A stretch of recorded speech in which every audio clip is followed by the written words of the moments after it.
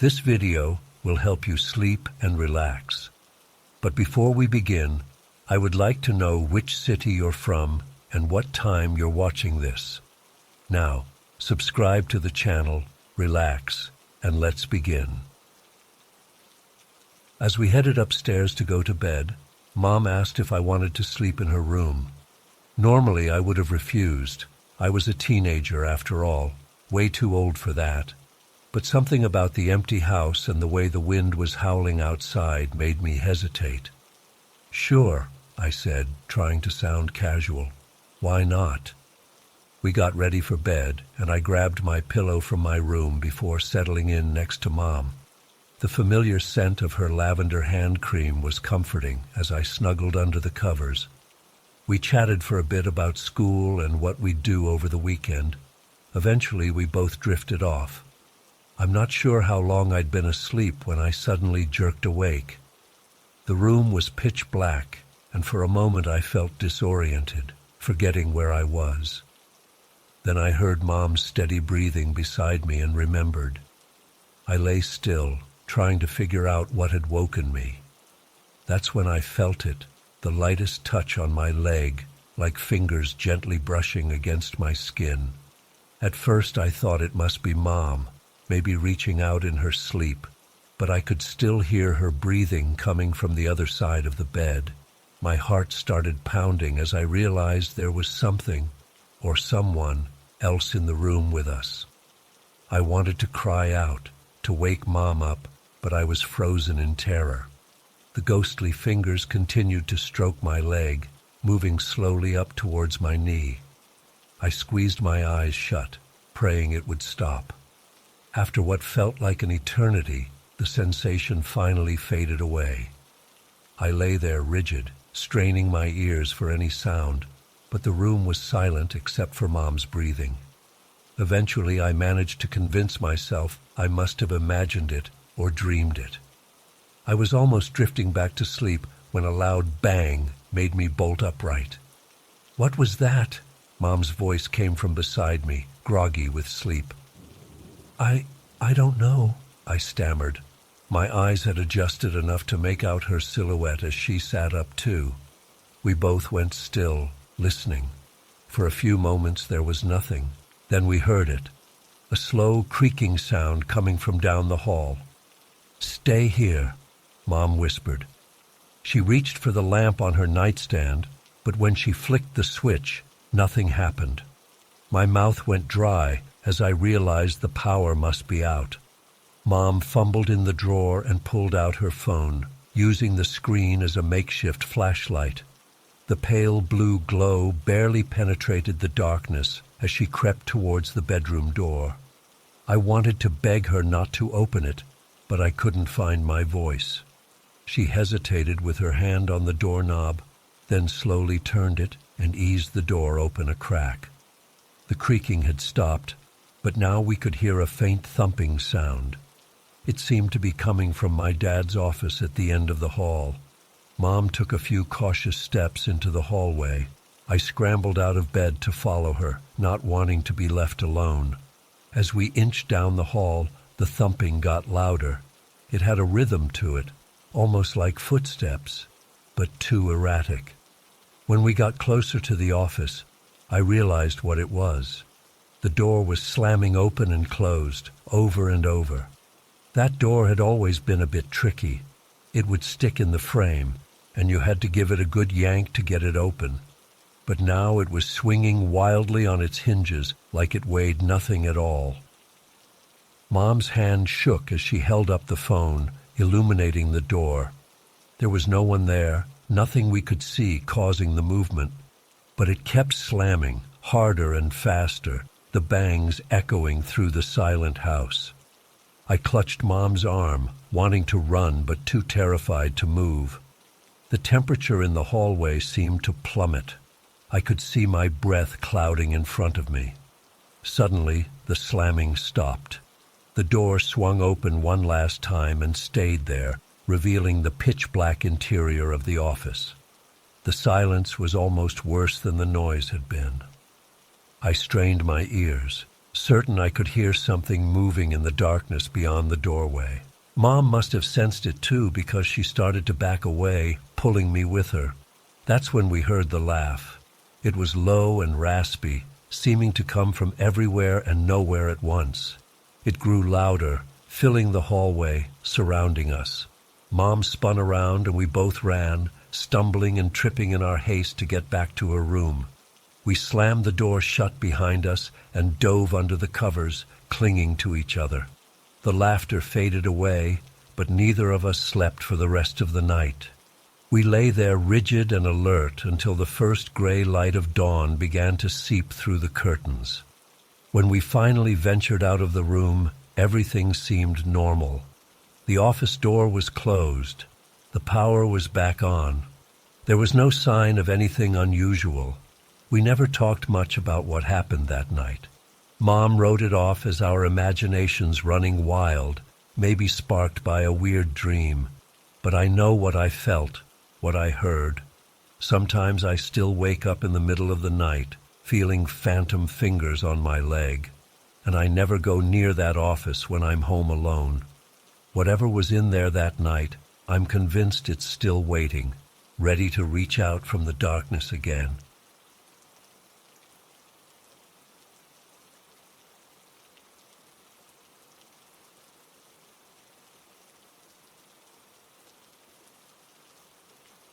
I never thought a simple college tour would turn into the most terrifying day of my life. It was supposed to be just another campus visit as I tried to decide where to apply for med school. But what happened in that anatomy lab still haunts me to this day. The tour started off normal enough. We walked through lecture halls, peeked into research labs, that kind of thing. But when we got to the anatomy lab, things took a dark turn. The smell hit me first, that sickly sweet odor of formaldehyde and decay. My stomach lurched as we filed into the cold, sterile room lined with stainless steel tables. Each table had a sheet-draped form on it. Human bodies, cadavers. I'd known intellectually that med students worked with real corpses, but seeing them in person was jarring. Our guide, a chipper second-year student, seemed unfazed as she launched into an explanation of the dissection process. "Today we'll be observing a thoracic cavity dissection," she said brightly. "Dr. Ramirez will be demonstrating key anatomical structures of the heart and lungs." An older man in a white coat nodded at us from one of the tables. Without preamble, he pulled back the sheet, revealing the pale, waxy body of an elderly woman. My breath caught in my throat. This had been a living person not long ago. Now she was splayed out on a metal slab, about to be cut open for our education. Dr. Ramirez picked up a scalpel and made the first incision down the center of the chest. I felt lightheaded as he peeled back the layers of skin and muscle, exposing the rib cage. The crack of bone as he cut through the sternum made me wince. "Notice the pericardial sac surrounding the heart," he said clinically, pointing with forceps. "And here we can see the superior vena cava." I tried to focus, telling myself this was important to see if I wanted to be a doctor. But as he continued methodically dissecting the woman's chest cavity, I felt increasingly nauseous and dizzy. My skin felt hot and itchy. Probably just nerves, I thought, but the symptoms kept intensifying. My throat started to feel tight and scratchy. I coughed, trying to clear it, but that only made it worse. Panic started to set in as I realized I was having trouble breathing. I stumbled back from the dissection table, gasping for air. The room started to spin. Black spots danced in my vision. What was happening to me? "Hey, are you okay?" someone asked. Their voice sounded far away and muffled. I tried to respond but couldn't get any words out. My airway felt like it was closing up completely. I clawed at my throat in desperation. This was it. I was going to die here in this anatomy lab surrounded by corpses. The irony wasn't lost on me even as terror consumed me. I collapsed to the floor, wheezing. Through my fading vision, I saw people rushing around in a panic. Someone was yelling about calling 911. But I knew help wouldn't arrive in time. I could feel my consciousness slipping away as my oxygen-starved brain started to shut down. Just as blackness was about to overtake me completely, I heard a voice, a woman's voice, speaking softly in Spanish. I don't speak Spanish, but somehow I understood every word with perfect clarity. No temas, mi hijo, no es tu hora, vas a vivir. Don't be afraid, my child, it's not your time, you will live. The voice was soothing, almost melodic. It seemed to resonate in my very bones. As I listened, I felt a warmth spreading through my body, chasing away the icy grip of death that had been closing in on me. Suddenly, I could breathe again. My airways opened up and sweet oxygen flooded my lungs. The pressure in my chest eased. My racing heart began to slow to a normal rhythm. I blinked, my vision clearing. I was lying on the cold tile floor of the anatomy lab, surrounded by concerned faces. The campus EMTs had arrived and were checking my vital signs. "He's stabilizing," one of them said with relief. "Looks like anaphylaxis. Good thing we got here when we did." But I knew it wasn't the EMTs who had saved me. It was that mysterious voice, a voice that by all logic shouldn't have even been there. As they loaded me onto a stretcher, I craned my neck to look back at the dissection table. For just a split second, I could have sworn I saw a shimmering figure standing there, an old woman with kind eyes and a gentle smile. Then she was gone. The next few hours passed in a blur of hospital rooms and medical tests.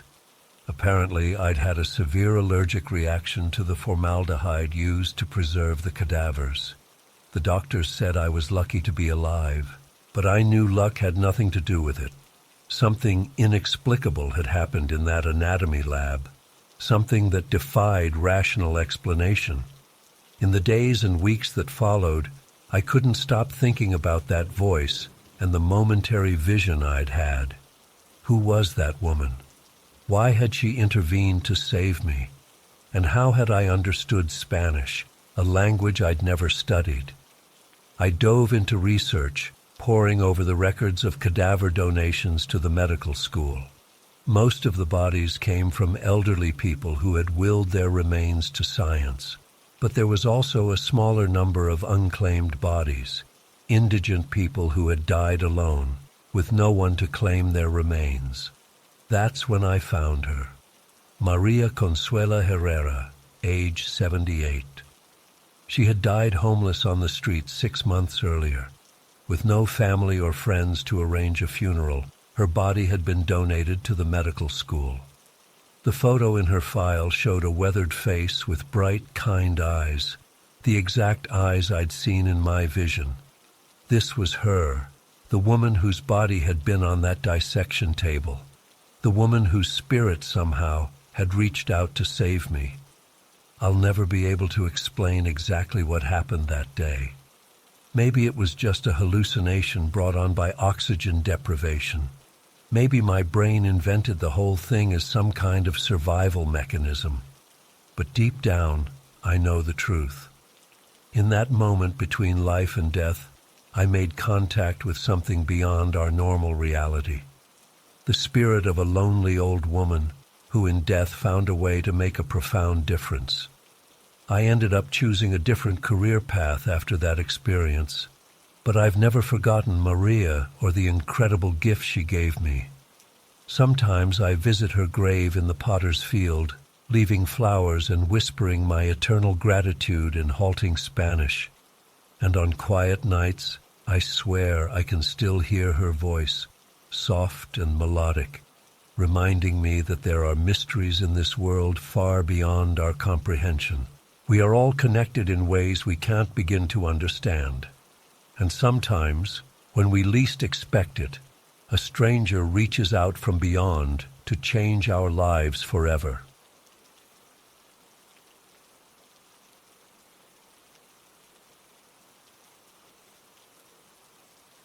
The basement was cozy enough, but there was always something a bit off about it. Maybe it was the lack of natural light or the slightly musty smell, but I could never fully relax down there. Still, I tried to make the best of it and settled into a routine. One night, about a month after I moved in, I woke up suddenly at 3 a.m. At first, I wasn't sure what had disturbed my sleep. The basement was silent and dark, but then I heard it, a woman's voice, low and guttural, almost growling. "Kathy," it said, drawing out the name in a way that made my blood run cold. "Kathy." I froze, hardly daring to breathe. My heart was pounding so hard I could hear it in my ears. The voice came again, louder this time. "Kathy." It was filled with such malice and anger that I felt paralyzed with fear.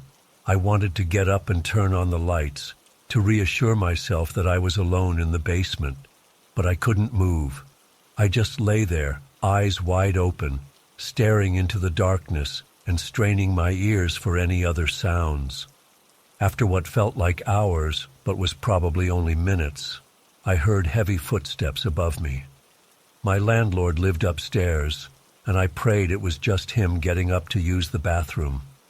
The footsteps moved across the ceiling, paused, and then faded away. Slowly, the oppressive feeling in the room lifted. I still didn't dare move for a long time. When I finally did, I turned on every light in the basement and huddled on the couch until morning, jumping at every little noise. When daylight came, I tried to rationalize what had happened. Maybe it was just a vivid nightmare, or perhaps I had heard the TV from upstairs, though I knew my landlord didn't own one. I didn't want to believe it was anything supernatural. I didn't mention the incident to anyone. Who would believe me anyway? I tried to put it out of my mind and go about my daily life, but I started sleeping with a nightlight on and often found myself lying awake at night, listening intently for any strange noises. Weeks passed without incident, and I started to relax a bit. I even managed to convince myself that I had imagined the whole thing. But then it happened again, in a way I couldn't possibly explain away. It was a Saturday afternoon, and I was doing some laundry in the basement. I had just finished folding a load and turned to put the clothes away when I saw her. An elderly Native American woman was standing in the corner of the room, watching me silently. She was dressed in traditional clothing, a long deerskin dress with intricate beadwork, moccasins on her feet, and a woven blanket draped over her shoulders. Her long gray hair was braided and hung down her back. But what struck me most were her eyes, dark and wise. They seemed to look right through me. I blinked hard, sure I must be seeing things. But when I opened my eyes, she was still there. I opened my mouth to speak, but no words came out. I was rooted to the spot, my arms still full of folded laundry. The woman didn't move or speak. She just stood there, her gaze never leaving my face. I felt like I should be terrified, but strangely, I wasn't. There was a sense of calm about her, almost comforting. After what seemed like an eternity but was probably only a minute or two, she slowly nodded at me. Then, to my amazement, she simply faded away. One moment she was there, solid as you or me, and the next she was gone. I dropped the laundry and sank to the floor, my legs suddenly weak. What had just happened? I rubbed my eyes, pinched myself, did everything I could think of to prove I wasn't dreaming or hallucinating. But I knew what I had seen was real. For the rest of the day I was on edge, half expecting the woman to reappear. But she didn't. The basement remained quiet and normal, as if nothing extraordinary had happened at all. That night, I lay awake for hours, replaying the incident in my mind. Who was she? Why had she appeared to me? And was there any connection to the terrifying voice I had heard weeks before? I spent the next few days researching the history of the area, wondering if I could find any clues about the Native American woman. I learned that the land had once been home to several indigenous tribes, but I couldn't find anything specific that might explain what I had seen. I also looked into the history of the house itself, but it was relatively new, built in the 1980s, and had no reported hauntings or strange occurrences. The more I searched, the more confused I became. I considered talking to my landlord about it, but decided against it. He seemed like a no-nonsense kind of guy, and I was afraid he'd think I was crazy or using it as an excuse to break my lease early. Instead, I found myself spending more time out of the basement. I'd stay late at work or hang out at coffee shops, anything to avoid being alone down there. When I did have to be in the apartment, I kept the TV or music on constantly, trying to drown out any potential supernatural sounds. But nothing else happened.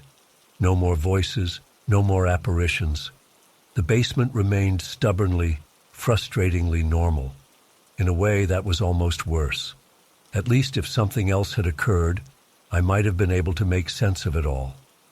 As the weeks went by, I started to doubt myself. Had I really heard that terrifying voice calling for Kathy? Had I actually seen an elderly Native American woman in my basement? Or was my mind playing tricks on me? But every time I started to convince myself it was all in my head, I'd remember the bone-chilling sound of that voice, the way it had made my skin crawl. I'd recall the details of the woman's clothing, the wisdom in her eyes, the way she had nodded at me before disappearing. These weren't the kind of things you could imagine or dream up. I never felt entirely comfortable in that basement again. Even on perfectly ordinary days, I'd find myself glancing over my shoulder, half expecting to see the woman standing in the corner. At night, I'd wake up at the slightest sound, my heart racing as I listened for that demonic voice. Eventually, I found a new place to live and moved out. As I was packing up my things, I half hoped, half feared that I'd have one last supernatural encounter. But nothing happened. The basement remained silent and empty, giving up none of its secrets. To this day, I still don't know what to make of those experiences. Were they ghosts? Some kind of interdimensional beings? Or just the product of an overactive imagination and too many late-night horror movies? I've never had anything like that happen to me again, which in a way makes it even harder to explain. If I was the kind of person who regularly saw ghosts or heard voices, at least that would be something. But these were isolated incidents, completely out of the blue and never repeated. Sometimes I wonder about Kathy. Who was she? Why was that angry voice calling for her? And was there any connection between that and the Native American woman I saw? I'll probably never know the answers. I've told this story to a few close friends over the years, but I can always see the skepticism in their eyes. I don't blame them. If someone told me this story, I'm not sure I'd believe it either. But I know what I experienced, even if I can't explain it. So that's my story.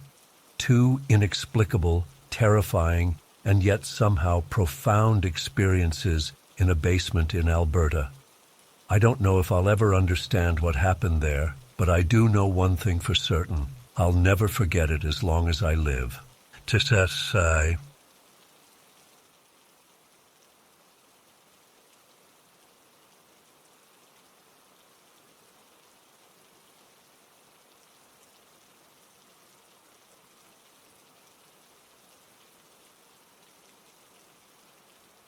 The first week was pretty normal as we unpacked and settled in. But then things started getting strange again. It began with small stuff. Keys not being where we left them, lights flickering occasionally. I tried to brush it off, telling myself it was just an old house with quirks. But then one night, I was up late working on a big project for my job. I was feeling really stressed about the deadline and my boss's expectations. As I sat at my desk, the lamp next to me suddenly turned off. I figured the bulb had burned out, so I reached over to turn it back on. But before I could touch it, it flicked back on by itself. I froze, my hand hovering in midair. A chill ran down my spine as I slowly pulled my hand back. I tried to focus on my work again, but I kept glancing nervously at the lamp. About 20 minutes later, it happened again, off, then on, without me touching it. My heart was racing. I called out softly, "Annie, are you awake?" But there was no response from our bedroom down the hall. I decided to take a break and get some water from the kitchen. As I walked down the hallway, the floorboards creaked behind me, like someone was following. I whirled around but saw nothing. My hands were shaking as I filled a glass with water. When I turned back towards the hallway, I saw a dark shape move past the doorway. It was only for a split second, but I'm sure I saw something. "Hello?" I called out, my voice cracking. No response. I hurried back to my office, sloshing water on the floor in my haste. I sat down at my desk, trying to calm my breathing. "It's nothing, just my imagination," I muttered to myself. But then I noticed my papers had been moved. The stack I'd left neatly piled was now scattered across the desk. I started gathering them up with trembling hands. As I reached for one, it suddenly slid away from me, like it was pulled by an invisible string. I yelped and jumped back, knocking over my chair. "Annie!" I yelled, no longer caring if I woke her. I heard her stirring in the bedroom. "Annie, come here, please." She came shuffling down the hall, looking groggy and confused. "What's wrong?" she asked, taking in my panicked expression. "It's happening again," I said, my voice shaking. "The weird stuff, like at the old place, the lamp, and now the papers." Annie's eyes widened as she looked around the room. "Are you sure? Maybe you're just overtired from working late." I shook my head vehemently. "No, I saw it. Something moved that paper, I swear." She came over and put her hand on my arm. "Okay, I believe you. Let's just try to calm down. Maybe it'll stop if we don't feed into it." We stood there for a few minutes, neither of us speaking. The room felt charged, like the air before a thunderstorm. Then suddenly a book flew off the shelf and slammed into the opposite wall.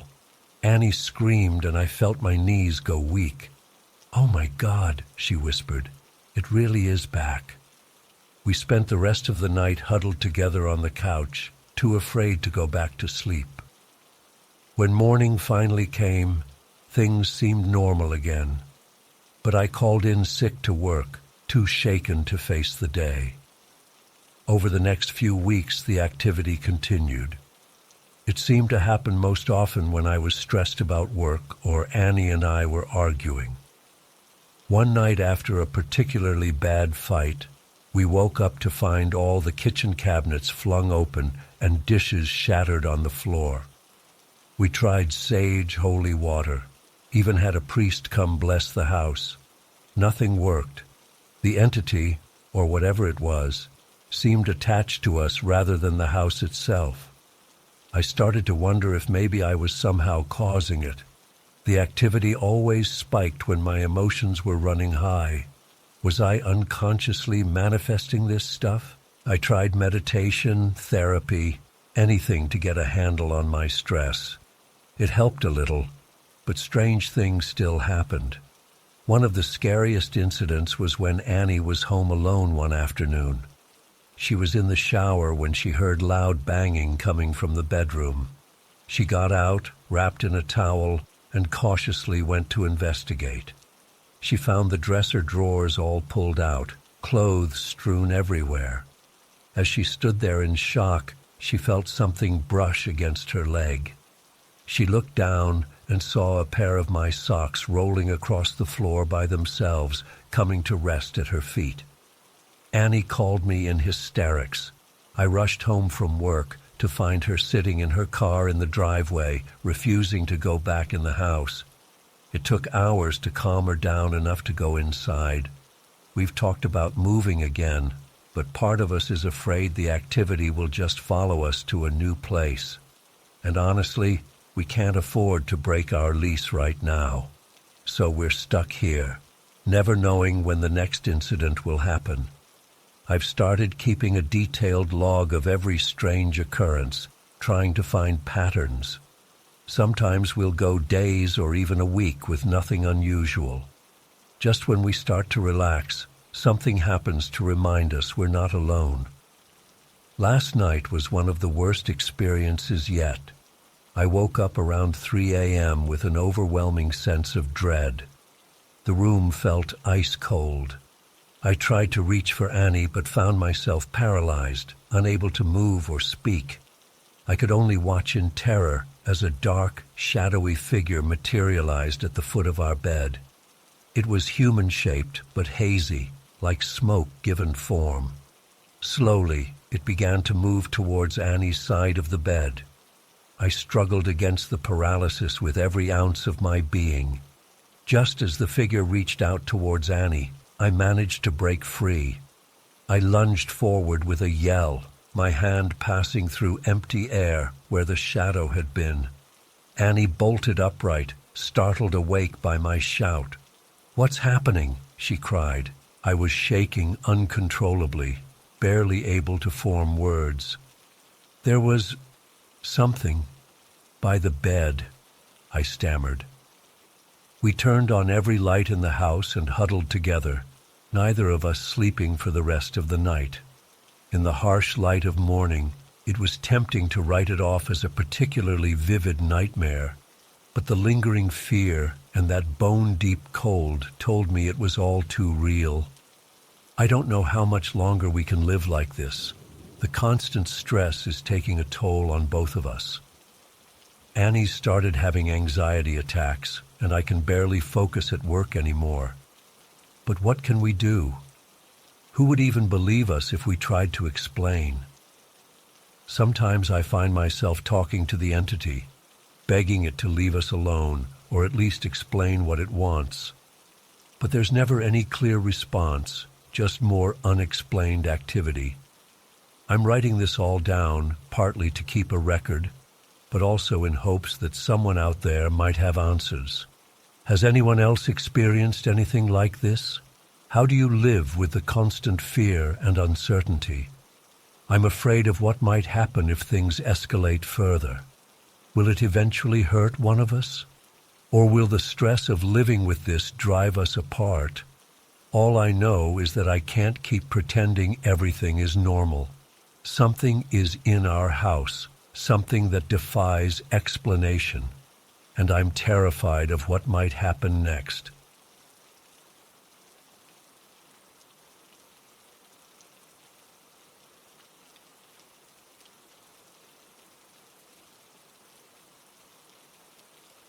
I never thought I'd be the type of person to seek out a priest for help, but after years of unexplained occurrences in our home, I was at my wit's end. As a paramedic firefighter, I've seen my fair share of terrifying situations, but nothing could have prepared me for the persistent haunting we've endured. It all started subtly. Items mysteriously moving around the house, unexplained noises in the night, that sort of thing. My wife Lisa and I tried to brush it off at first, coming up with logical explanations. But as time went on, the incidents became more frequent and harder to ignore. One night, I woke up to find all the kitchen cabinets wide open, dishes strewn across the floor. Another time, Lisa screamed when she saw a shadowy figure dart across our bedroom. The final straw came when our toddler started talking about the scary man who visited his room at night. I come from a family with a history of paranormal experiences, so I knew deep down this wasn't just our imaginations running wild. My grandmother used to tell stories about spirits that would follow our family from house to house. I always thought they were just tall tales to scare us kids, but now I wasn't so sure. After months of sleepless nights and constant anxiety, I finally worked up the courage to reach out to Father Doug. a priest at our local parish. I'd seen him around town but never actually spoken to him. When I called to explain our situation, he listened patiently without judgment. To my relief, he agreed to come perform a blessing on our home. The day of the blessing, I was a nervous wreck. What if it didn't work? What if it made things worse? Lisa tried to calm me down, but I could tell she was just as on edge. When Father Doug arrived, his calm demeanor helped put us both at ease. He explained the process and asked us to walk him through the house, pointing out areas where we'd experience the most activity. As we moved from room to room, Father Doug sprinkled holy water and recited prayers in Latin. The air felt heavy, almost electrically charged. In my son's room, the temperature seemed to drop dramatically. Father Doug's voice grew more forceful as he continued the blessing. Suddenly, a loud crash came from downstairs. We all jumped, and I instinctively moved to shield my wife. Father Doug motioned for us to stay put as he continued praying. The noise was followed by the sound of footsteps pounding up the stairs. My heart was racing, but Father Doug remained steadfast. Just as the footsteps reached the top of the stairs, a gust of wind tore through the hallway, slamming all the doors shut. I could hear Lisa whimpering behind me. Father Doug's voice rose to a near shout as he finished the final prayer. Then, as quickly as it started, everything went still. The oppressive feeling in the air lifted, replaced by an almost palpable sense of peace. Father Doug turned to us with a reassuring smile and said, "I believe it's done." We walked through the house, checking each room. Nothing seemed out of place, except for a vase that had fallen in the living room, the source of the crash we'd heard. Father Doug blessed that area again for good measure before preparing to leave.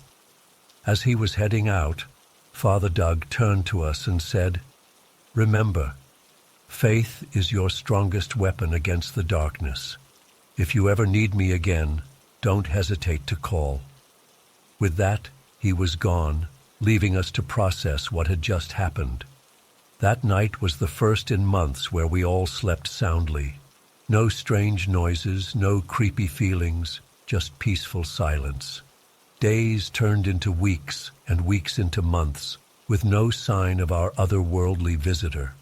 It's been 6 months now since Father Doug's blessing, and our house has remained quiet.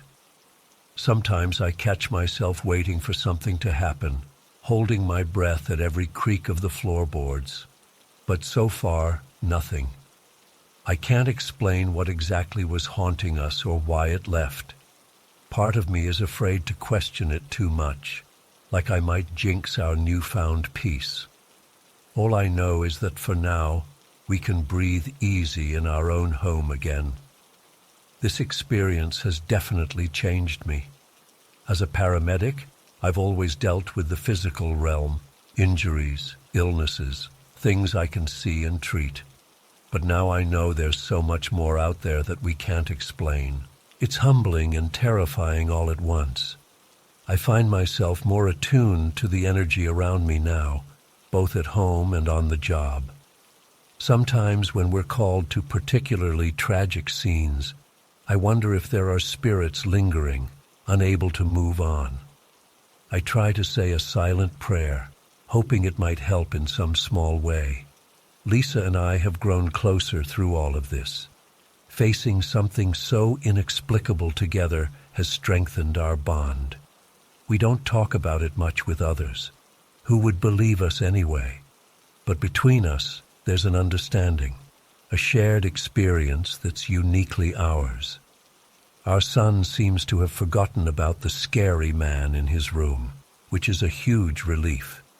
Kids are resilient, I guess. Sometimes I envy their ability to bounce back so easily. I still keep Father Doug's number handy, just in case. Every now and then, I'll see him around town and we'll exchange knowing nods. I'm grateful for his help and for not thinking we were crazy when we reached out. This whole ordeal has made me realize how little we truly understand about the world around us. As a first responder, I thought I'd seen it all.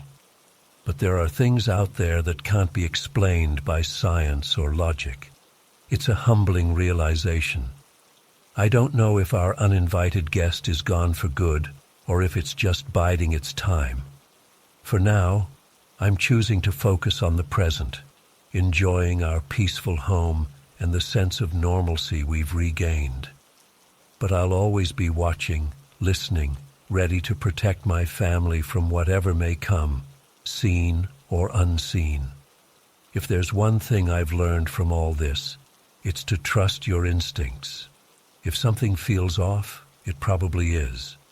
Don't be afraid to seek help, even if it means stepping outside your comfort zone. Sometimes the solutions we need come from unexpected places. As I sit here writing this, I can hear Lisa laughing with our son in the next room. The sound fills me with warmth and gratitude. We made it through something I never thought possible, and we're stronger for it. Whatever the future holds, I know we can face it together. For now, I'm just thankful for the quiet, the peaceful nights, the ability to relax in our own home without constant fear and tension. It's something I'll never take for granted again. And if that silence is ever broken by unexplained noises or moving objects, well, I've got Father Doug on speed dial.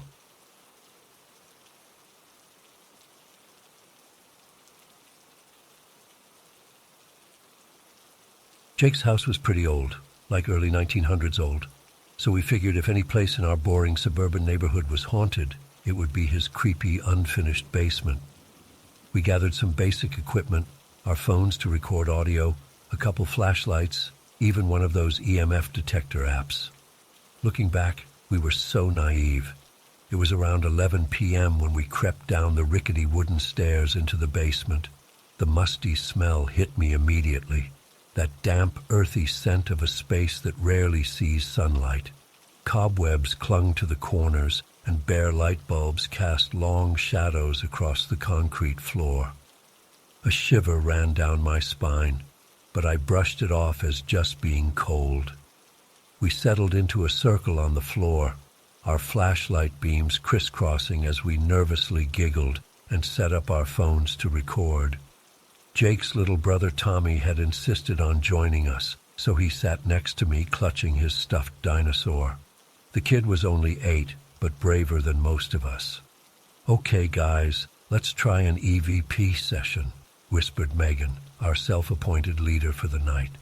"We'll each ask a question and leave time for a response. Ready?" We nodded, suddenly serious. The basement felt unnaturally still and silent. Megan cleared her throat. "Is there anyone here with us?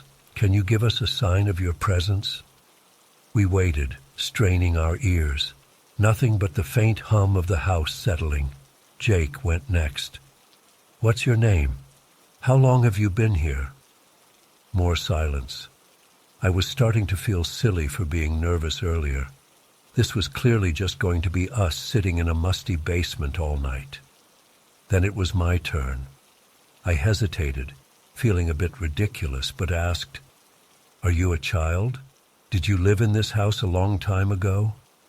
The silence that followed felt different somehow, heavier. The hairs on my arms stood up, and I could have sworn the temperature dropped a few degrees. Tommy shivered next to me and hugged his dinosaur tighter. We continued around the circle, but that oppressive silence lingered. When we finished the session, there was an awkward pause before Megan said, "Well, I guess that was a bust. Should we listen to the recordings?" We huddled around her phone as she played back the audio. At first, it was just as we remembered, our questions followed by silence. But then, after my question about a child, there was a faint sound. Megan cranked up the volume and we leaned in closer. A small, echoing voice whispered, "Mummy." My blood ran cold. We all stared at each other in shock, not quite believing what we'd heard. Megan replayed it several times, and each time that tiny voice was clear as day. "Mummy." "Holy shit," breathed Jake. "We actually caught something." The initial shock gave way to excitement as we debated what it could mean. Was it really a ghost? A child who had lived here long ago? Or just some weird audio glitch? As the others animatedly discussed theories, I noticed Tommy had gone very quiet. He was staring intently at a dark corner of the basement, clutching his dinosaur so tightly his knuckles were white. "Tommy, you okay, buddy?" I asked softly. He didn't respond, didn't even blink, just kept staring. I followed his gaze but saw nothing but shadows. An uneasy feeling crept over me. "Guys," I said, interrupting their chatter, "I think we should go back upstairs." "What? No way," protested Jake. "We finally got evidence. We need to keep investigating." But Tommy suddenly whimpered and pressed himself against my side. That was enough for me.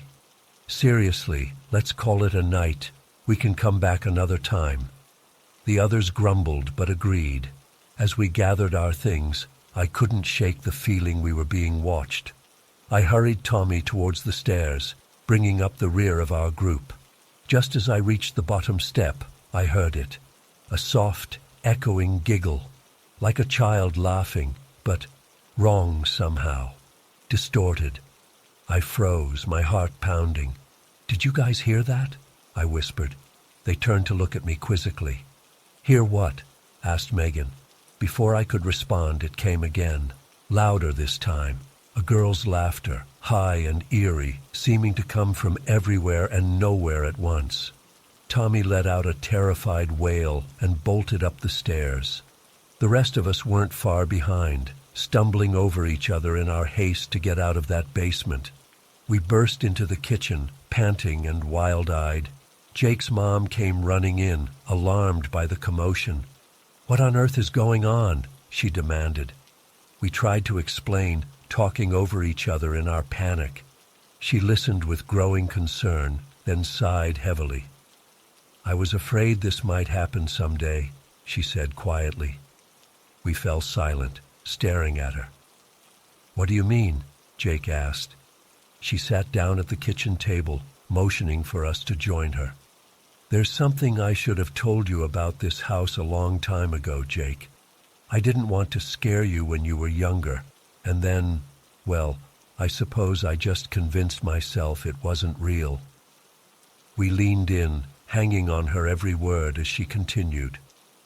"When your father and I first moved in, strange things would happen.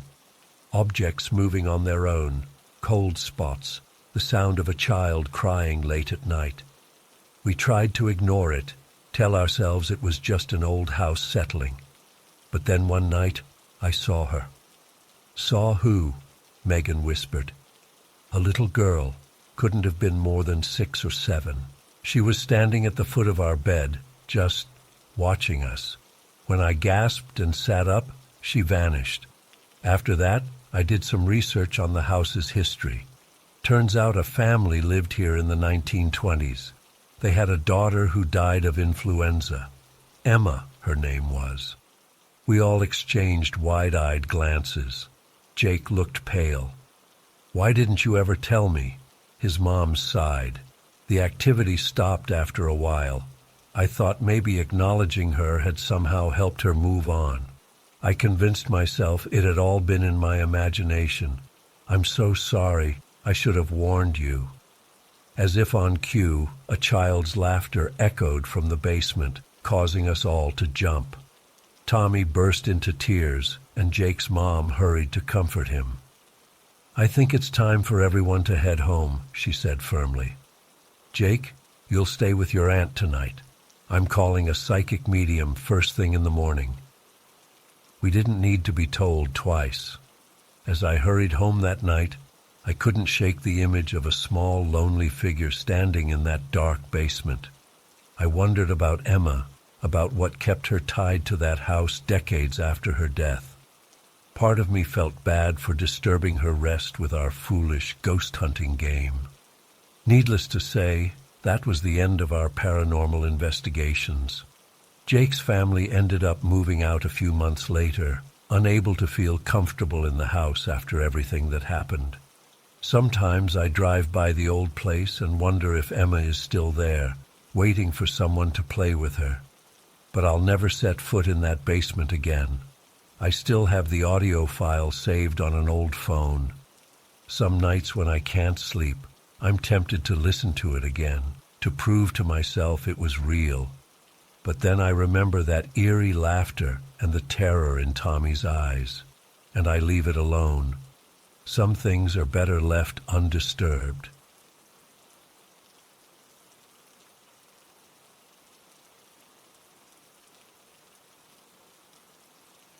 I still remember that day like it was yesterday. It was my second year of medical school, and we were deep into our anatomy course. That morning, we had a particularly intense dissection lab scheduled. As I walked into the cold, sterile room, the smell of formaldehyde hit me like a wave. I took a deep breath, steeling myself for what was to come. Our professor, Dr. Ramirez, gathered us around one of the tables. "Today we'll be examining the thoracic cavity," he explained clinically. "Pay close attention to the relationship between the organs." As he pulled back the sheet, I felt my stomach lurch. The body before us was that of an elderly woman, her skin ashen and sunken. What struck me most were her hands, gnarled and calloused. They spoke of a life of hard work. I couldn't help but wonder about her story. Who was she? Did she have a family? How did she end up here, on this cold metal table? As we began the dissection, I found myself growing increasingly unsettled. It wasn't just the gruesome nature of what we were doing. I'd gotten somewhat used to that by now. No, there was something else, a heaviness in the air that I couldn't quite explain.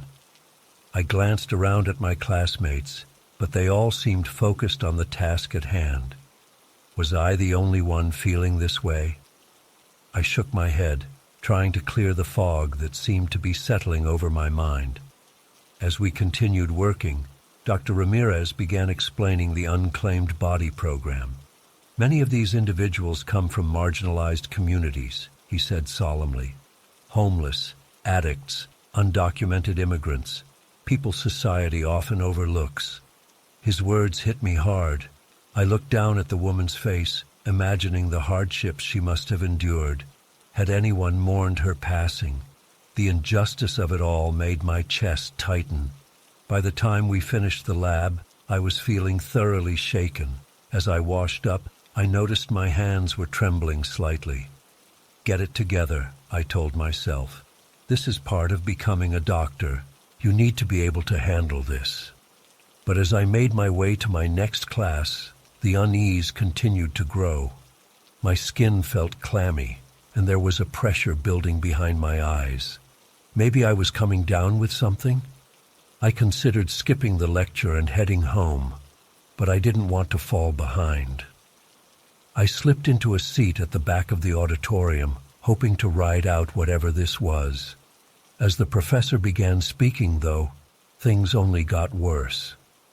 The room started to spin, and I felt my throat constricting.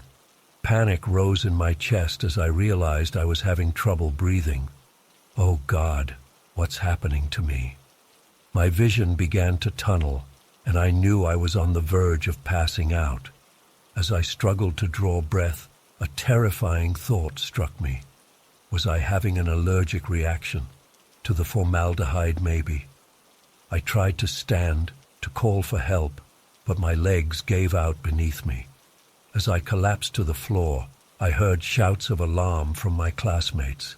Everything was a blur of motion and muffled sounds. This is it, I thought hazily. I'm dying. The realization should have terrified me, but instead a strange calm washed over me.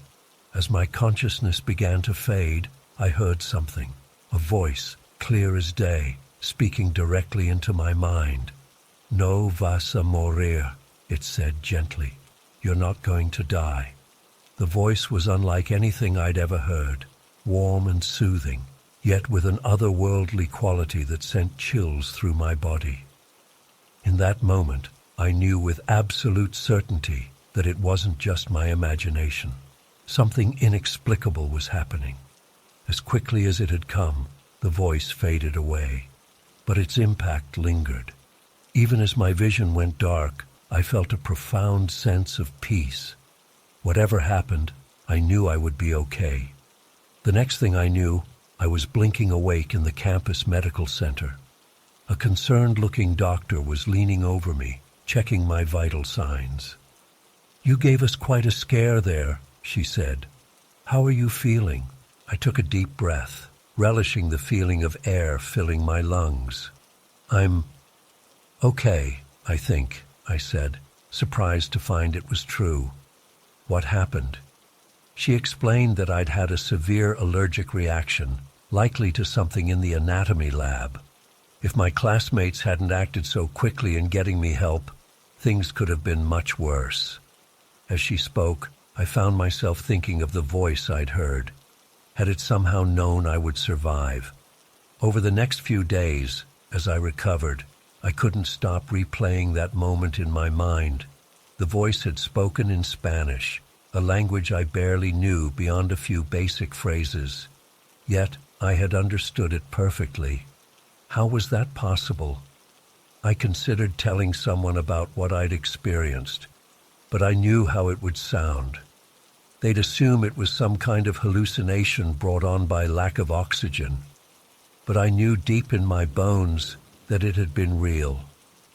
As I lay in my dorm room, staring at the ceiling, I found myself thinking back to that anatomy lab, to the woman on the table, and all the others like her whose bodies ended up in our class. People who had lived and loved and struggled, only to die alone and unclaimed. Was it possible that in that moment of crisis, one of them had reached out to me? The thought sent a shiver down my spine. It seemed crazy, and yet I couldn't shake the feeling that there was some connection. In the weeks that followed, I threw myself back into my studies with renewed vigor. But I also began volunteering at a local homeless shelter, wanting to honor the memories of those unclaimed individuals in some small way. To this day, I've never told anyone else about the voice I heard, but I think about it often, especially when faced with difficult cases or moments of doubt in my medical career. In those times, I remember the gentle assurance, "No vas a morir," and I'm filled with a sense of purpose and peace. I don't know if I'll ever fully understand what happened to me that day. Was it a brush with the supernatural? A moment of connection with something beyond our normal understanding? Or simply a trick of a dying brain? In the end, I've come to accept that some questions don't have easy answers. But I do know this. That experience changed me profoundly. It opened my eyes to the thin veil between life and death, and to the dignity and worth of every human life, no matter how marginalized or forgotten by society. Now, as I prepare to graduate and begin my residency, I carry that lesson with me. And sometimes, in the quiet moments between patients, I swear I can still hear that voice, gently reminding me of the mysteries that exist just beyond our perception. It's a reminder to stay humble, to keep an open mind, and above all, to treat every life as precious and worthy of care. I may never fully understand what happened to me that day in medical school, but I'm grateful for the experience and for the way it shaped my path as a doctor and as a human being. Whatever forces were at work, be they spiritual, supernatural, or simply the profound connections that exist between all living things, I know that they left an indelible mark on my soul. And for that, I will always be thankful.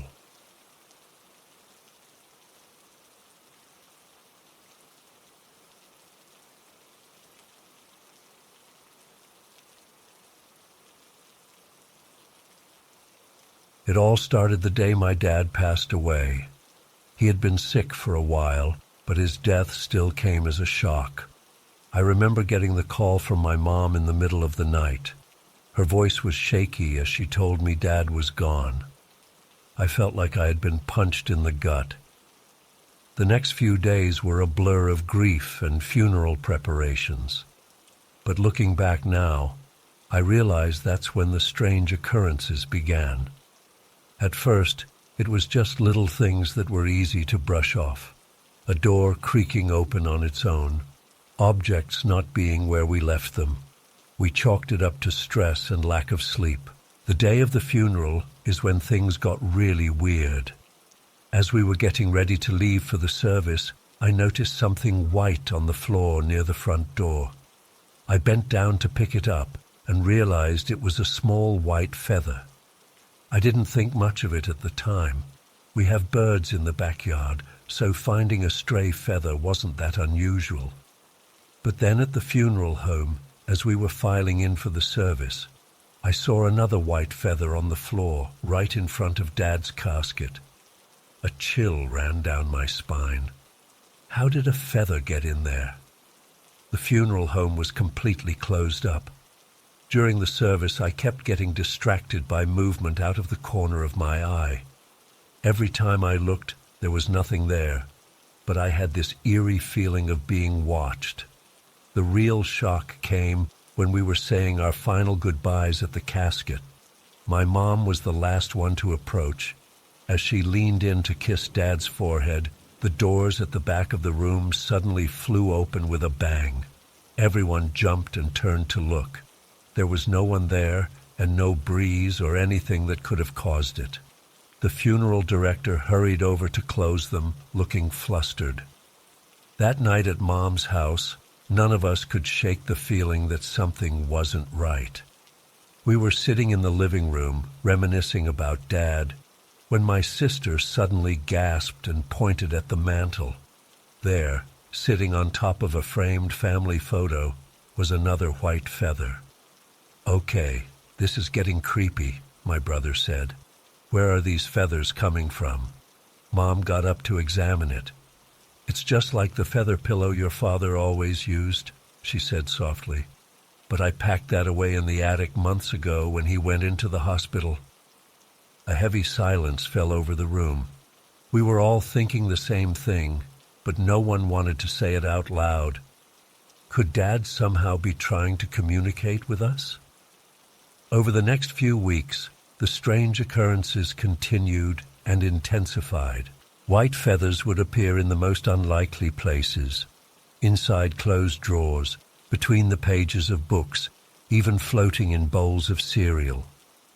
Objects associated with Dad kept turning up in odd spots, like his favorite coffee mug suddenly appearing on the kitchen counter when we knew it had been packed away. The sounds were the worst. In the middle of the night, we'd hear footsteps upstairs when no one was up there. Dad's favorite jazz records would start playing on their own. One night I distinctly heard his voice calling my name, clear as day.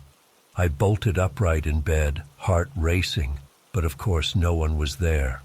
My mom was really struggling. She'd wake up every morning to find Dad's side of the bed slightly rumpled, as if someone had been lying there. His reading glasses would be on the nightstand when she knew she had put them away. "I feel like I'm losing my mind," she confided in me one day. "Part of me wants to believe it's your father, watching over us. But another part of me is terrified. What if something darker is going on?" I didn't know what to tell her. I was grappling with the same fears and doubts myself. I've never believed in ghosts or the paranormal, but I couldn't deny the strange things that were happening. And they all seemed to be centered around Dad. Things came to a head about a month after the funeral. We were having a family dinner at Mom's house, the first time we'd all been together since the service. As we sat down to eat, my nephew pointed at the empty chair at the head of the table, Dad's old spot. "Look," he exclaimed, "another feather." Sure enough, there was a pristine white feather sitting on the chair. We all stared at it in shock. And then, before our eyes, it slowly rose into the air and floated across the table, finally coming to rest next to Mom's plate. The room erupted in panicked shouts. My sister grabbed her kids and ran out of the house. My brother flipped over his chair as he scrambled to his feet. Mom just sat there, tears streaming down her face as she stared at the feather. I don't know what came over me, but in that moment I felt a sense of calm. I reached out and gently picked up the feather. "Dad?" I said softly. "Is that you?" A warm breeze suddenly blew through the room, ruffling our hair and sending napkins fluttering. The lights flickered, and for just a split second, I swear I saw a faint, shimmering outline of a man standing in the doorway. And then, as quickly as it started, everything went still. We sat in stunned silence for several minutes. Finally, Mom spoke up in a shaky voice. I think your father is trying to tell us something, that he's still here with us, watching over us." Slowly, hesitantly, we all nodded in agreement. It was the only explanation that made any sense. As terrifying as the experiences had been, we realized that nothing truly malevolent had happened. It was almost as if Dad was trying to comfort us in his own way, to let us know he was still around. From that day on, the intense activity seemed to calm down. We still occasionally find white feathers in odd places or experience little moments that remind us of Dad. But it no longer feels scary or threatening. Instead, it's oddly comforting. I still struggle to fully believe or understand what happened. My logical mind wants to find rational explanations. But deep down, I know what I experienced. Our family went through something truly inexplicable in the weeks after Dad died. And while part of me hopes to never go through anything like that again, another part is grateful for the reassurance that death may not be the end after all. I don't expect anyone to believe this story. Hell, I'm not sure I would believe it if someone else told me. But I needed to share it. And who knows? Maybe someone out there has experienced something similar and will find comfort in knowing they're not alone. All I know is that I'll never look at a white feather the same way again.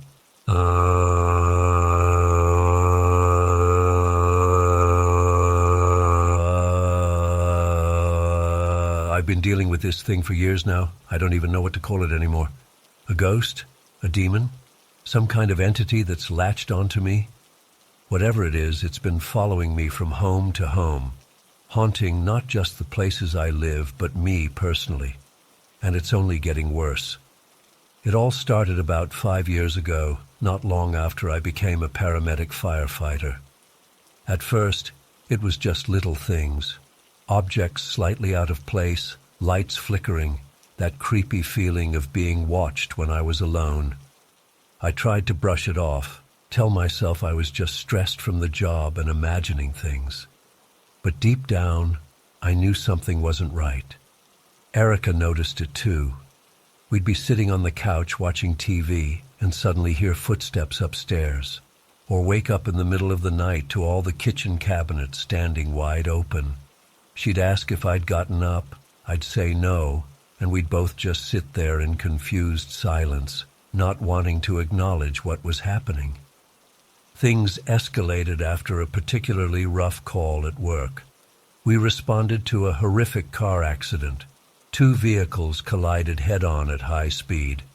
By the time we arrived, it was clear there were no survivors. As I was checking one of the mangled vehicles, I saw a child's car seat in the back, empty.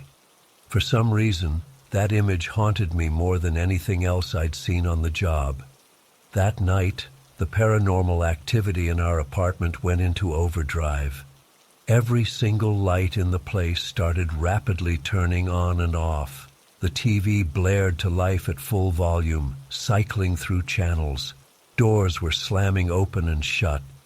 Erica and I huddled together on the bed, paralyzed with fear. I could hear a low, guttural growling coming from the hallway outside our room. It lasted for hours before suddenly stopping. The next morning, we immediately started looking for a new place to live. We thought maybe the apartment itself was haunted. How naive we were.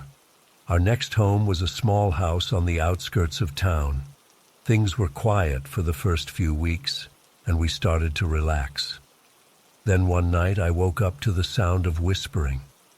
At first I thought it was just Erica talking in her sleep, but when I looked over, she was sound asleep. The whispers were coming from the foot of our bed. I lay there frozen, straining to make out what was being said. It sounded like multiple voices, all speaking at once in hushed, urgent tones. Suddenly, they stopped. In the silence that followed, I felt the mattress depress, as if someone, or something, was crawling up the bed towards us. I wanted to scream, to wake Erica, to run, but I couldn't move. I could only lie there, eyes squeezed shut, as I felt it climb over my legs, my torso, until I could feel hot breath on my face. Then, as quickly as it started, it was gone. I lay there shaking for the rest of the night. When morning came, I told Erica what happened. She believed me. She'd been experiencing things too when I wasn't around. Objects moving on their own, shadows darting across rooms, that constant feeling of being watched. We decided to see a medium, hoping to get some answers. The woman seemed legitimate, not one of those theatrical psychics you see on TV. As soon as we sat down, before we'd even explained why we were there, she got a strange look on her face. "There's something attached to you," she said, looking at me intently. "Something dark. It's been with you for a while now, feeding off your energy, your fear. It's getting stronger." She went on to explain that entities like this often latch onto people in high-stress professions like mine, especially after traumatic events. She said the car accident I'd responded to had weakened my spiritual defenses and allowed this thing to really take hold. We asked how to get rid of it.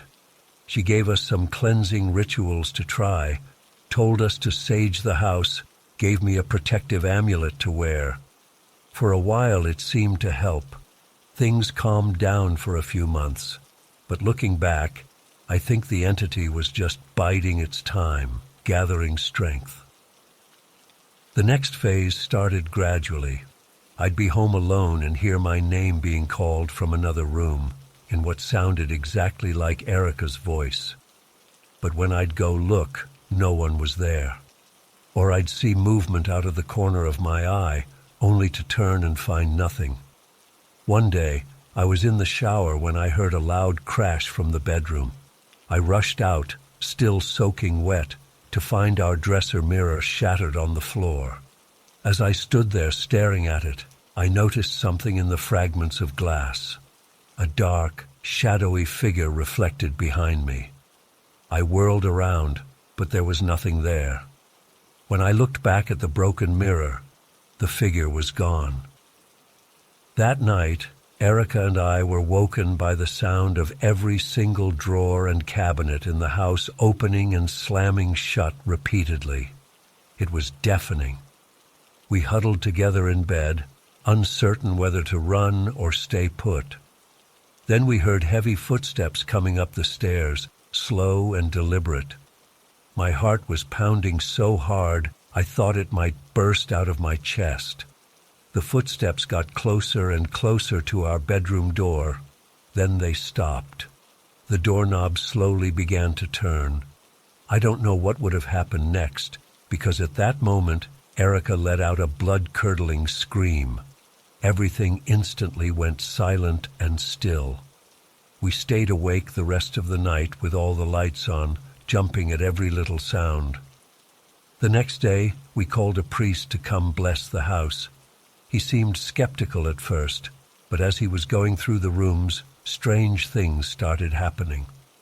Objects would move slightly when his back was turned. Lights flickered. At one point, a heavy bookend flew off a shelf, narrowly missing his head. By the end of it, the priest looked shaken. He performed a blessing and gave us some holy water, but admitted that this was beyond anything he'd dealt with before. He recommended we contact demonologists for more help. That was about a month ago. Since then, things have been quieter, but not gone, never gone. I still feel watched constantly, still hear whispers when I'm alone, still see dark shapes moving in reflective surfaces. Erica wants us to move again, but I don't see the point. This thing is attached to me, not our home. It'll just follow us wherever we go. I don't know what to do anymore. I'm exhausted, constantly on edge, questioning my own sanity. Sometimes I wonder if it would be better to just give in, to stop fighting it. But then I remember the pure malevolence I felt that night it crawled up our bed, and I know I can't let it win. I have to keep fighting, for Erica's sake if nothing else. I don't know how this ends. Maybe it never does. Maybe this is just my life now, constantly looking over my shoulder, never feeling safe, always wondering when the next incident will happen. All I know is I'm tired, so tired, and scared, because I can feel it getting stronger, and I don't know how much longer I can hold out against it. If anyone has dealt with anything like this before, please, I'm begging you, tell me what to do. How do I get rid of this thing? How do I reclaim my life? I'm at my wit's end here. I just want it to be over.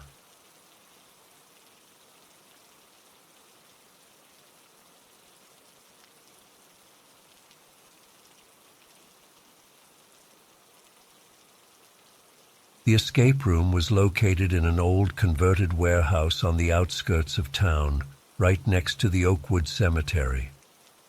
I never gave much thought to our spooky neighbor before, but after that night, I can't look at it the same way again. My shift started at 6 p.m. as usual. I settled into the control room, surrounded by monitors showing live feeds from all the different game rooms. We had 4 rooms total: the Haunted Hospital, the Pirate's Cove, the Mad Scientist's Lab, and the newest addition, the Catacombs. The Catacombs was our most ambitious room yet. We'd excavated part of the warehouse basement and constructed an elaborate underground maze, complete with fake stonework, dim lighting, and even a section that went through an old maintenance tunnel. It was seriously creepy, even knowing it was all fake. The first few groups went through without incident. I watched the players on the monitors, occasionally giving them a hint over the speaker system when they got stuck. Pretty standard stuff. But around 10 p.m., things took a dark turn. A group of college students had just entered the Catacombs room. I watched them make their way through the initial chambers, solving puzzles and unlocking doors. Then they reached the tunnel section. That's when I noticed something strange on camera 12, which monitored the far end of the tunnel. At first I thought it was just a shadow, maybe cast by one of the players. But as I looked closer, I realized none of the students were anywhere near that part of the tunnel yet. The shadow seemed to be moving on its own, shifting and undulating along the wall. I blinked and rubbed my eyes, figuring I must be seeing things after staring at screens for hours. But when I looked back, the shadow was still there, and it seemed to be getting darker, more defined. I could almost make out a vaguely human shape. My heart started racing. This wasn't part of the game. We didn't have any special effects or projections in that section. There was no logical explanation for what I was seeing. I radioed my co-worker Jake, who was doing maintenance in another part of the building. "Hey man, can you come check something out for me in the control room?" I tried to keep my voice steady, not wanting to freak him out. "Sure, be there in 5, he replied. Those 5 minutes felt like an eternity. I couldn't take my eyes off the shadow on camera 12. It kept shifting and swirling, sometimes retreating further down the tunnel, sometimes creeping closer to where the players would soon be. Jake finally arrived, out of breath from jogging up the stairs. "What's up?" he asked. I pointed to the monitor. "Tell me you see that." He leaned in, squinting at the screen. "See what?" "The empty tunnel." My blood ran cold. "What do you mean, empty? Look at the shadow on the wall." Jake looked at me like I was crazy. "Dude, there's nothing there. The tunnel's completely empty." I felt sick to my stomach. How could he not see it? The shadow was clearer than ever now, a dark silhouette that seemed to be staring right at the camera, right at me. "I swear to God, Jake, there's something there," I insisted. "Look closer." He humored me, leaning in again and studying the screen intently. After a long moment, he shook his head. "Sorry, man, I got nothing. Maybe you need to take a break, get some fresh air or something." I was about to argue further when suddenly the shadow moved, not just its usual shifting, but a decisive motion towards the camera.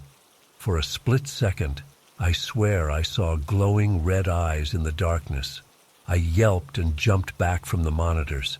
Jake looked at me in alarm. "Whoa, you okay?" I couldn't speak.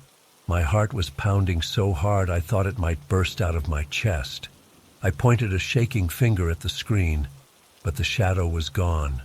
The tunnel looked completely normal again. Jake put a hand on my shoulder. "Seriously, why don't you go take a break? I can watch things for a bit." I nodded numbly and stumbled out of the control room. My mind was reeling, trying to make sense of what I'd seen. Was I going crazy? Had I imagined the whole thing? I made my way outside, gulping in the cool night air. The parking lot was dimly lit, and beyond it loomed the dark expanse of Oakwood Cemetery. A chill ran down my spine as I looked at the rows of tombstones stretching into the darkness. That's when I heard it. A faint whisper carried on the wind. I couldn't make out the words, but it sounded like it was coming from the cemetery. I took a hesitant step forward, straining to listen. The whisper came again, louder this time. It sounded almost like my name, but that was impossible.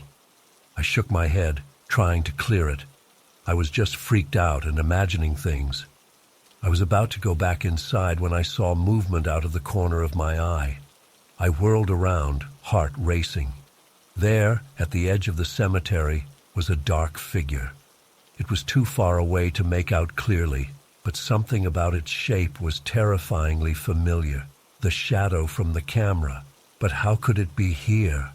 I blinked hard, certain I must be hallucinating. But when I opened my eyes, the figure was closer, much closer, and it was definitely looking right at me. I ran.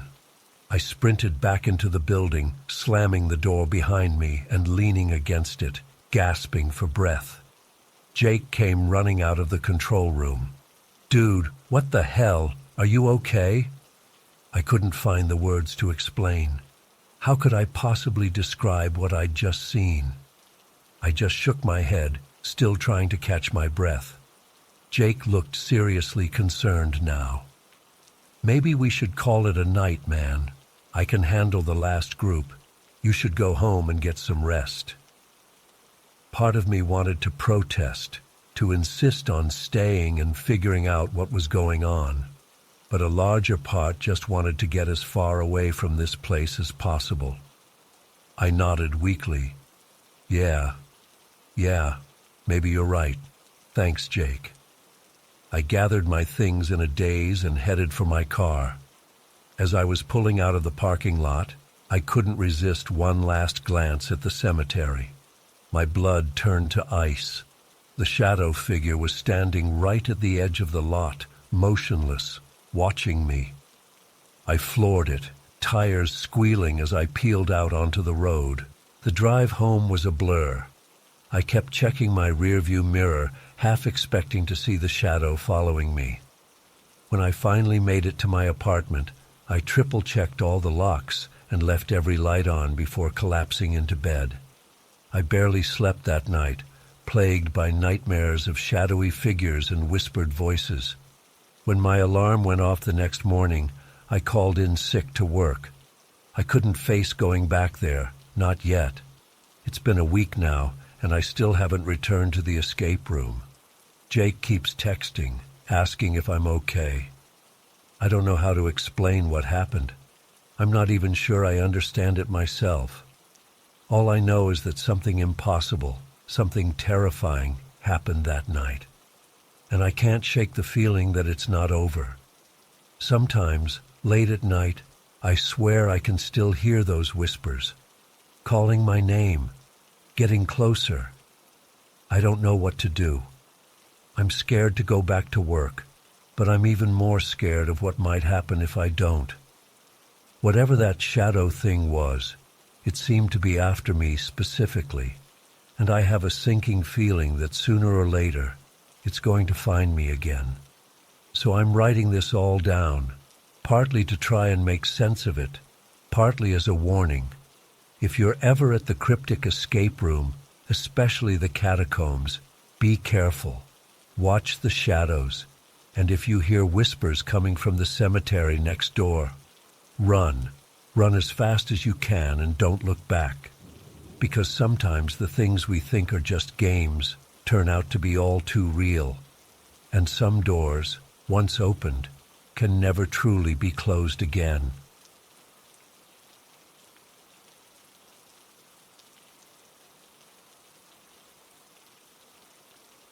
I was sound asleep when I was suddenly jolted awake by the most blood-curdling scream I've ever heard. It was a woman's voice, but it sounded wrong, distorted and demonic somehow. And she was screaming one word over and over, "Kathy! Kathy! Kathy!" I sat bolt upright in bed, heart pounding out of my chest. The screaming continued for what felt like an eternity, but was probably only 10-15 seconds. Then it abruptly cut off, leaving an eerie silence. I fumbled for my phone with shaking hands to check the time. 3 a.m. exactly, the witching hour. Great. I sat there frozen for several minutes, straining my ears for any other sounds. But there was nothing, just the faint hum of the heating system. Eventually, I worked up the courage to get out of bed and investigate. I checked every nook and cranny of that basement, but found absolutely nothing out of the ordinary. No sign of any intruder or logical explanation for what I'd heard. I didn't get any more sleep that night. I just sat up in bed with all the lights on until morning, jumping at every little creak or settling noise from the old house. When I talked to my landlord the next day, he seemed genuinely baffled. He said he'd never experienced anything strange in the 30 years he'd owned the place, and none of the previous tenants had reported anything either. I seriously considered moving out after that, but I ultimately decided to stay. I told myself it was probably just a vivid nightmare or sleep paralysis episode, and nothing else happened for several weeks after that, so I started to relax and put it out of my mind. But then came the second incident, about a month and a half after I moved in. And this one I know for a fact wasn't a dream. I was up late one night working on my laptop. It was around 1 a.m., and I was getting ready to call it a night. I closed my computer and stood up from the desk to head to bed. As I turned towards the bedroom, movement near the basement door caught my eye. I looked over, expecting to see a shadow or maybe a bug on the wall. Instead, I saw her. An elderly Native American woman was standing there clear as day, staring right at me. She was wearing traditional clothing. I'm not an expert, but it looked like buckskin with intricate beadwork. Her long gray hair was in 2 braids, and she had on a pair of wire-rimmed glasses that looked out of place with the rest of her attire. I froze in place, unable to move or even breathe. We just stared at each other for several long seconds. I kept waiting for her to disappear or for me to wake up, but she didn't vanish, and I knew with absolute certainty that I was awake. Finally, I managed to stammer out a weak, "Hello?" As soon as I spoke, she turned and walked through the closed basement door like it wasn't even there. just passed right through the solid wood and vanished. I stood there in shock for several minutes, trying to process what I'd just seen. Eventually, I worked up the courage to open the basement door and look outside, but of course there was no sign of her. I barely slept at all for the next week. I kept the lights on 24/7 and jumped at every little noise. I seriously considered breaking my lease and moving out, but I only had another month left on my contract anyway. So I toughed it out, but those last few weeks were nerve-wracking to say the least. Nothing else happened after that second incident. No more screams, no more apparitions, but the memory of those two experiences is seared into my brain. I've spent countless hours researching, trying to find some explanation. I looked into the history of the house and the land it was built on. I talked to locals about any legends or folklore, but I never found anything concrete that could explain what I experienced. Was the screaming somehow connected to the Native American woman? Who was Kathy? Why did these things happen to me when no one else had reported anything strange there before? I'll probably never know the answers, but I do know that I'll never forget those terrifying nights in that Alberta basement. They shook my entire worldview and left me questioning everything I thought I knew about reality. I haven't experienced anything paranormal since then, thankfully. But I'd be lying if I said I don't still look over my shoulder sometimes, half expecting to see that elderly woman staring back at me. Some things just stay with you, I guess. To this day, I can't explain what happened in that basement. Maybe it was all in my head somehow. Maybe there really are things in this world that we can't understand or explain. All I know is that those experiences changed me forever. I used to be a total skeptic about anything supernatural. Now, let's just say I'm a lot more open-minded. I still get chills thinking about that woman's face, the way she looked right at me, like she could see right through me. Sometimes I wonder if she's still there in that basement, waiting for the next tenant to arrive. Part of me hopes someone else experiences something so I know I'm not crazy. But mostly I hope no one else ever has to go through what I did. I've never told many people about this. It's not exactly the kind of thing you bring up in casual conversation, but I needed to get it off my chest. Writing it all out like this has been cathartic in a way. If you've made it this far, thanks for reading. I know it probably sounds insane. Hell, sometimes I still have trouble believing it myself. But I swear on everything I hold dear that this is what happened to me. Make of it what you will. I don't know if I'll ever truly come to terms with what I experienced in that basement, but I do know that I'll never look at the world quite the same way again. There are more things in heaven and earth than are dreamt of in our philosophy, as Shakespeare said. I just hope I never have to come face to face with any of them again.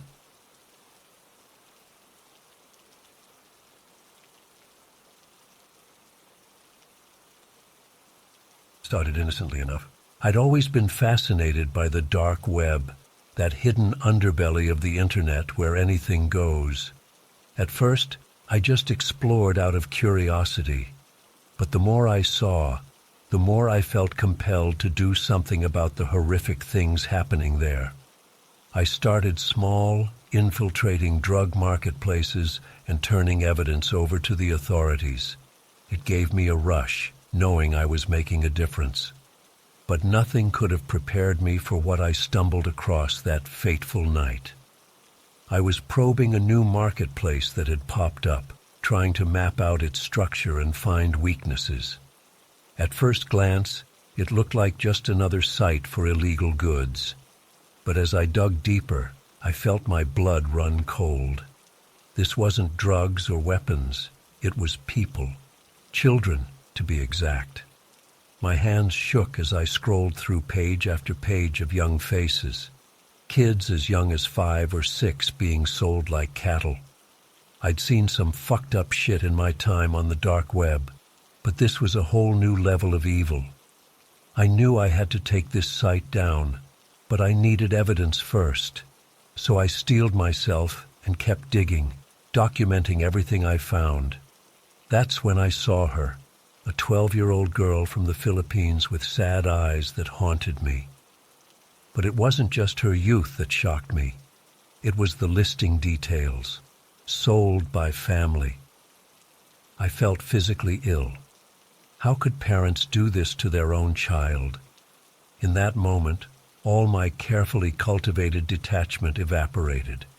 This wasn't just another case. It was personal now. I spent the next 72 hours working non-stop, fueled by a mixture of caffeine, rage, and desperate determination. Sleep was impossible with those eyes seared into my brain. I had to find a way to save her, to save all of them. As I mapped the site's infrastructure, I also dug into the girl's background. Maria was her name, at least that's what they called her on the site. I managed to trace the listing back to an IP address in a small village outside Manila. That's when I made a decision that went against everything I stood for as an ethical hacker. I wasn't just going to shut this site down. I was going to make those bastards pay. Using some rather questionable methods, I got access to the family's devices. What I found sickened me even more. Pictures of Maria growing up, family vacations, birthday parties. They'd had a normal life until recently. What drove them to this? I shouldn't have looked further, but I couldn't stop myself. Bank records showed mounting debts, medical bills for a younger sibling. Was this how they justified it to themselves? That they were sacrificing one child to save another?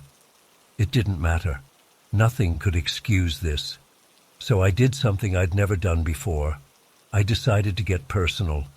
I put together a package of images, Maria's baby photos, school pictures, family snapshots, and I sent them anonymously to her parents' phones and email addresses.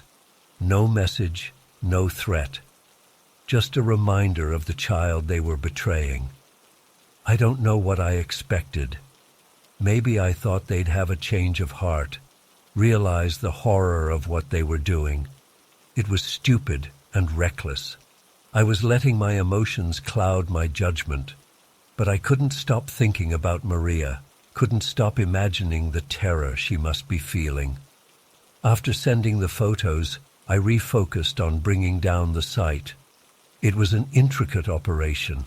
These bastards had some serious tech on their side, but I was more motivated than I'd ever been.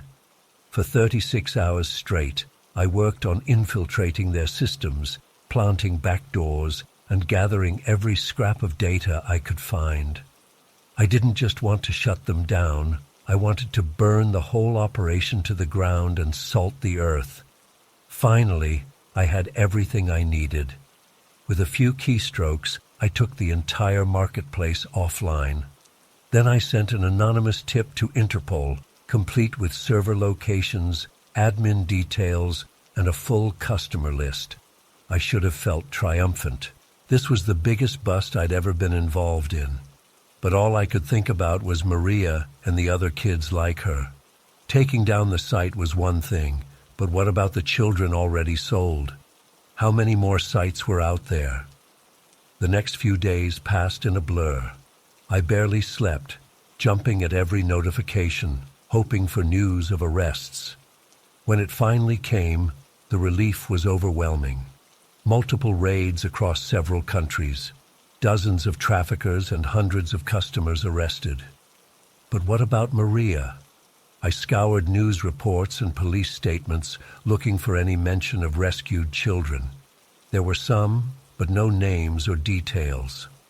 I'll never know for sure what happened to her. That was 3 months ago. I'd like to say I moved on, that I went back to my regular life. But the truth is, I haven't been the same since. I still see Maria's eyes when I close my own. I still wonder if I could have done more, moved faster, somehow saved her specifically. I'm still fighting the good fight, taking down dark web criminals. But now it's not just a hobby or a way to test my skills. It's a mission, because I know there are more Marias out there, more children trapped in unimaginable horror. And until they're all free, I won't stop. Sometimes I think about reaching out, trying to find out what happened to Maria, but I know that's a line I can't cross. I'm not a hero or a savior. I'm just a guy with a keyboard, trying to make a dent in the darkness. But on the nights when the weight of what I've seen becomes too much, when I'm haunted by the faces of all the children I couldn't save, I remind myself of one thing. Because of what I did, there's one less place in this world for monsters to sell innocent lives. And tomorrow, I'll wake up and do it all again. Because someone has to. And now that I've seen the truth, I can never look away again.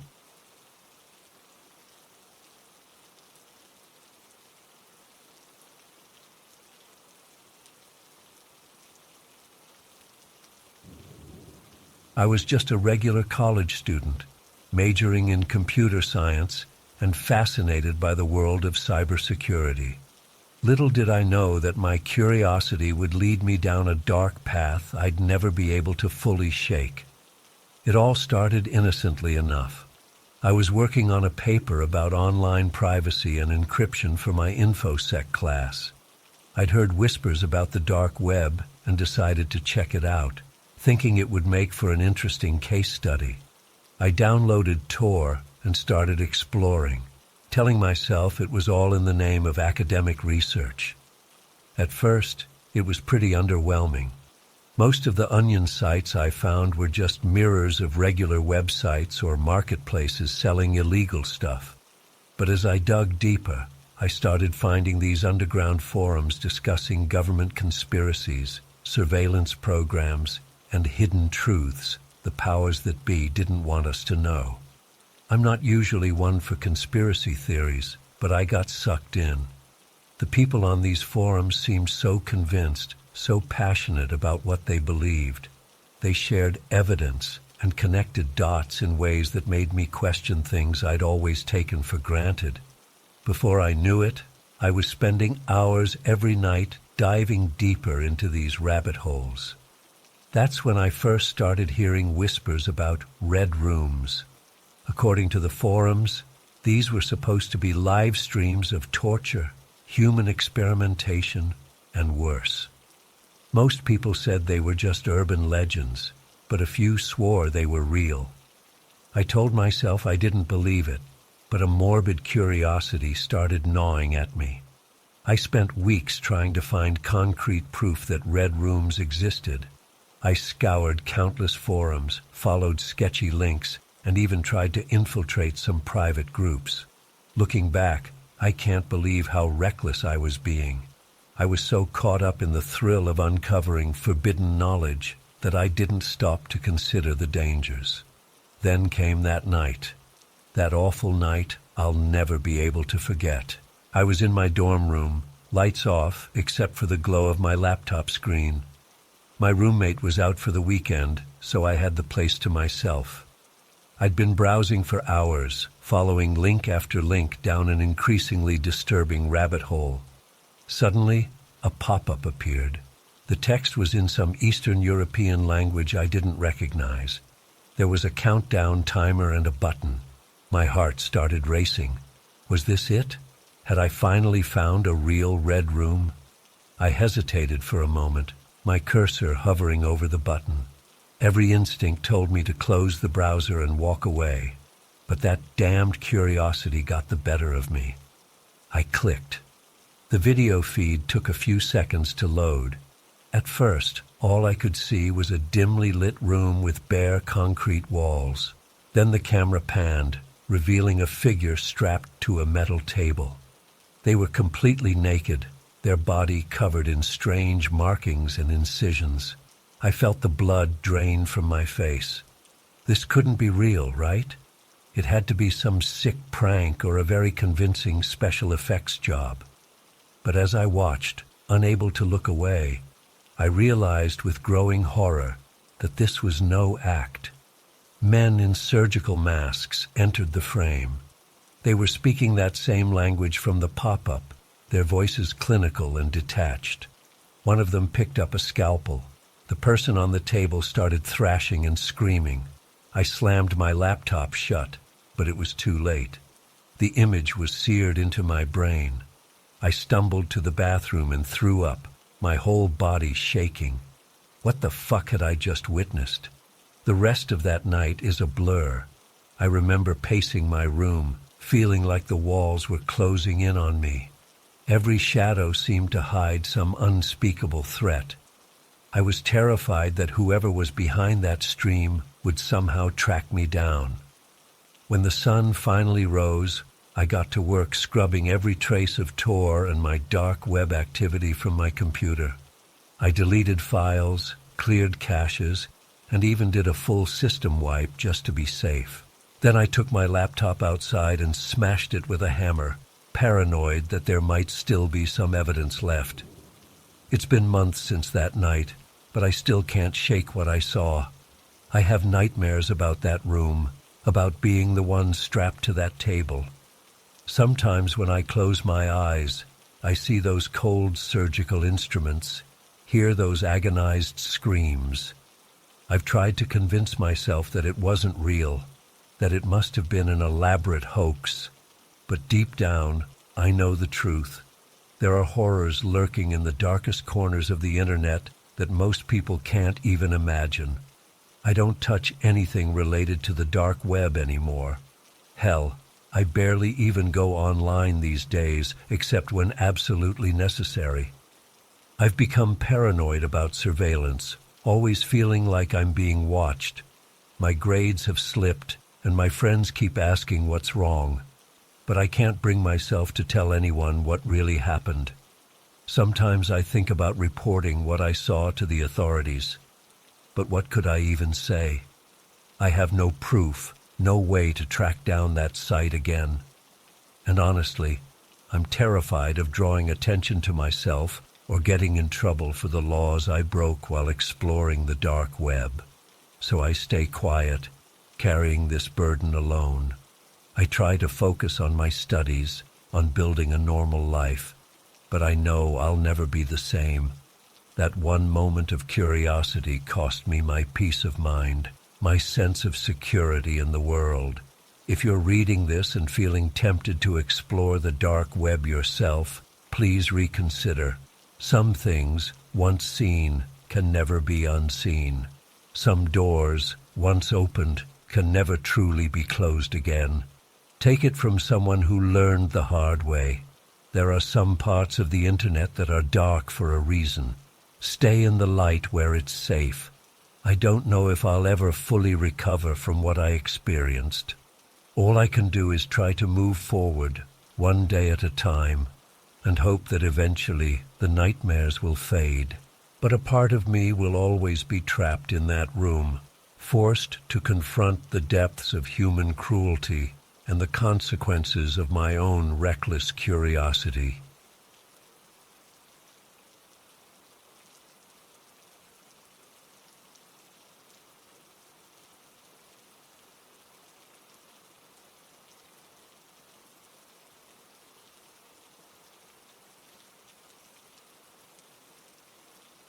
I never thought a simple yard sale could turn into the most terrifying day of my life.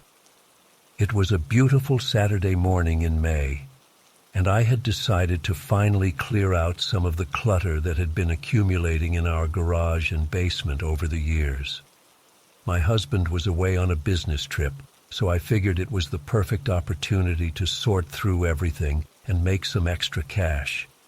I woke up early, excited to set up all the items on our front lawn. The weather was perfect, sunny and warm with a gentle breeze. As I arranged the folding tables and started laying out all the stuff, I felt optimistic about the day ahead. Little did I know the horror that was waiting for me. The first couple hours went smoothly. A steady stream of neighbors and bargain hunters stopped by, browsing through the eclectic mix of household items, old electronics, and outgrown kids' toys. I was in a great mood, chatting with people and haggling over prices. It was around 11 a.m. when I first noticed him.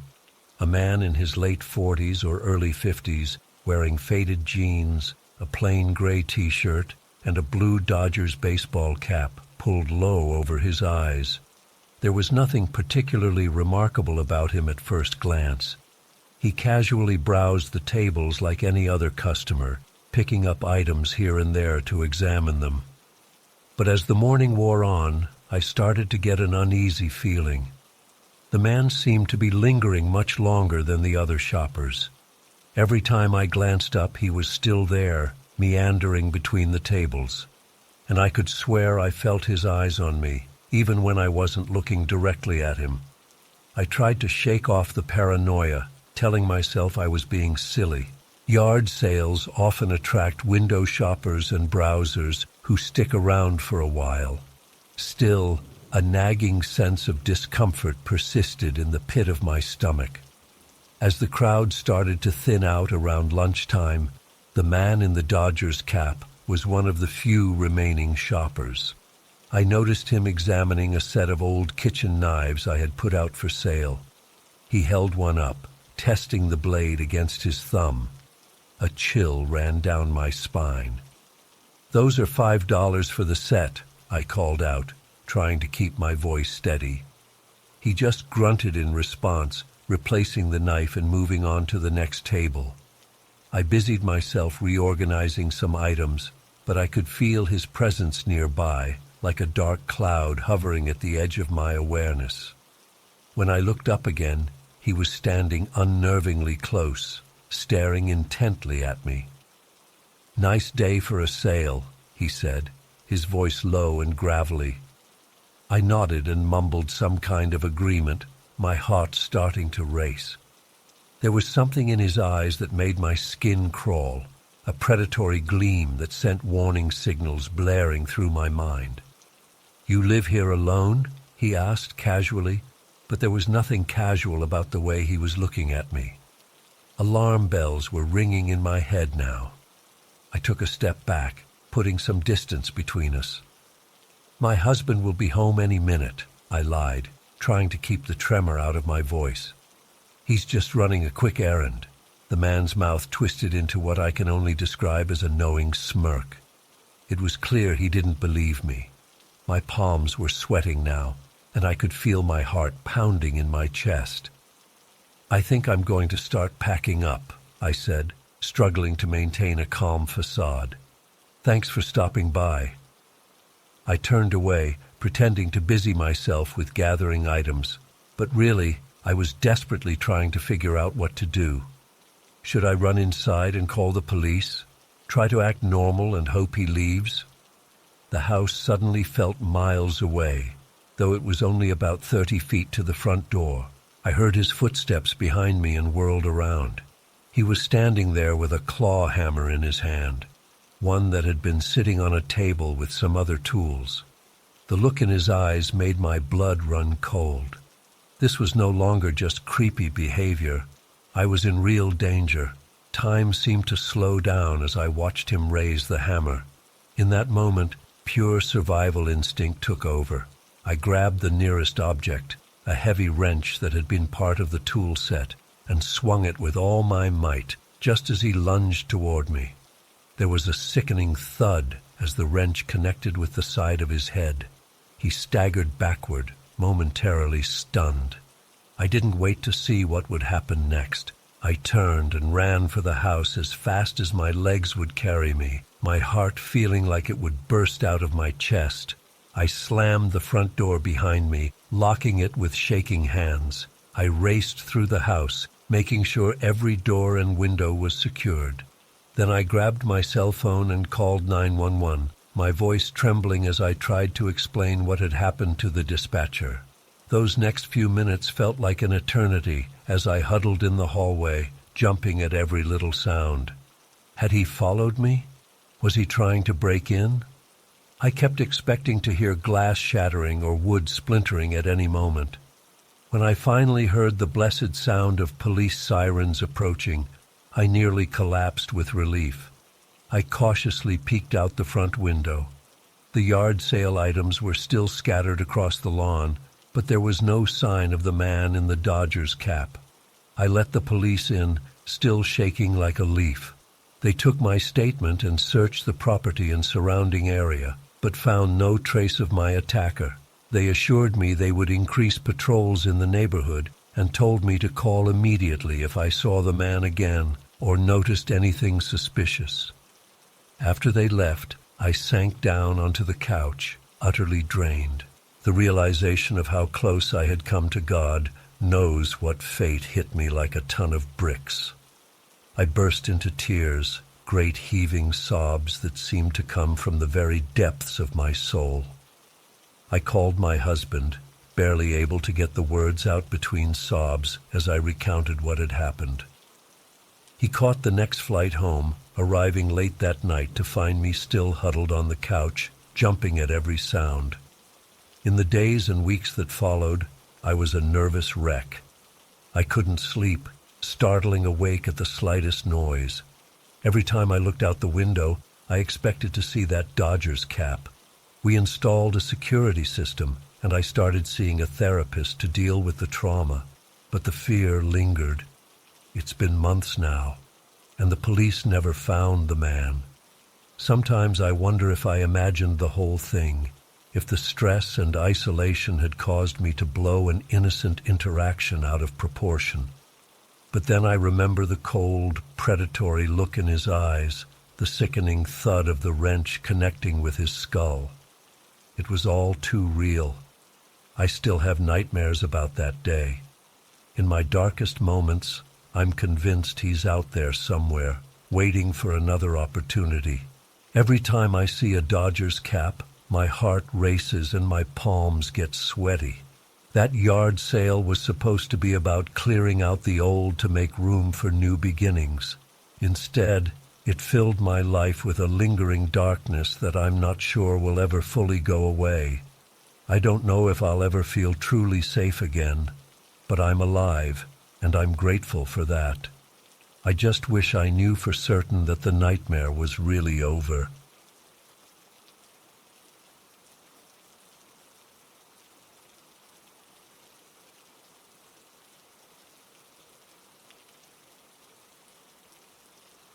I had spent the week sorting through old clothes, books, and household items to sell. The crown jewel of my offerings was a beautiful set of vintage porcelain plates that had belonged to my grandmother. They were delicate and ornate, with intricate floral patterns in soft pastel hues. I had mixed feelings about parting with them, but I rarely used them and figured someone else might appreciate them more. As I was setting up my tables that morning, my next-door neighbor Susan came over to help. We chatted and laughed as we arranged everything, sipping coffee and enjoying the crisp fall air. People started trickling in around 8 a.m., browsing the assorted knickknacks and bargaining over prices. It was all going smoothly until about 10:30. That's when I first noticed him, an elderly man, probably in his late 70s, shuffling down the driveway. He had wispy white hair and was slightly hunched over, leaning on a wooden cane as he walked. There was something about the intense look in his eyes that made me a bit uneasy, but I brushed it off. He made a beeline for the table with my grandmother's plates. "How much for these?" he asked gruffly, picking up one of the delicate saucers and examining it closely. "The set is $75, I replied.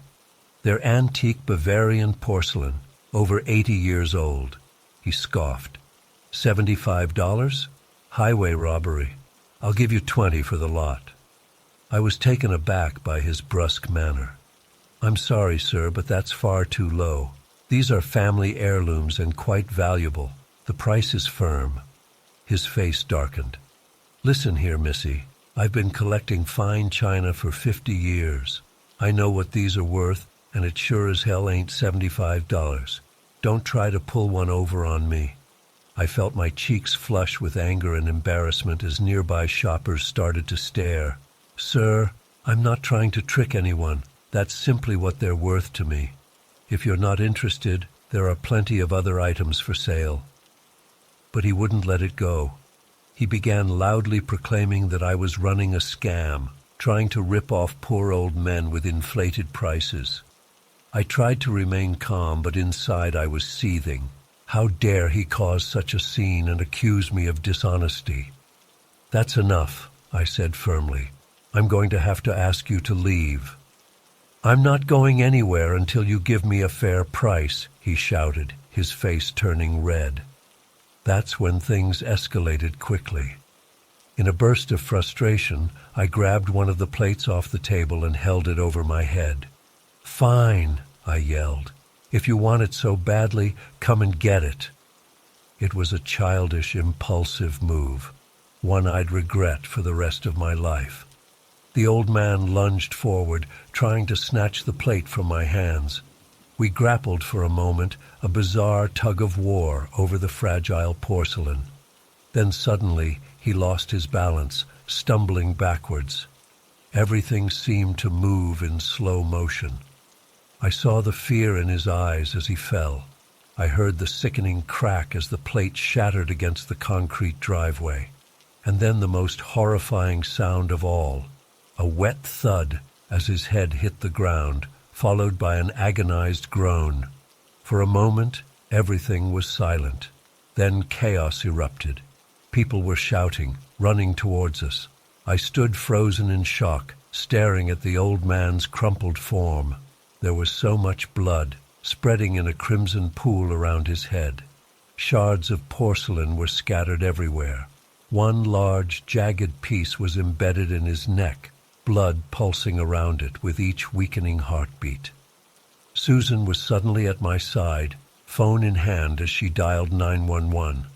Other neighbors rushed over, trying to help. Someone was pressing a towel to the man's wound. Another person was attempting CPR. But even in my dazed state, I could tell it was futile. The light was already fading from his eyes. The next few hours passed in a blur. Police and paramedics arrived. I was questioned extensively, my hands swabbed for evidence. They took my clothes, photographed the scene. The old man, whose name I learned was Harold, was pronounced dead at the scene. I kept trying to explain that it was an accident, that I never meant to hurt anyone. But the looks on everyone's faces told me they didn't believe me, or maybe they did, and that made it even worse, that I could take a life so carelessly, so needlessly. The news spread through our small town like wildfire. By that evening, it seemed everyone knew what had happened. My phone was flooded with calls and messages, some offering condolences or support, others spewing vitriol and accusations. I couldn't bear to answer any of them.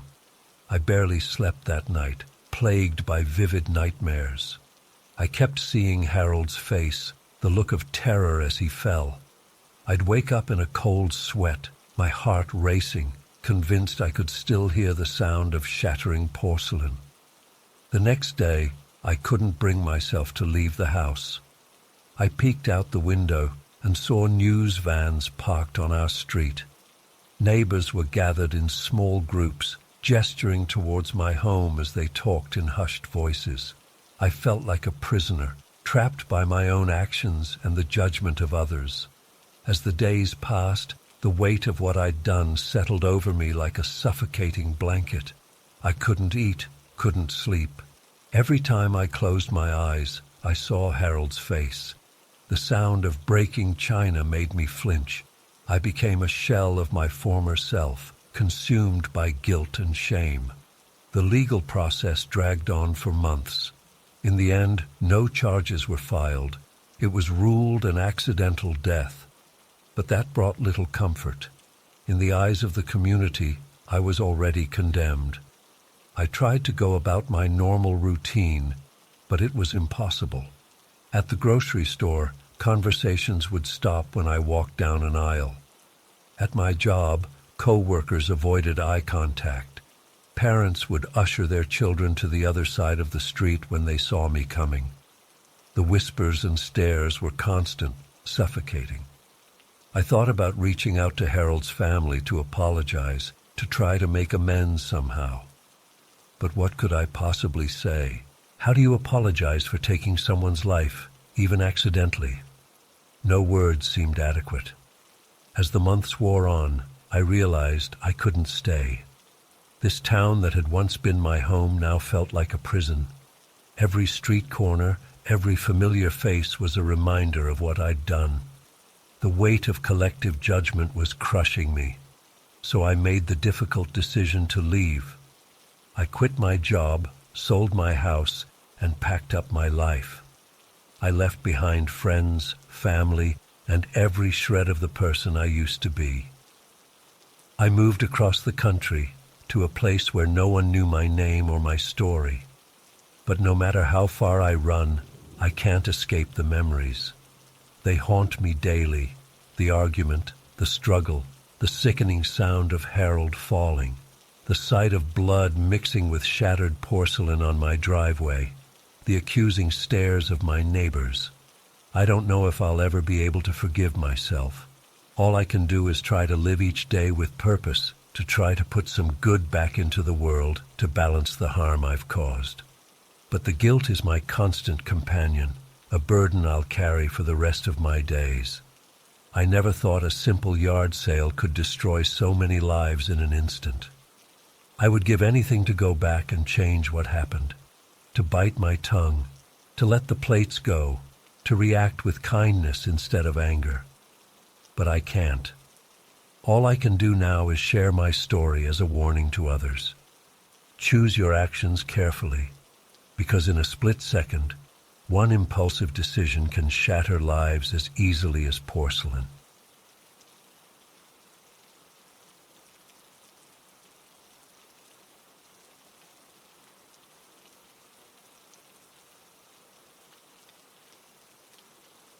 I never expected a simple yard sale find to turn my life upside down, but that's exactly what happened last Saturday. It was a beautiful spring morning, and my husband Tom and I decided to check out some local sales in our neighborhood. We love hunting for unique treasures and antiques, so we were excited to see what we might discover. As we strolled down Oak Street, I noticed a modest yard sale at an older home I'd passed by many times before, but never really paid attention to. An elderly man sat in a lawn chair, barely acknowledging us as we approached. Tables were scattered across the lawn, covered in the usual assortment of household items and knickknacks. I was about to move on when a battered cardboard box under one of the tables caught my eye. Something about it intrigued me, so I crouched down to take a closer look. The box was unmarked and sealed with yellowing packing tape. When I picked it up, it had a surprising weight to it. "How much for this box?" I called out to the old man. He glanced over disinterestedly. $5, he grunted. I hesitated for a moment, wondering if I was wasting money on what could just be a box of junk. But my curiosity got the better of me, and I handed over a $5 bill. Tom raised an eyebrow at me, but didn't say anything as we headed home with my mysterious purchase. Back in our kitchen, I carefully cut through the brittle tape sealing the box. As I opened the flaps, a musty smell wafted out. The box was packed full of papers, photographs, and small objects. I started pulling things out, my excitement growing as I realized this was no ordinary collection of random items. The first thing I noticed were stacks of newspaper clippings, all related to the same story: an unidentified woman found murdered in a local park in 1992. The articles referred to her as Jane Doe and detailed the fruitless efforts to identify her and solve the crime. I spread the clippings across our kitchen table, scanning the headlines with growing fascination. "Tom, come look at this," I called out. He came in from the living room and peered over my shoulder. "Whoa," he said. "Where did all this come from?" I explained about finding the box at the yard sale as I continued to sift through its contents. There were dozens of photographs. Some appeared to be crime scene photos, while others looked like personal snapshots of the victim when she was alive. In one, she smiled at the camera, her arms around two young children. My heart ached as I realized those children likely never knew what happened to their mother. Digging deeper, I found official-looking documents, police reports, autopsy results, witness statements. It was like looking at a case file, but why would all of this be in a random box at a yard sale? "This is really strange," Tom said, picking up one of the reports. "Should we call the police? This seems like it could be important evidence." I nodded, feeling a mix of excitement and unease. "Yeah, I think we need to turn this over to the authorities. This poor woman's case was never solved. Maybe there's something in here that could help identify her or find her killer." As Tom went to call the non-emergency police line, I kept exploring the box's contents. At the very bottom, I found a small velvet jewelry box. With trembling fingers, I opened it to reveal a delicate gold locket. Inside was a tiny photograph of the same two children from the earlier picture. A chill ran down my spine. This wasn't just evidence. These were someone's cherished personal belongings. How did they end up discarded at a yard sale? And why did the old man seem so indifferent about selling them? When the police arrived about an hour later, I recounted the whole story of how I acquired the box. The two officers carefully examined the contents, their expressions growing more serious as they realized what they were looking at. "Ma'am, you did the right thing by contacting us," one of the officers said. "This appears to be previously undiscovered evidence related to a cold case. We'll need to take all of this with us for processing." As they packed everything back into the box, I felt a strange reluctance to let it go. In just a few short hours, I'd become invested in this mysterious Jane Doe and her tragic story. I wanted to know more, to understand how she ended up murdered and forgotten, her possessions sold off as if they meant nothing. "Is there any way I can follow up on the case?" I asked the officers. "I'd really like to know if this helps identify her or solve the crime." They exchanged a glance before one replied, "I'm afraid we can't share details of an ongoing investigation, ma'am, but we appreciate your assistance in bringing this evidence to light." After they left with the box, Tom and I sat in stunned silence for a while. The whole experience felt surreal, like something out of a crime show rather than our normal, quiet lives. "Should we go back and talk to that old man?" Tom finally asked. "Find out how he got that box?" I considered it, but something held me back. I don't know. There was something off about him. Maybe we should leave that to the police. We tried to go about our evening as normal, but I couldn't shake the uneasy feeling that had settled over me. That night, I tossed and turned, my dreams filled with images of the woman from the photographs. In one particularly vivid dream, she stood before me, silently pleading for help. I woke with a start, my heart racing. The next morning, fueled by a mix of curiosity and a nagging sense of obligation to the unnamed victim, I decided to do some online research into the case. It didn't take long to find articles about the 1992 murder, but they contained little information beyond what I'd already seen in the newspaper clippings. As I scrolled through search results, a more recent article caught my eye. It was dated just 2 months ago, and the headline read, "New Lead in 1992 Jane Doe Case." I clicked on it eagerly, my pulse quickening as I read. The article mentioned that an anonymous tip had led investigators to reopen the cold case. There were no details about the nature of the tip, but it stated that police were pursuing new avenues of investigation. Could it be related to the box I found? The timing seemed like too much of a coincidence. I was about to call Tom over to read the article when my phone rang. The caller ID showed an unfamiliar local number. Hesitantly, I answered. "Hello?" I said. There was a moment of silence before a gruff voice spoke. You shouldn't have bought that box. My blood ran cold. Who is this? I demanded. Someone who knows the truth about Jane Doe, the voice replied. And believe me, you don't want to get involved. Forget what you saw and move on with your life. For your own good. The line went dead. I stood there, phone still pressed to my ear, my mind reeling. Was this a threat? Should I call the police again? Just then, a loud knock at the front door made me jump. Tom came out of the bedroom, looking concerned. Who was that on the phone? You look like you've seen a ghost. Before I could answer, another insistent knock echoed through the house. Tom moved to answer it, but I grabbed his arm. Wait, I whispered. Something weird is going on. We crept to the window and peeked out. My heart nearly stopped when I saw who was standing on our porch. It was the old man from the yard sale, and he did not look happy. I know you're in there, he shouted. Give me back that box and we'll forget this whole thing ever happened. Tom reached for his phone to call 911, but I hesitated. Part of me wanted answers, wanted to understand the mystery I'd stumbled into. Against my better judgment, I opened the door.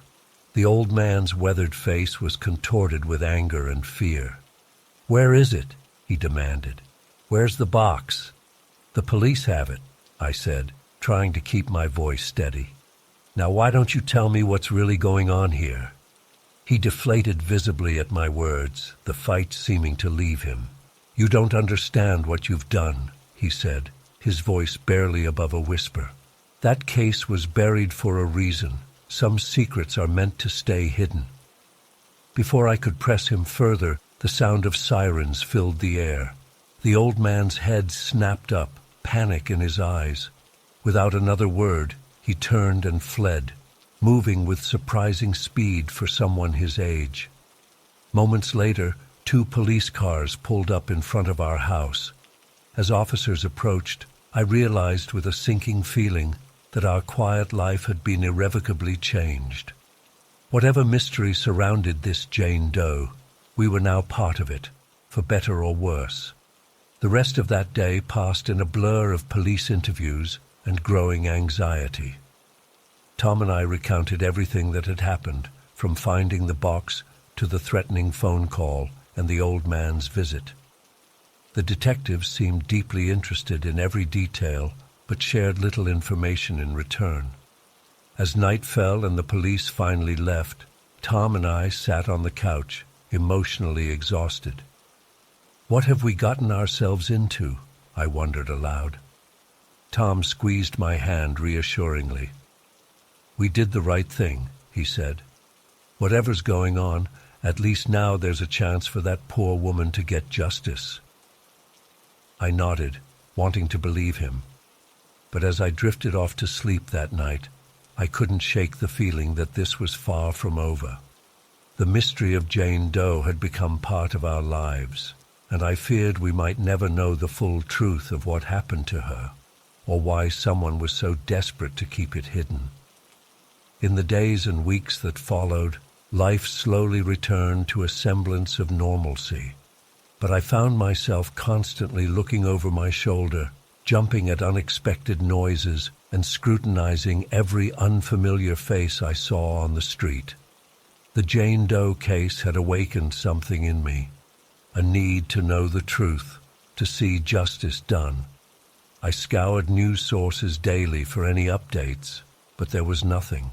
It wasn't until nearly 2 months later that we heard anything more about the case.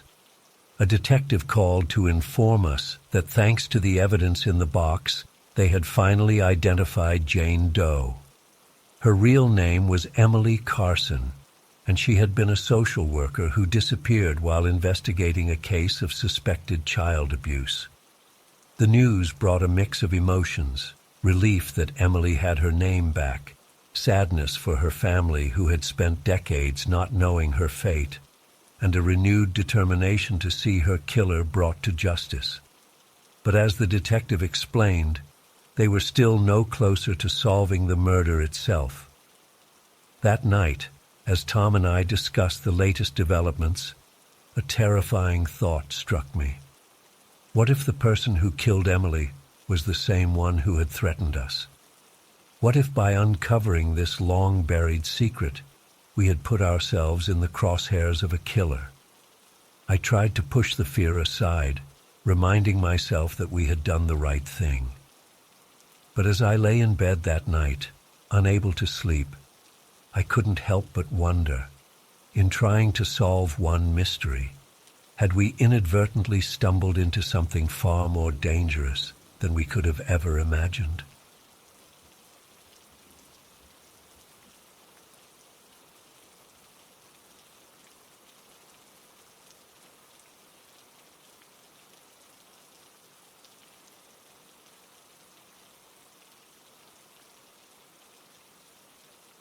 I never thought a simple yard sale would turn my life upside down, but here I am, still shaken by what happened last weekend.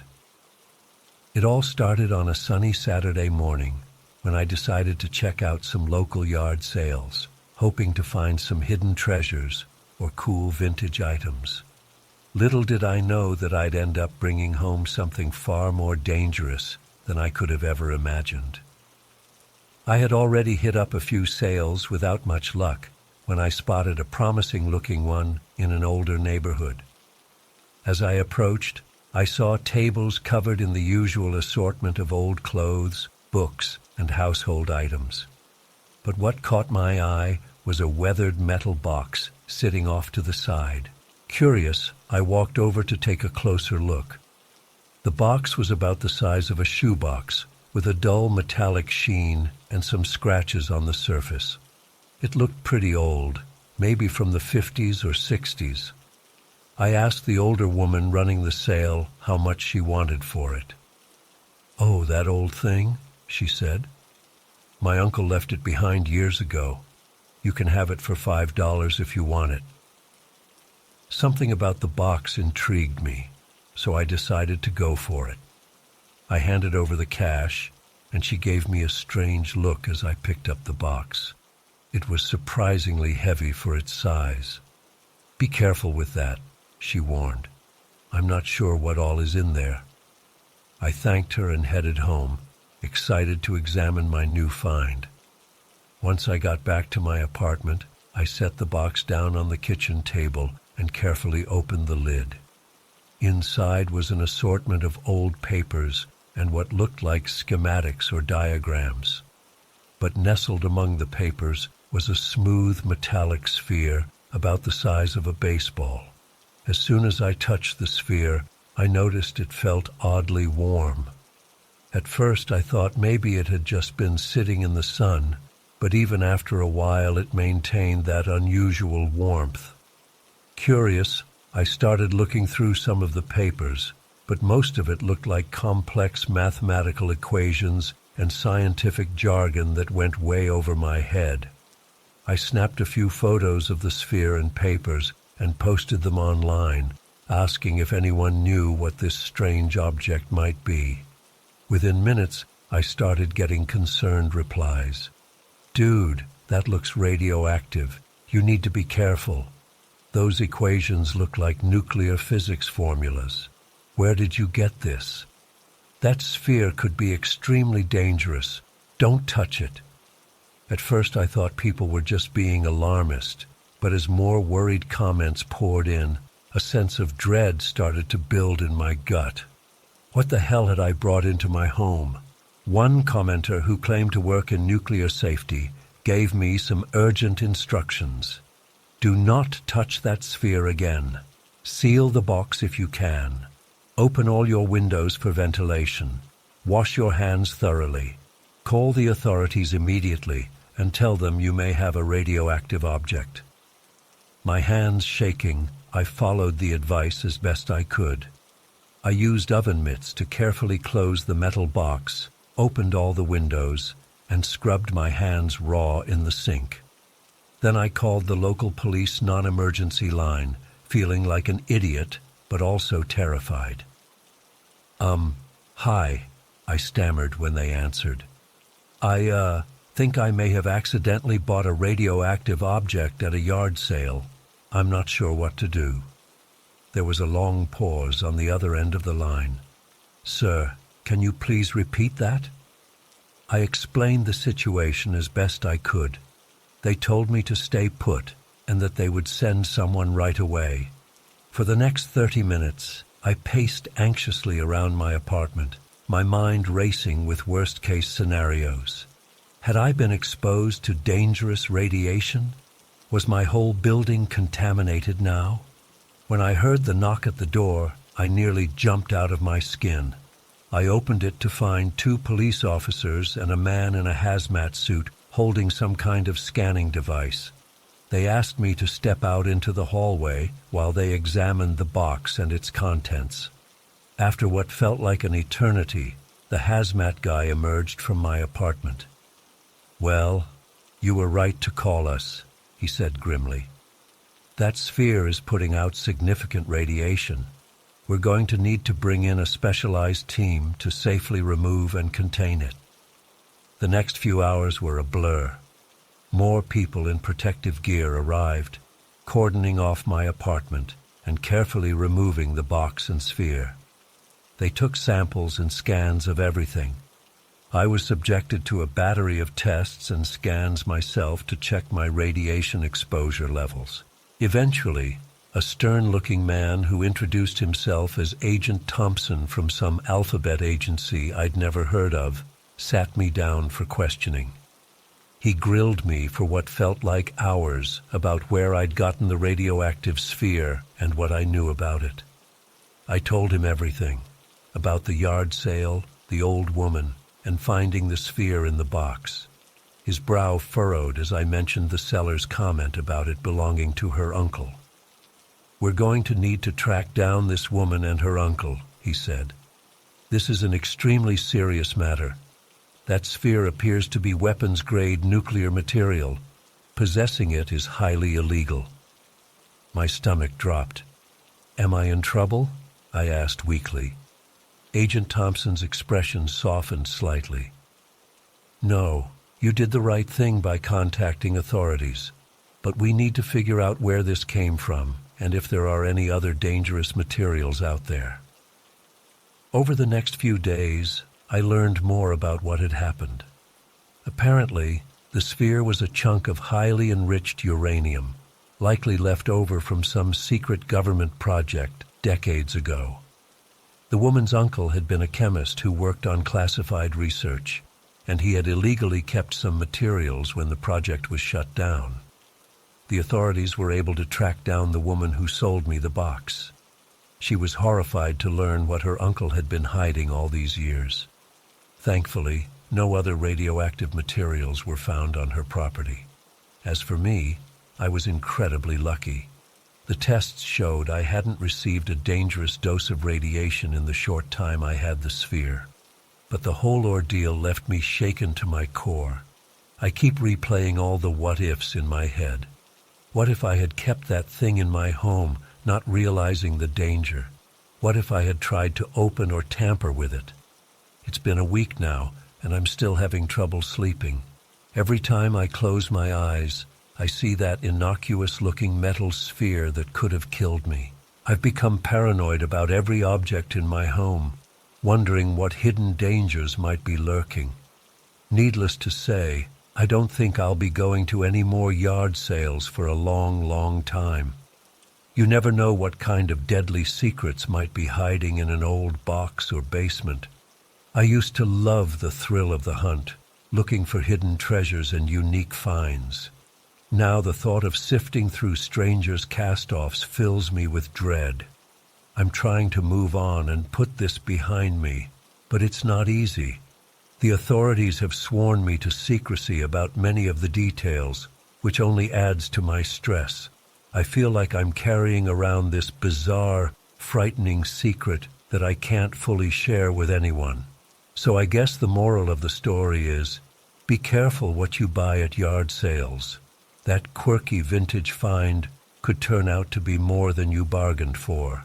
I think I'll stick to boring, safe retail stores from now on.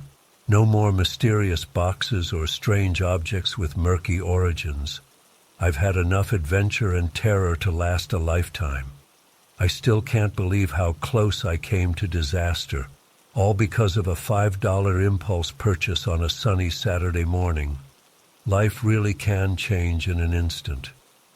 I'm beyond grateful that I reached out for help when I did. I shudder to think how this could have ended if I had just tossed that box in a closet and forgotten about it. So, yeah, that's my insane story of how I accidentally bought weapons-grade uranium at a yard sale. Definitely not an experience I ever want to repeat. I'm just thankful to be alive and healthy. But man, I don't think I'll ever look at a garage sale the same way again.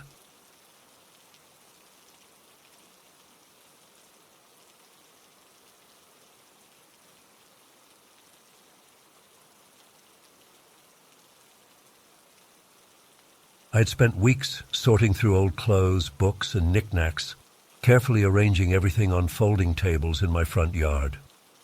The weather was perfect, sunny but not too hot.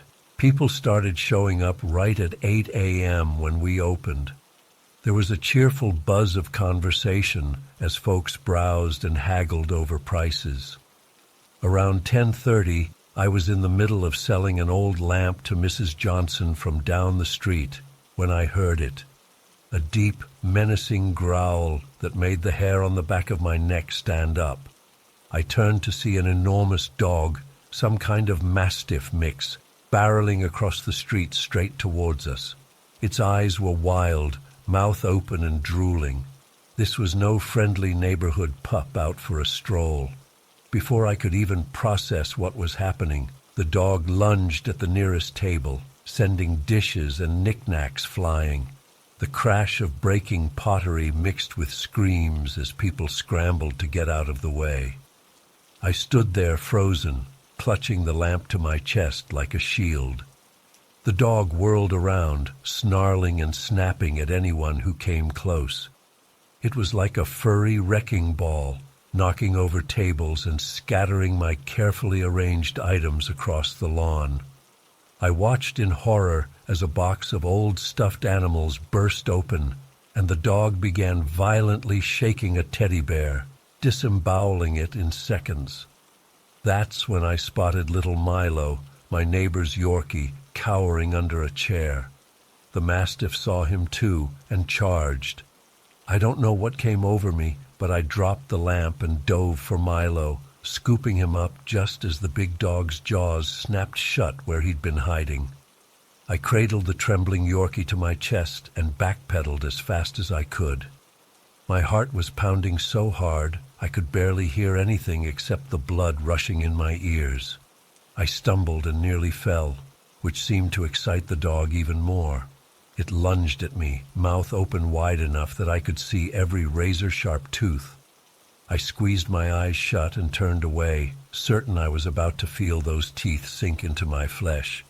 But the attack never came. Instead, I heard a man's pained yell. I opened my eyes to see Mr. Roberts from 3 houses down grappling with the dog. He must have jumped in to protect me. The dog had latched onto his forearm and was shaking it violently. Blood was already soaking through Mr. Roberts' shirt sleeve. Everything happened so fast after that. People were shouting and running in all directions. Someone was on the phone with 911. Mrs. Johnson was sobbing hysterically, and that massive dog was still thrashing around, dragging poor Mr. Roberts by the arm like he weighed nothing. Just when I thought things couldn't get any worse, I heard an anguished cry. "Max, no!" A man I didn't recognize came sprinting down the street, red-faced and out of breath. He was waving his arms and yelling the dog's name over and over. The dog, Max apparently, immediately let go of Mr. Roberts and turned towards the voice. For a split second, I thought maybe this was the end of the rampage. But then Max charged at his owner, knocking the man flat on his back. They struggled on the ground, a tangle of limbs and fur. I couldn't tell if the dog was attacking or just overly excited to see his owner. Either way, It was a terrifying sight. Somehow, the owner managed to get control. He wrapped his arms around Max's neck in a bear hug, using his body weight to pin the dog down. Max thrashed and snarled, but couldn't break free. "Someone get me a leash, a rope, anything," the man yelled. My next-door neighbor, Tom, ran over with an extension cord. Working together, they managed to fashion a makeshift restraint. Only then did I feel safe enough to look around and survey the damage. It was like a tornado had touched down in my front yard. Overturned tables, shattered dishes, clothes and books strewn everywhere. Mr. Roberts was sitting on the curb, pale and shaky, while someone wrapped a towel around his bleeding arm. Milo was still trembling in my arms, but seemed unharmed, and that's when I noticed the silence. The cheerful buzz of the yard sale had been replaced by shocked murmurs and quiet sobs. The police and an ambulance arrived a few minutes later. They took statements and tended to Mr. Roberts' wounds. Animal control came for Max, who was still straining against his makeshift leash and growling at anyone who came close. As they loaded the dog into their van, I overheard the owner talking to the police. Apparently, Max had never shown signs of aggression before. The owner had been doing yard work and accidentally left the gate unlatched. When the mailman came by, Max bolted out and nobody could catch him. I spent the rest of the day in a daze, trying to clean up the mess and process what had happened. Neighbors stopped by to help and check on me. Everyone kept saying how lucky we were that nobody was killed or more seriously injured.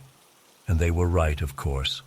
But I couldn't shake the image of those snapping jaws, the sound of Mr. Roberts' scream, the sheer terror of those few minutes. That night, I barely slept. Every time I closed my eyes, I saw Max charging towards me.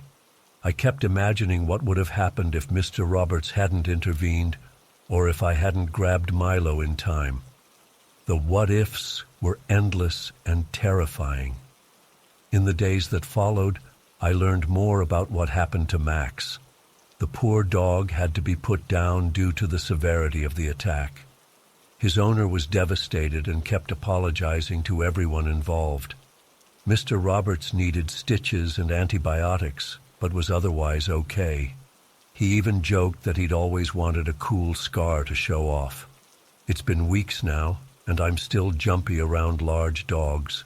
The sound of a bark in the distance is enough to make my heart race. I've started seeing a therapist to work through the trauma. She says it's normal to feel this way and that it will get better with time. I've talked to my neighbors about organizing a community meeting to discuss pet safety.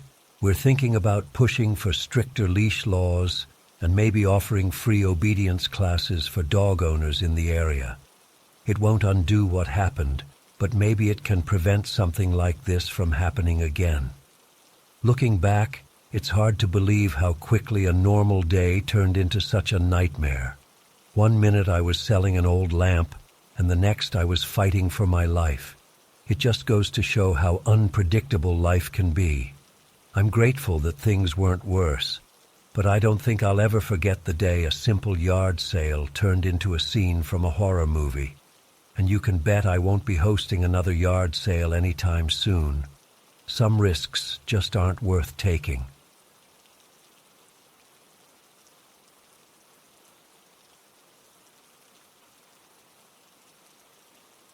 I never thought I'd witness something so cruel and heartbreaking in my own neighborhood. It was a sunny Saturday morning, and I had decided to take a walk around the block to enjoy the nice weather. As I strolled down Oak Street, I noticed Mr. Johnson, our sweet elderly neighbor, setting up for a yard sale in front of his house.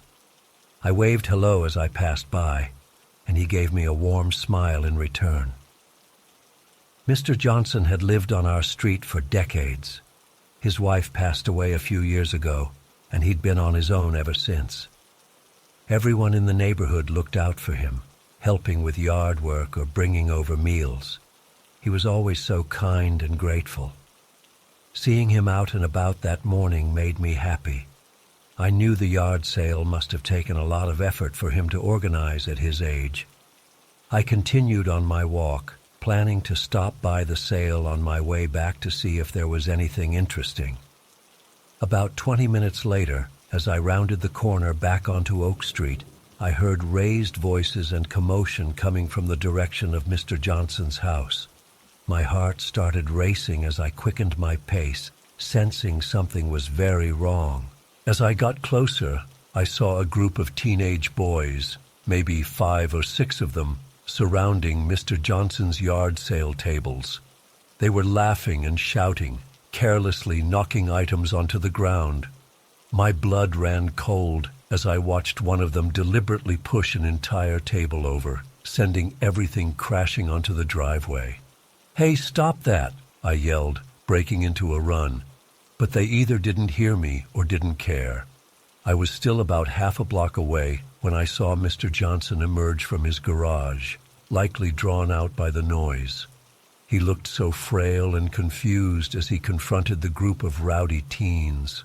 I could see his mouth moving, probably asking them to leave, but I couldn't make out the words. What happened next is seared into my memory forever. One of the bigger kids roughly shoved Mr. Johnson, sending him stumbling backward. As the old man tried to steady himself, another boy snatched something off a nearby table, a small porcelain figurine. "No, please," I heard Mr. Johnson cry out. "That was my wife's." The teen just laughed and held it up tauntingly. Then, to my horror, he threw it forcefully onto the concrete driveway. It shattered into dozens of pieces at Mr. Johnson's feet. I'll never forget the look of anguish on that poor man's face. It was like watching his heart break all over again. He fell to his knees, desperately trying to gather up the broken shards. The teens just stood there laughing at him. By this point, I was screaming at the top of my lungs for them to stop, for someone to help. A few other neighbors had come out of their houses, drawn by the commotion, but we were all too stunned to act quickly enough.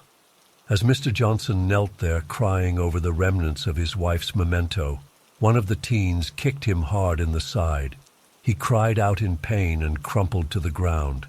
And then, God, I can barely stand to recall it, they all started kicking and hitting him as he lay there. It couldn't have lasted more than 30 seconds, but it felt like an eternity. I was running as fast as I could, my legs burning, but I still couldn't reach him in time. By the time myself and a couple other neighbors got there, the teens had taken off running down the street. Mr. Johnson was curled up in a fetal position, whimpering in pain. His nose was bleeding and his clothes were torn. The driveway around him was littered with the broken remains of his belongings, a lifetime of memories scattered and ruined. I knelt beside him, gently touching his shoulder. "Mr. Johnson, can you hear me? Help is coming, just hold on." His eyes were squeezed shut, tears streaming down his battered face. I felt utterly helpless. Someone had called 911, and we could hear sirens approaching in the distance. A crowd of shocked neighbors had gathered, many of them crying. One woman brought out a blanket to cover Mr. Johnson.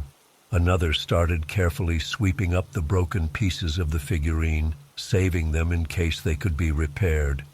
When the ambulance and police finally arrived, they quickly loaded Mr. Johnson onto a stretcher. As they carried him to the ambulance, his eyes fluttered open for a moment. He looked right at me and in a weak voice said, "Why? Why would they do this?" I had no answer for him. I just held his hand and told him he was safe now, that everything would be okay. But the truth is, I knew things would never be okay again, not really. Something precious had been destroyed that day, and no amount of mending could fully repair it. The police took statements from all of us who had witnessed the attack. They promised to do everything they could to find the teens responsible. But I knew the chances were slim. They had disappeared so quickly, and in the chaos, none of us had gotten a good look at their faces. In the days that followed, Our community rallied around Mr. Johnson.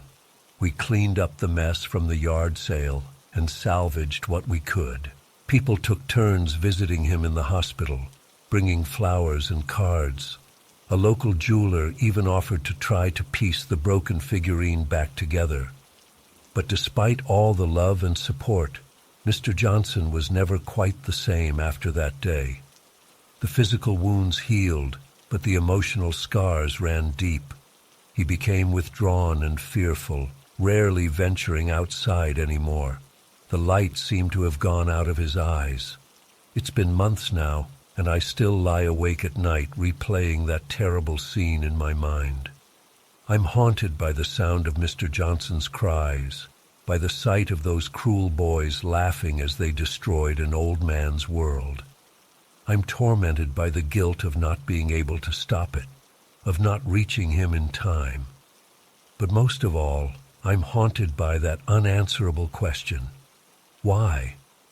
Why would anyone, especially young people with their whole lives ahead of them, choose to inflict such senseless pain on a defenseless elderly person? What could drive them to such depths of cruelty? I don't think I'll ever understand it. All I know is that on that sunny Saturday morning, I witnessed the darkest side of humanity, and nothing, not time, not justice, not even forgiveness, can ever fully erase the memory of that darkness. I often find myself walking past Mr. Johnson's house, hoping to see him out in the yard again, tending to his flowers or waving to passers-by. But the curtains always remain drawn, the porch empty. It's as if the house itself is in mourning, a silent testament to the day that changed everything. Sometimes I leave flowers or a card on the doorstep, just to let him know he's not forgotten. I don't know if he ever sees them, but I keep doing it, clinging to the hope that someday, somehow, the wounds will heal and Mr. Johnson will find his way back to the light. Until then, all I can do is share this story as a warning and a plea, a warning about the devastating impact of cruelty, especially towards the vulnerable, and a plea for kindness, empathy, and protection of those who can't protect themselves. Because the truth is, none of us who witnessed that day will ever be the same.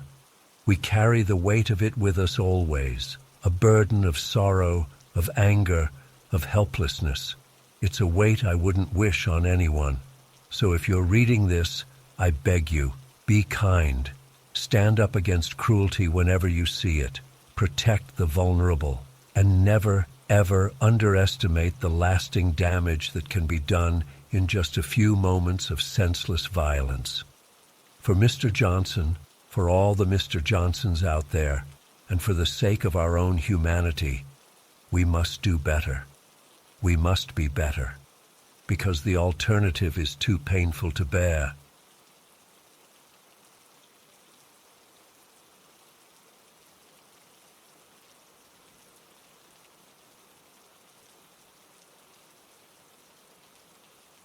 It was a crisp autumn morning in Dyersburg, Tennessee. The leaves were turning golden, and there was a slight chill in the air. I remember waking up early to the sound of car doors slamming and people chatting.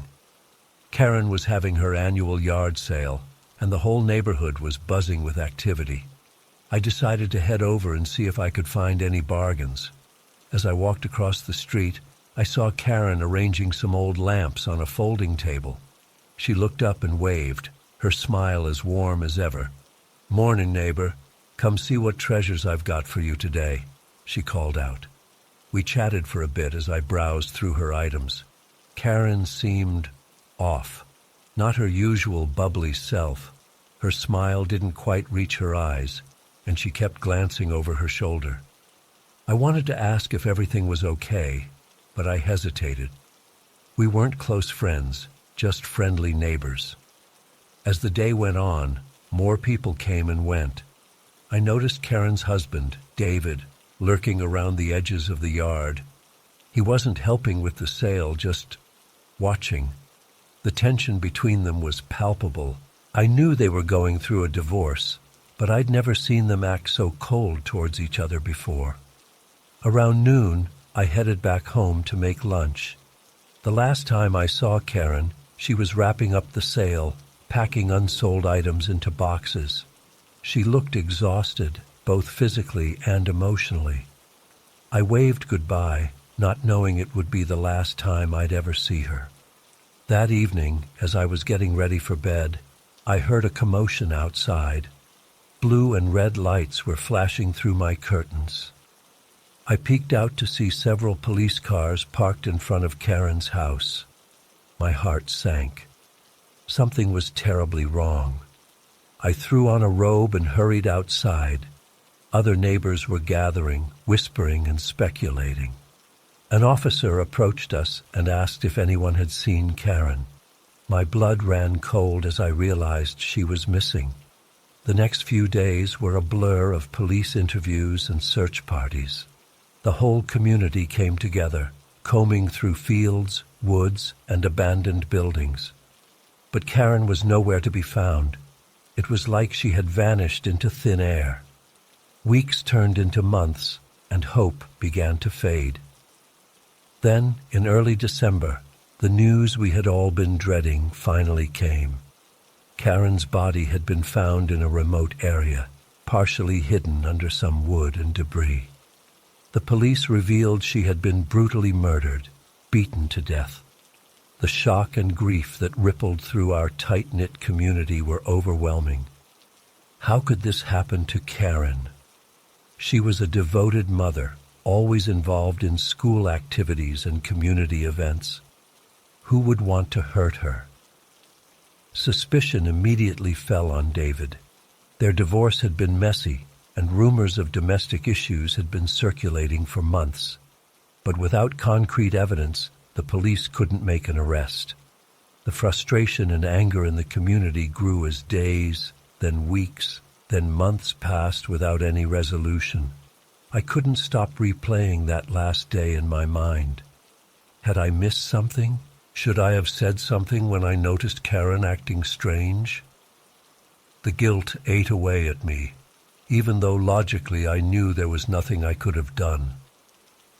As time went on, life in Dyersburg tried to return to normal, but there was an undercurrent of fear and suspicion that never quite went away. Every time I walked past Karen's house, now empty and silent, I felt a chill run down my spine. The memories of that day, of Karen's smile and the sound of her voice, haunted me. Years have passed now, and Karen's case remains unsolved. But we haven't forgotten. Every year on the anniversary of her disappearance, the community comes together for a candlelight vigil. We share memories of Karen, remind each other of the good times, and silently hope that someday we'll get answers. I've struggled with whether to share this story or not. It feels almost disrespectful to Karen's memory to put it out there like this. But I also feel like people need to know what happened. Karen deserves justice, and her family deserves closure. Sometimes late at night when I can't sleep, I find myself staring out my window at Karen's old house. I swear I can still see her there, arranging items for her yard sale, waving and smiling. Then I blink, and she's gone, leaving me with nothing but questions and a deep, aching sadness. I don't know if we'll ever know the full truth of what happened to Karen Swift, but I do know that her story has changed me forever. It's a stark reminder that even in the safest seeming places, darkness can lurk just beneath the surface. And it's a call to action, to look out for our neighbors, to speak up when something doesn't feel right, and to never give up the fight for justice. To Karen, wherever you are, we haven't forgotten you. We're still fighting for you, and we won't rest until the truth comes to light.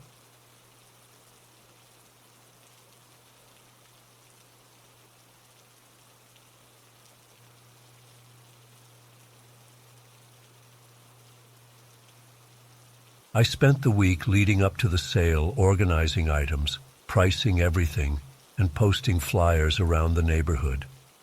When Saturday rolled around, I woke up early, made a big pot of coffee, and started hauling boxes out to the driveway. By 7 a.m., I had everything set up: old furniture, kitchen appliances, clothes, books, you name it. The first couple hours were pretty slow, just a few neighbors browsing, but around 10, things started picking up. I was chatting with an elderly couple about an antique lamp when I noticed a man lingering near the back of the driveway. He caught my eye and gave me an odd smile that made me feel uneasy, but I brushed it off. This was a public event after all. All sorts of people were bound to show up. As the morning went on, I kept noticing the man hovering around. He'd pick up random items, examine them closely, then put them back down. At one point, I saw him rifling through a box of old clothes, sniffing some of the garments. It was strange behavior, but I told myself he was probably just an eccentric bargain hunter. Around noon, things slowed down again. Most of the early birds had come and gone, leaving just a couple people milling about. I was exhausted from being on my feet all morning, so I decided to run inside for a quick bathroom break and to grab some water. I asked the woman looking at picture frames if she wouldn't mind keeping an eye on things for a minute. I couldn't have been gone more than 3 or 4 minutes, but when I came back outside, my heart dropped. The driveway was completely empty, no customers, and no creepy lingering guy. I breathed a sigh of relief, thinking maybe they had all just left while I was inside. But then I noticed my cash box was missing from the table where I'd left it. Panic set in as I realized what had happened. I ran to the street, looking up and down for any sign of the man, but he was long gone. I felt sick to my stomach. Not only had he stolen all the money I'd made that day, probably close to 200, but he'd also taken my house keys, which I stupidly left in the cash box. With shaking hands, I called the police to report the theft. While I waited for them to arrive, I tried to calm myself down. It was just some cash and keys, right? I could get the locks changed. But something about the whole situation left me deeply unsettled. The police came and took my statement, but didn't seem very optimistic about catching the guy. They said there had been a string of similar thefts at garage sales around Fort Worth lately. They advised me to be more careful in the future and left. I spent the rest of the afternoon packing everything back up, jumping at every little noise. As the sun started to set, I brought the last few boxes into the garage. I was locking up when I heard footsteps on the driveway behind me.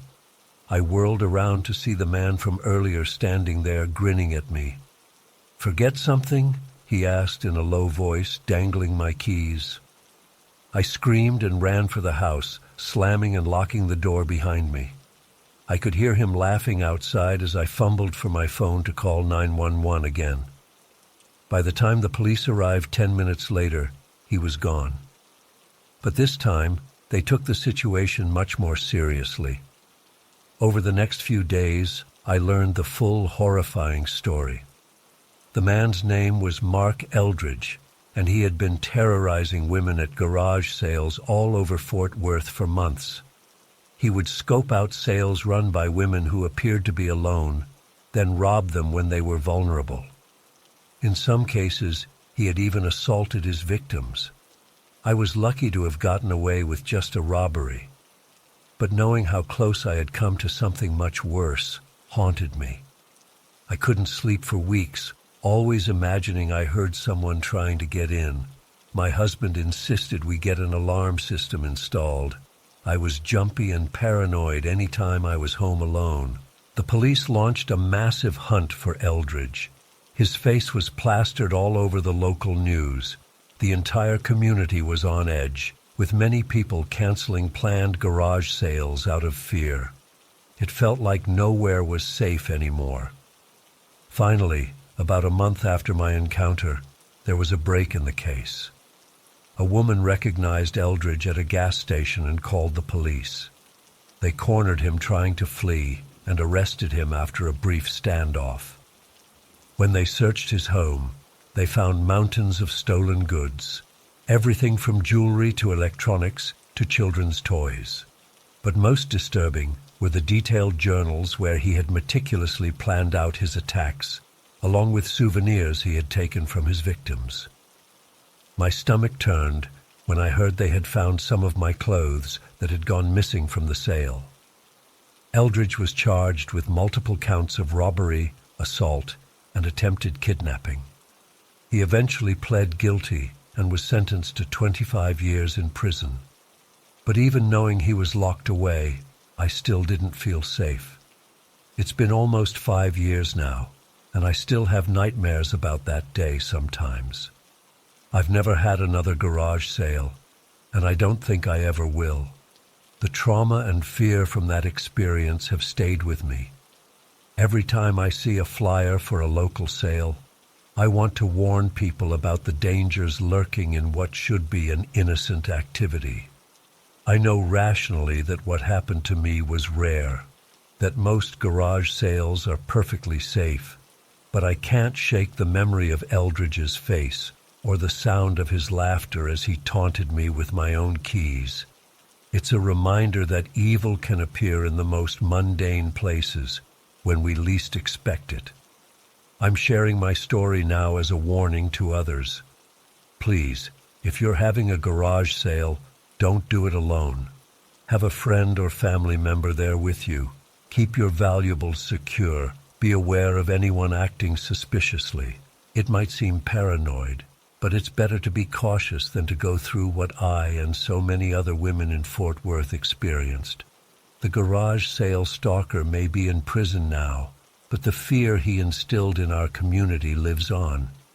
I hope that by speaking out, I can help prevent anyone else from becoming a victim like I was. Stay safe out there and trust your instincts if something doesn't feel right.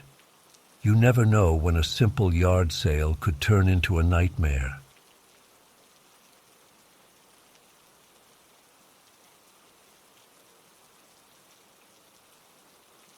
Last winter, I decided to take a solo hunting trip to this remote valley I'd heard about from some other outdoorsmen. I'm pretty experienced with wilderness survival and I love pushing my limits, so the idea of spending a week alone in the backcountry during the coldest part of the year really appealed to me. I packed up my gear, warm layers, camping equipment, my hunting rifle, emergency supplies, the works. The drive out there took about 4 hours from my place, winding through increasingly rural areas until I hit the unmarked dirt road that led to the trailhead. There were no other cars in the small gravel lot when I arrived, which didn't surprise me given how isolated this spot was. The hike in was tough going. There was about a foot of snow on the ground, and the trail wasn't well maintained. I had to consult my map frequently to make sure I was still on track. But after a few hours of trudging through the silent, snow-covered forest, I made it to the valley I was aiming for. It was stunning, a narrow V-shaped valley hemmed in by steep, forested slopes. A half-frozen creek ran along the bottom. I found a decent spot to set up camp on a small rise near the creek, giving me a good view of the surrounding area.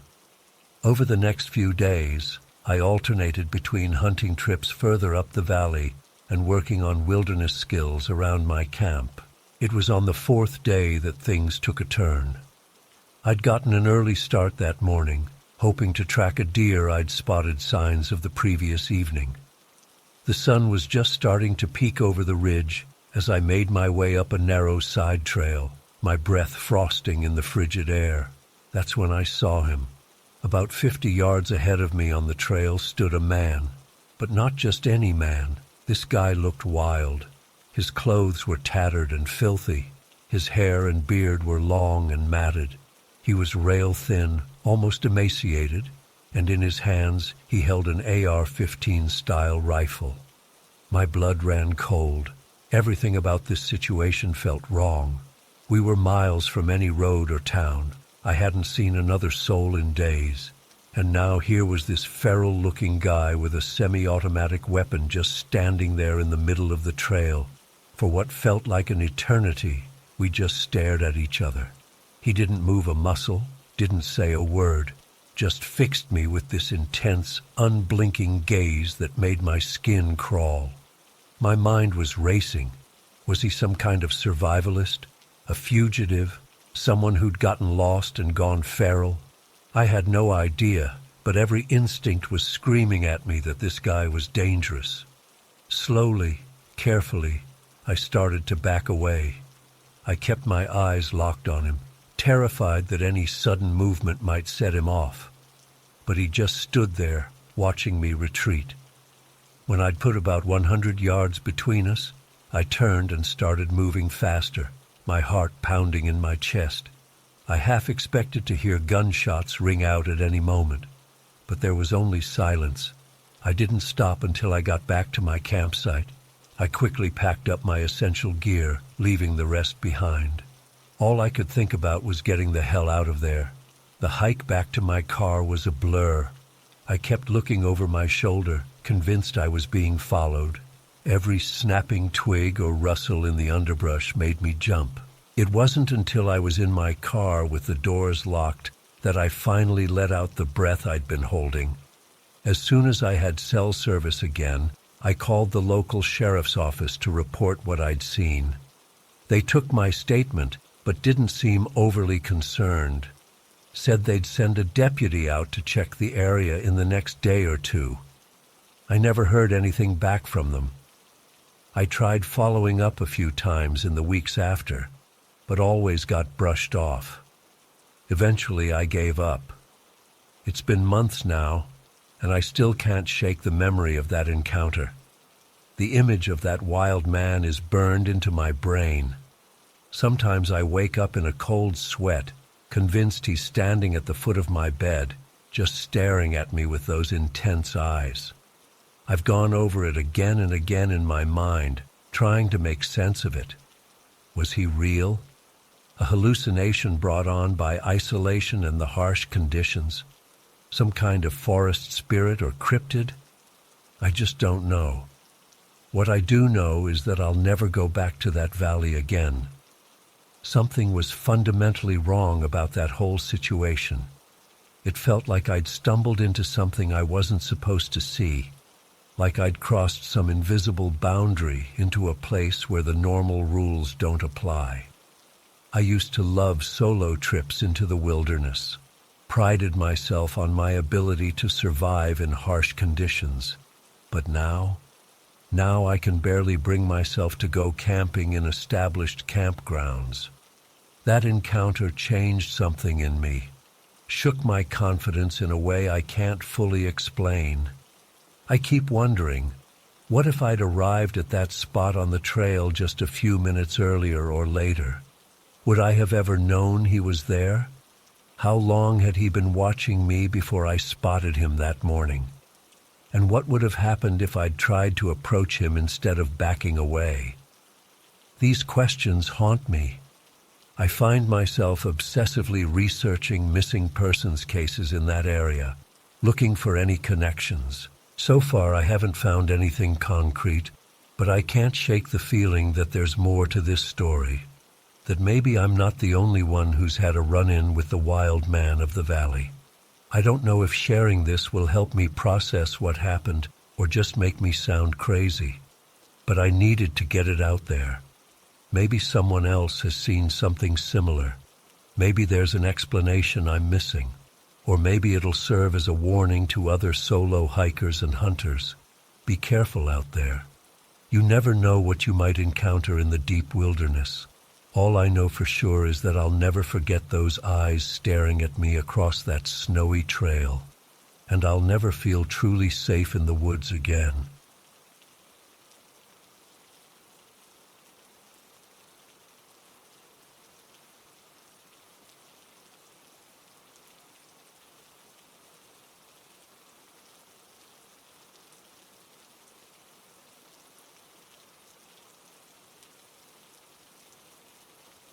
I'd been trekking for hours through the snow-covered trails. enjoying the solitude. The forest was eerily quiet, with just the crunch of my boots and my own breath breaking the silence. As the afternoon wore on, I started looking for a good spot to set up camp for the night.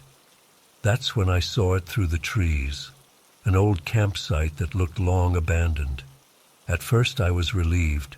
A clearing would make setting up my tent easier, but as I got closer, something felt off. The campsite was a mess, with gear and supplies scattered everywhere like someone had left in a hurry. Sleeping bags, cookware, even clothes were strewn about haphazardly. It was strange. Who would leave behind so much expensive camping equipment? What really caught my eye, though, were the logs surrounding the fire pit. They'd been chopped in a bizarre way I'd never seen before.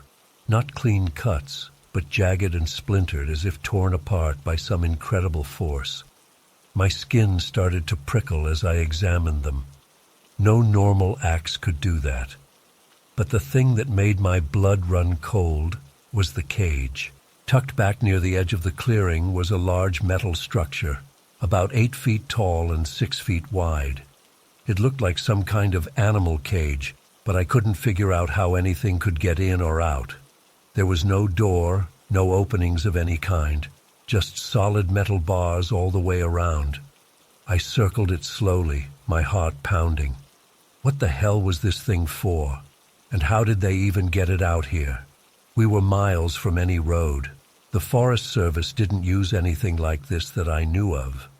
As I stood there trying to make sense of it all, I suddenly became aware of how dark it was getting. The sun was sinking fast behind the mountains. I knew I should keep moving and find another campsite, but exhaustion was setting in after a long day of hiking, and a nagging part of my brain kept insisting I needed to figure out what happened here. So against my better judgment, I decided to set up camp for the night.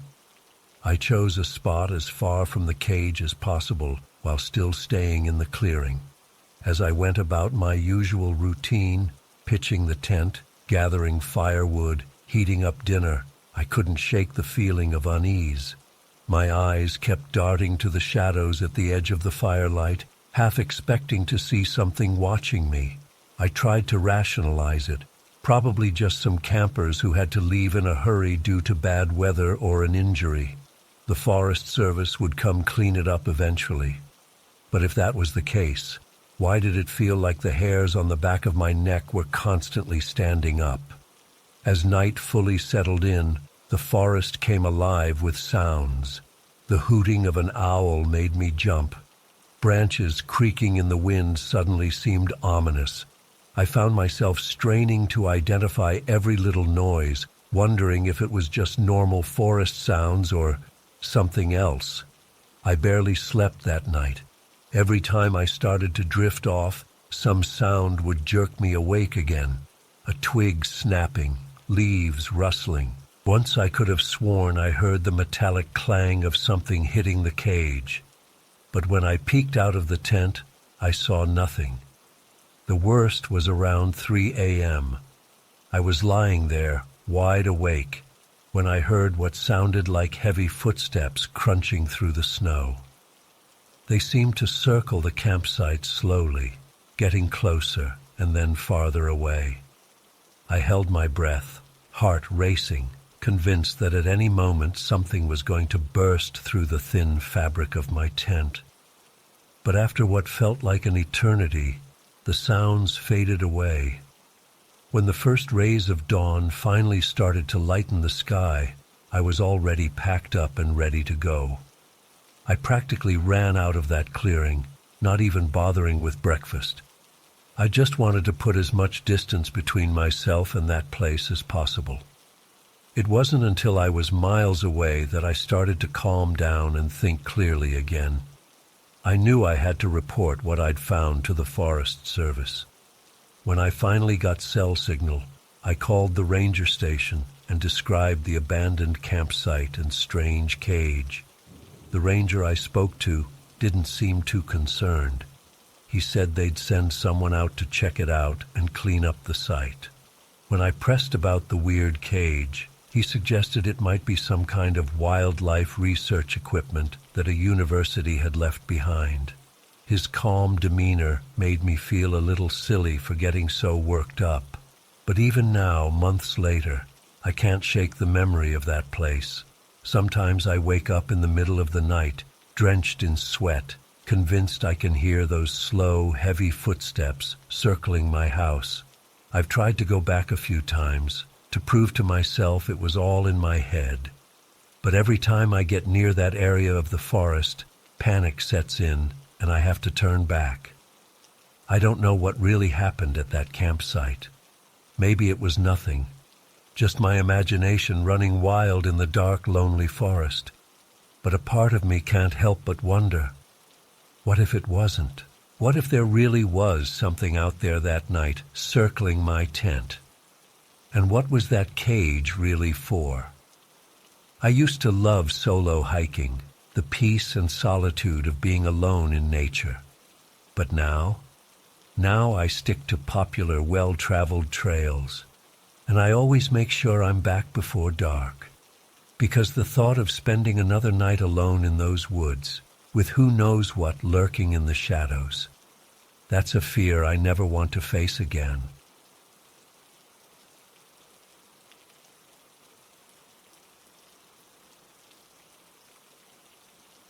We arrived at our campsite just as an unexpected snowstorm was rolling in. The weather forecast hadn't mentioned anything about this level of snowfall, but we figured we'd be safe and cozy in our RV. As the snow began to pile up outside, we settled in for the night, thinking we'd wake up to a winter wonderland. Around 2 a.m., I was jolted awake by a rumbling sound that seemed to shake the entire earth. At first, I thought it was thunder, but as I became more alert, I realized with horror that it was an avalanche. The sound was deafening, like a freight train barreling down the mountain. I quickly woke my wife, and we huddled together in the center of the RV, praying that we wouldn't be swept away. The rumbling seemed to go on forever, though it was probably only a minute or two. When it finally stopped, we cautiously peeked out the window. The landscape had completely transformed. Where there had been trees and open spaces, now there were massive piles of snow and debris. Our RV was thankfully still intact, but we were surrounded by the aftermath of the avalanche. We were still trying to process what had just happened when another rumbling started. This time, it was coming from a different direction. Before we could even react, a second avalanche hit. The RV rocked violently, and for a moment, I thought we might tip over. I held on to my wife tightly, both of us trembling with fear. As the second avalanche subsided, we heard something that made my blood run cold. It was a scream, not just any scream, but the most horrifying, blood-curdling sound I've ever heard in my life. It was raw, primal, and filled with absolute terror. The scream echoed through the mountains, seeming to bounce off the newly formed snowbanks. And then, as suddenly as it had started, the scream stopped. The silence that followed was almost as terrifying as the scream itself. My wife and I looked at each other, both of us pale and shaking. We knew, without a doubt, that we had just heard someone's final moments. "We have to help," my wife whispered, her voice trembling. I nodded, even though every fiber of my being wanted to stay put in the relative safety of our RV. But the thought of someone out there, possibly buried under the snow, spurred us into action. We quickly put on our warmest clothes and grabbed our emergency gear. As we stepped outside, the cold hit us like a physical blow. The snow was up to our knees, and the landscape was barely recognizable. Everything was covered in a thick blanket of white, with trees uprooted and boulders strewn about like toys. We called out, hoping to hear a response, but our voices seemed to be swallowed up by the snow.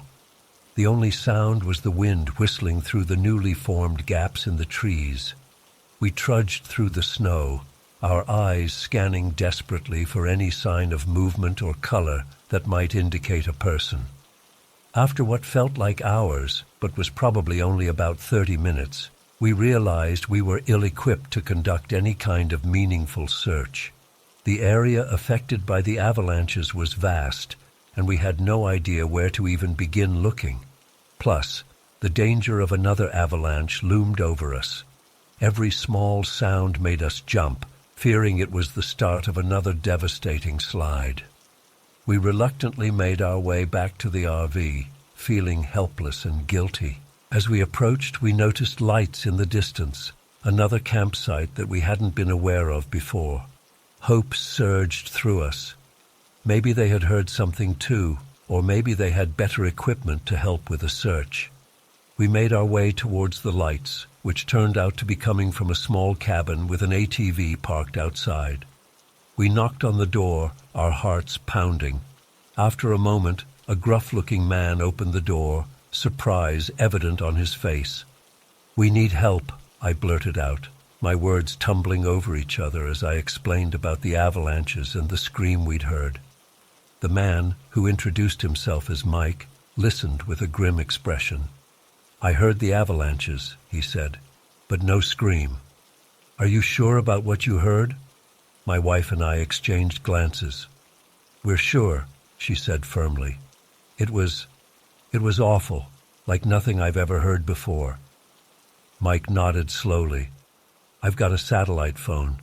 I'll call emergency services, but in this weather, it might take them a while to get here."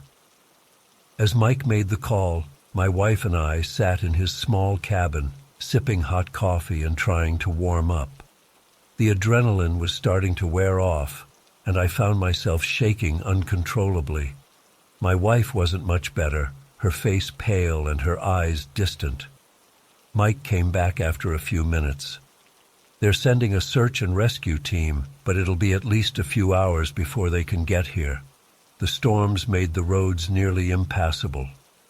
We nodded, feeling a mix of relief that help was coming and dread at the thought of someone potentially trapped out there for hours more. Mike offered to let us stay in his cabin until the rescue team arrived, which we gratefully accepted. As we waited, I couldn't shake the memory of that scream from my mind. It played over and over, each time sending chills down my spine. I've heard people scream in movies and on TV, but this was different. This was real, raw fear and pain. It was the sound of someone facing something truly terrifying. The hours crawled by. Mike tried to distract us with stories about his life in the mountains, but neither my wife nor I could focus. Our eyes kept drifting to the window, watching the snow continue to fall and wondering if another avalanche might come. Finally, after what seemed like an eternity, we heard the distant sound of helicopters. Mike went outside to guide them in, and soon the small clearing outside his cabin was filled with rescue workers and equipment. We recounted our story to the team leader, a no-nonsense woman named Claire. She listened intently, her face serious. "We'll do a thorough search of the area," she assured us. "But I have to warn you, with the amount of snow that's come down, if someone was caught in those avalanches." She didn't need to finish the sentence. We knew what she meant.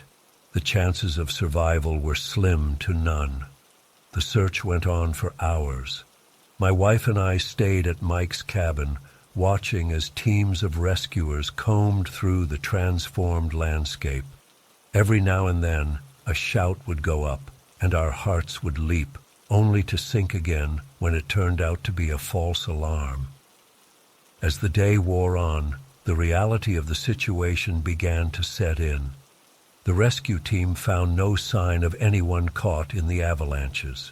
No equipment, no clothing, nothing to indicate that anyone had been out there besides us and Mike. "Are you absolutely certain about the scream you heard?" Claire asked us again, her voice gentle but probing. Sometimes, in stressful situations, our minds can play tricks on us. But we were sure. That scream had been real. It had to have been.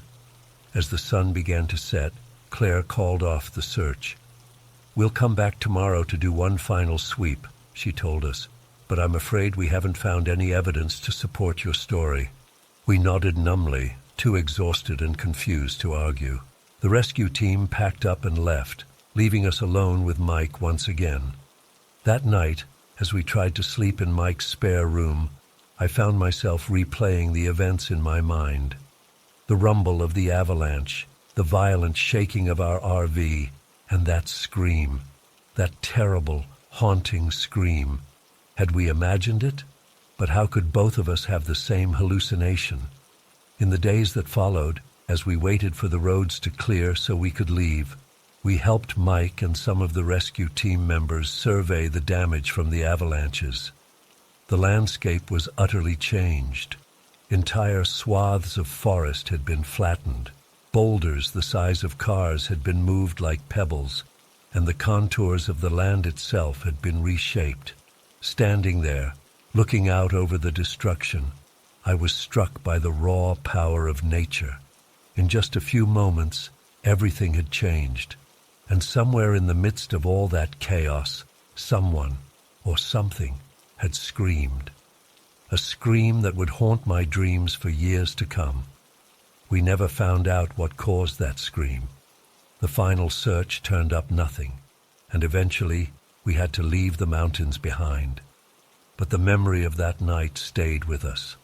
Sometimes, when the wind howls just right, I swear I can hear an echo of that scream, a reminder of the night when nature unleashed its fury and left us with an unsolved mystery. To this day, I can't explain what happened up there in the San Juan Mountains. Was it just our imagination, fueled by fear and adrenaline? Or did we really hear someone's last moments? I don't know if I'll ever have an answer, but one thing's for sure. I'll never forget the night of the avalanches and the scream that came from nowhere.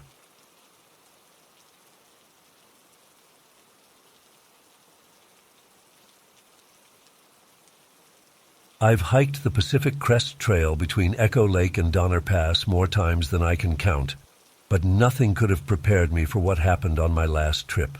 It was supposed to be a fun 5-day trek with my two best friends, Jake and Mike.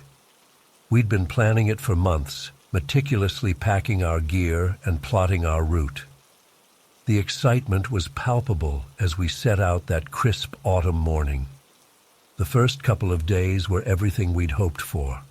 The views were breathtaking, crystal-clear alpine lakes, towering pines, and rugged granite peaks stretching as far as the eye could see.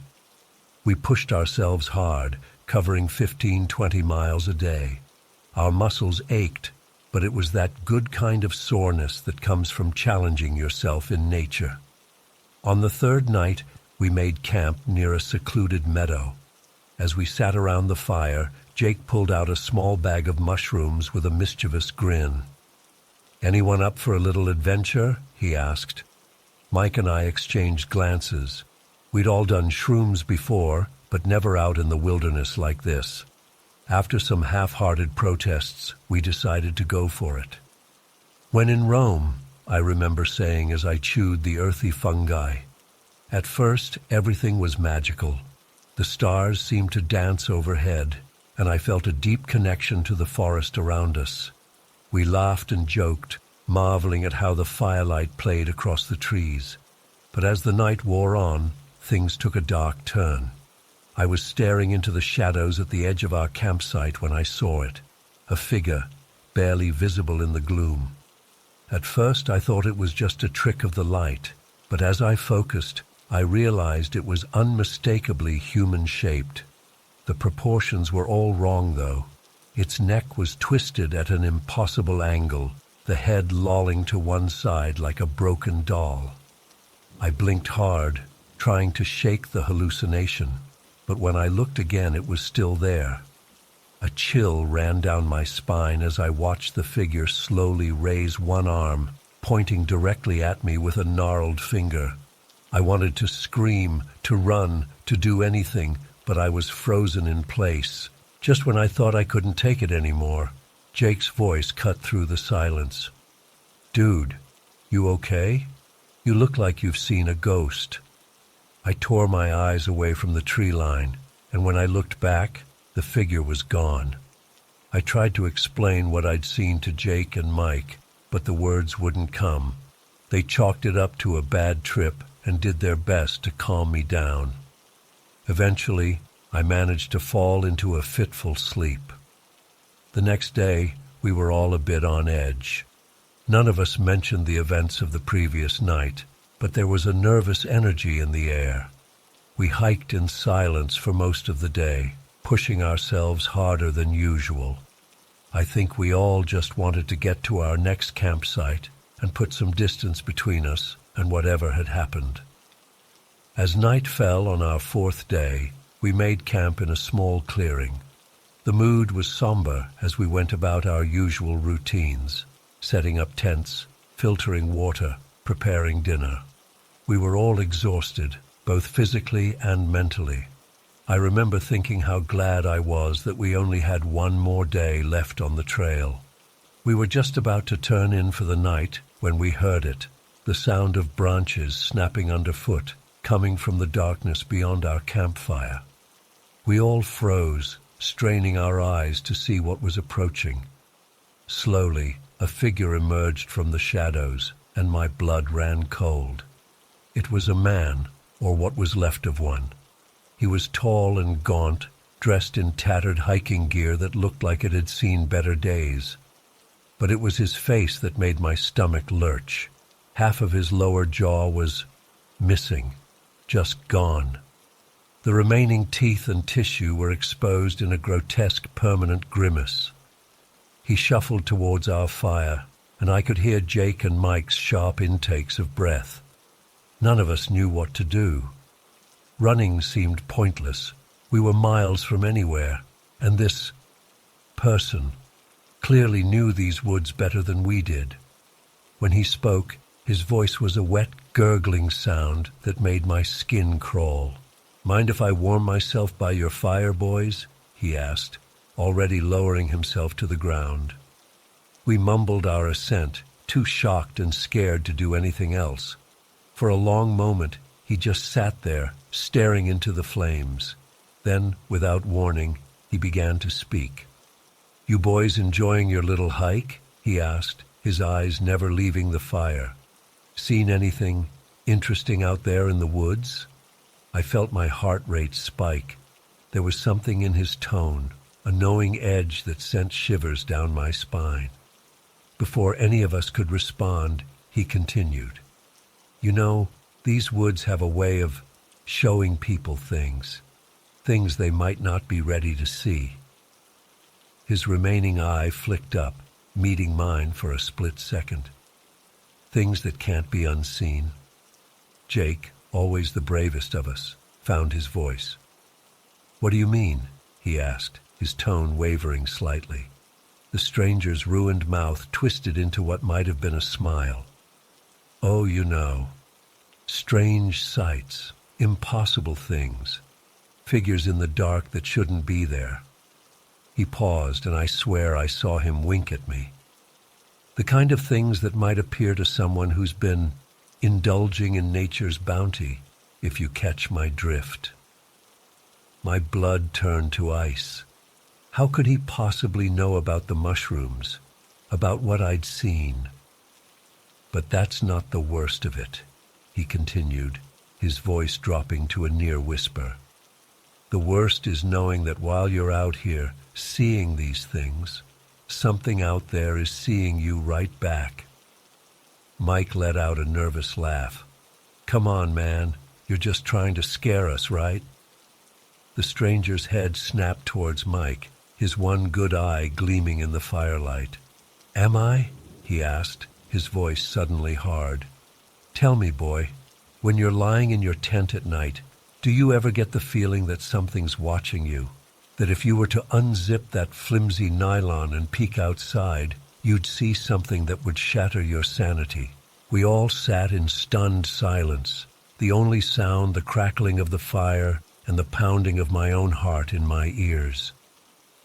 Because let me tell you, the stranger continued, that feeling, it's not paranoia, it's instinct.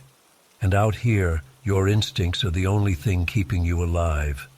With that, he stood up abruptly. Well, boys, it's been a pleasure, but I best be on my way.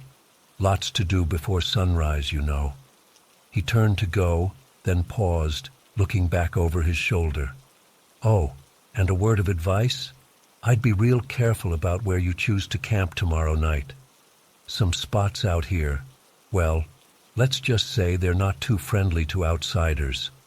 And with that, he melted back into the darkness, leaving us sitting in stunned silence around the dying fire. For a long moment, none of us spoke. Then, as if on cue, we all burst into frantic action.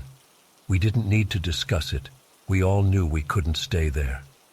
Within minutes, we had broken down camp and packed our bags. I don't think I've ever hiked so fast in my life, especially not in the dark. We walked through the night, our headlamps cutting thin beams through the oppressive darkness. Every snapping twig, every rustle of leaves had us jumping. More than once, I could have sworn I saw movement just at the edge of my light's reach, but I didn't dare look too closely. As the first light of dawn broke over the mountains, we stumbled out onto the road near Donner Pass. We were exhausted, terrified, and more than a little hysterical. Without a word, we stuck out our thumbs, desperate for a ride back to civilization. It's been months since that trip, and I still have nightmares about it. I've tried to rationalize it. Maybe the stranger was just some local trying to scare some city boys. Maybe it was all some extended hallucination from the mushrooms. But deep down, I know that doesn't explain everything. I haven't been back on the trail since then. I'm not sure I ever will, because every time I think about those woods, I can't shake the feeling that something out there is still watching, waiting for me to return.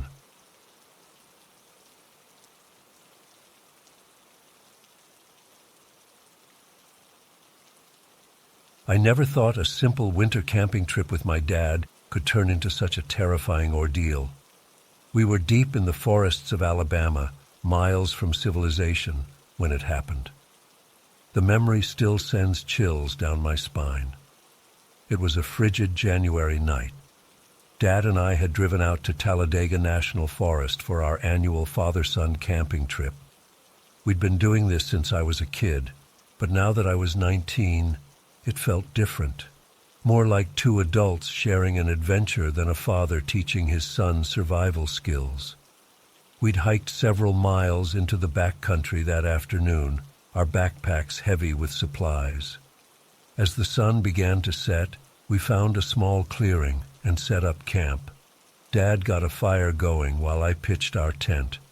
The flames cast flickering shadows on the bare trees surrounding us as we huddled close, sipping hot chocolate and catching up on each other's lives. It must have been around 10 p.m. when we heard it. A faint moaning sound carried on the icy wind.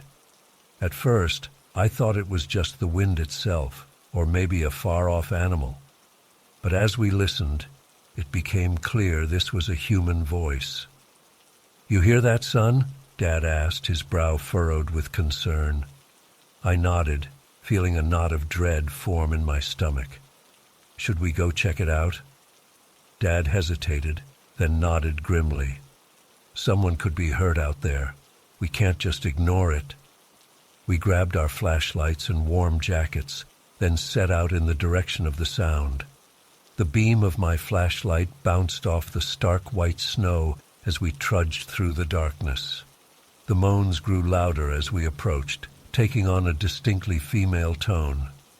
After about 10 minutes of walking, my light fell on a dark shape half buried in the snow. As we got closer, I realized with horror that it was a woman. She was curled up in a fetal position, her body racked with violent shivers. "Oh my God," I breathed, my heart pounding. Dad rushed forward, kneeling beside her. "Ma'am, can you hear me? Are you hurt?" The woman's eyes fluttered open, unfocused and glassy. She mumbled something incoherent, her words slurred. The sharp smell of alcohol hit my nostrils. "She's drunk," I said, stating the obvious. Dad nodded grimly. "And hypothermic. We need to get her warmed up fast." He gently lifted the woman to a sitting position. "Ma'am, what's your name? What happened to you?" Melissa," she stammered through chattering teeth. Tom. He left me. We had a fight."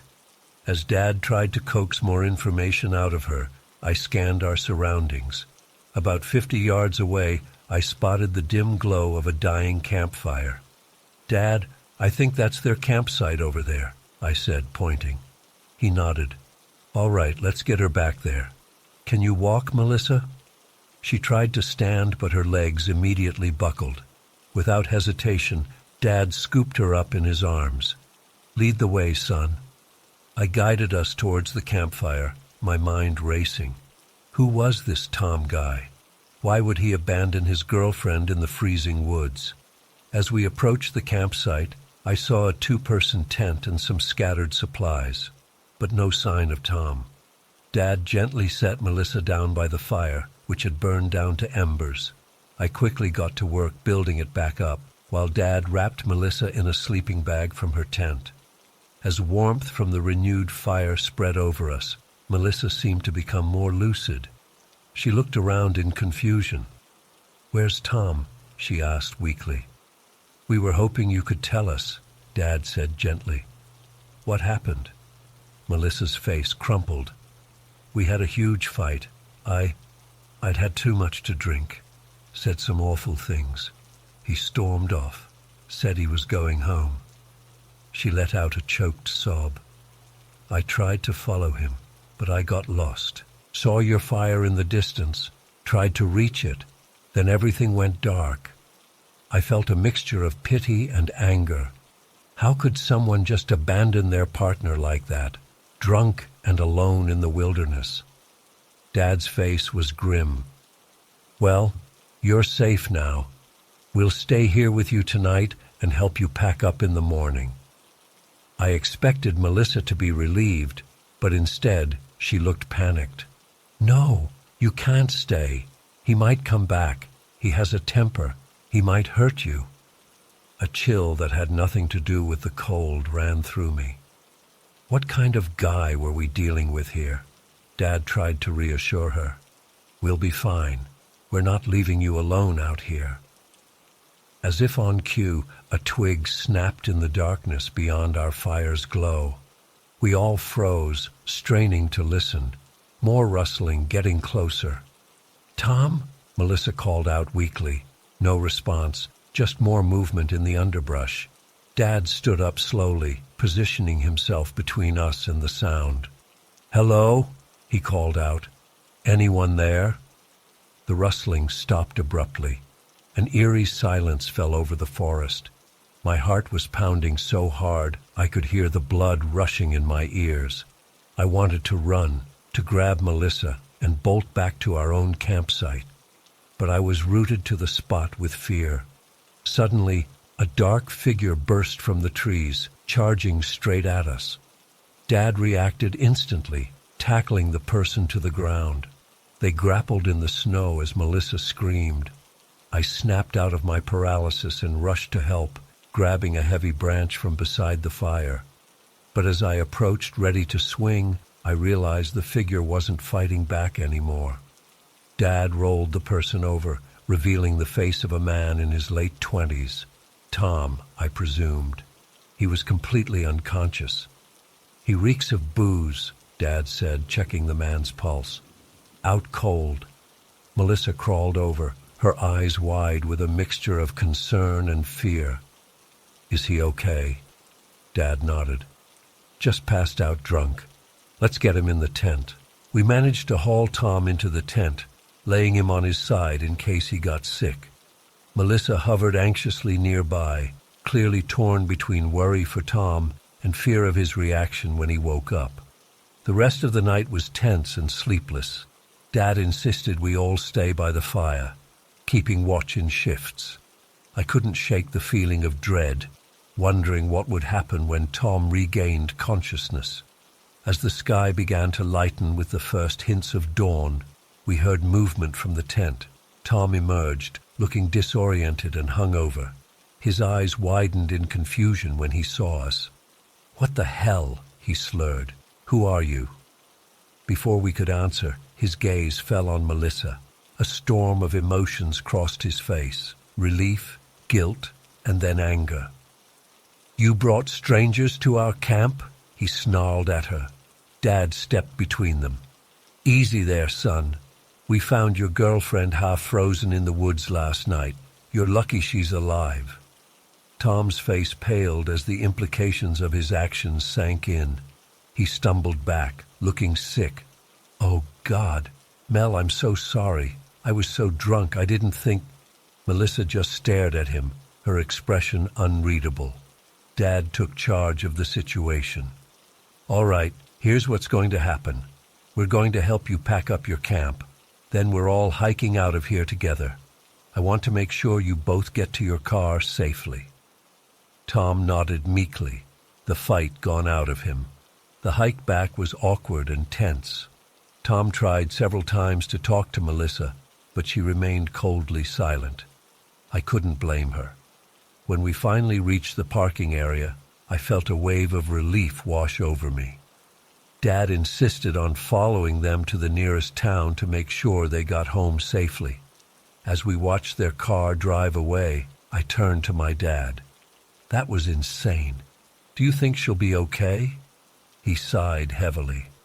"I hope so, son, but that's not a healthy relationship. All we can do is hope she makes the right choice for herself." We drove home in contemplative silence. That camping trip taught me more about human nature than any previous outdoor adventure.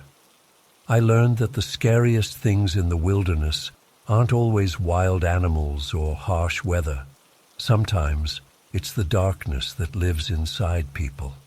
I still go camping, but now I always keep my eyes and ears open, not just for natural dangers, but for human ones too. Because you never know when a simple trip into the woods might turn into a life-or-death situation.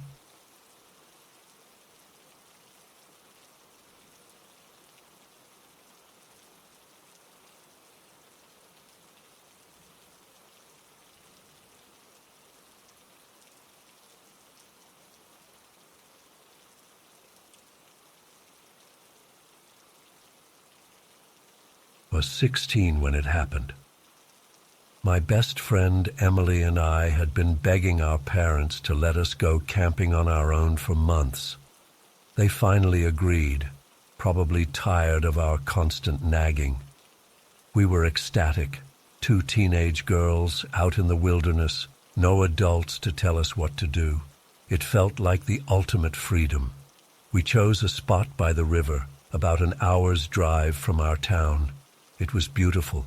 Lush green trees, the sound of water rushing over rocks, birds chirping overhead. We arrived early afternoon and spent a couple hours setting up our tent and campsite. Emily and I were in high spirits, laughing and joking as we worked. As the sun started to set, we got a fire going and roasted hot dogs for dinner. The night was clear and we could see so many stars.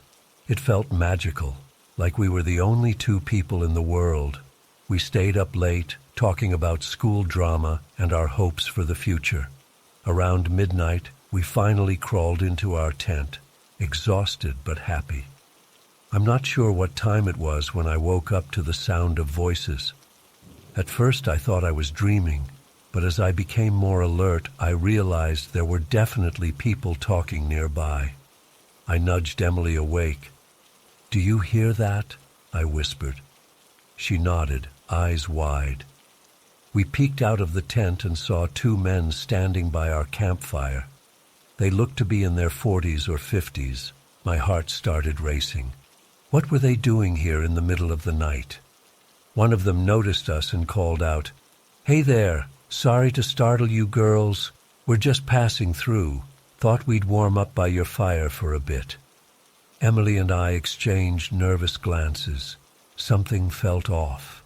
The men's tone was friendly enough, but there was an underlying tension I couldn't quite place. That's okay," I said hesitantly. "We're about to go back to sleep anyway." "Hold on now," the other man said. "We just want to chat for a minute.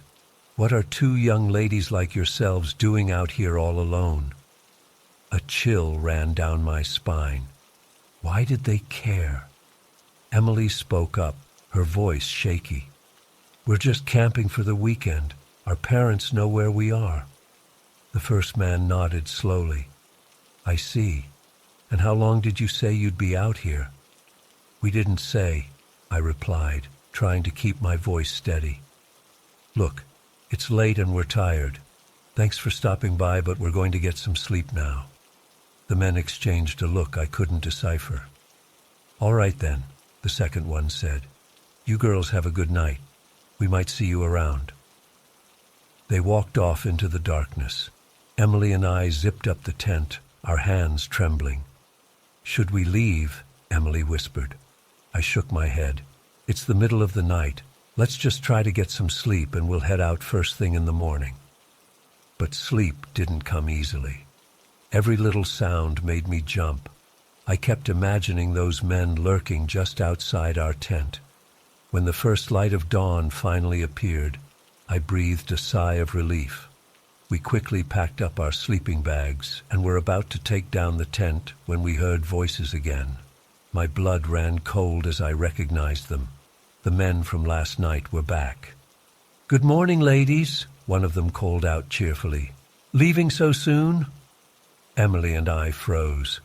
They were between us and our car. "Yeah, we're heading out," I managed to say. Long drive home. The men sauntered closer. I could see them clearly now in the morning light. They were both tall and burly, wearing flannel shirts and worn jeans. One had a thick beard, the other a days-old stubble. "No need to rush," Beard Guy said. "Why don't you stay and have some breakfast with us? We brought extra food." Every instinct in my body was screaming danger. "Thanks, but we really need to get going," I said firmly. Stubble Guy's eyes narrowed. "What's the hurry? You girls hiding something?" Before we could respond, they started poking around our campsite. Beard Guy unzipped our tent and peered inside, while Stubble Guy rifled through our cooler. "Hey!" Emily protested. "That's our stuff!" They ignored her. I grabbed Emily's hand, my mind racing. We needed to get out of there, fast. "Found it!"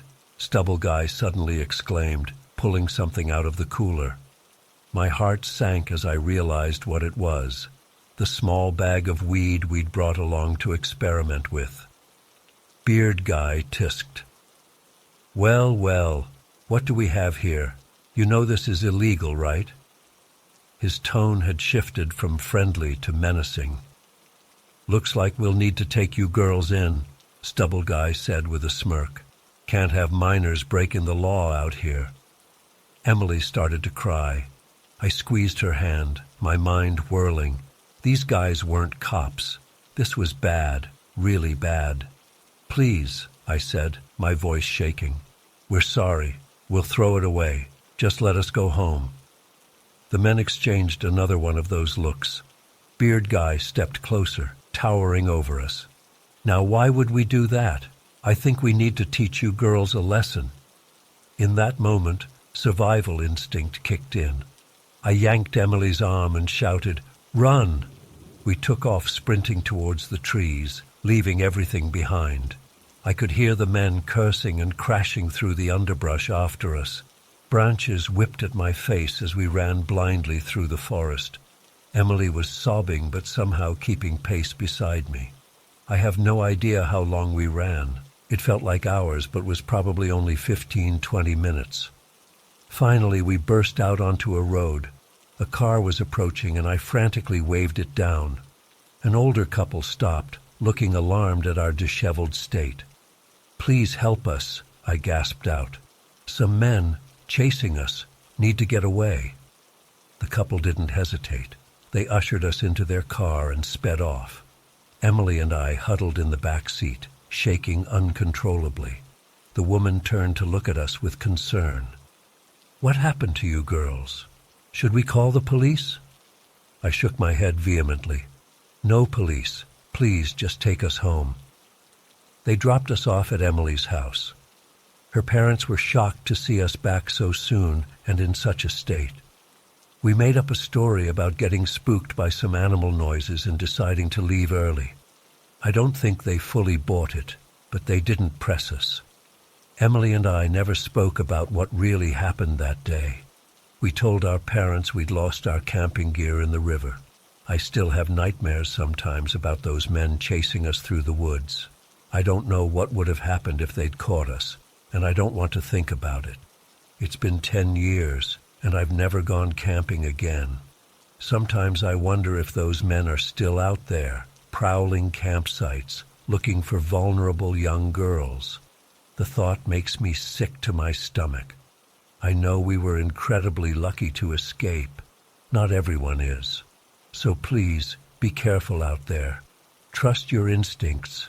If something feels off, it probably is.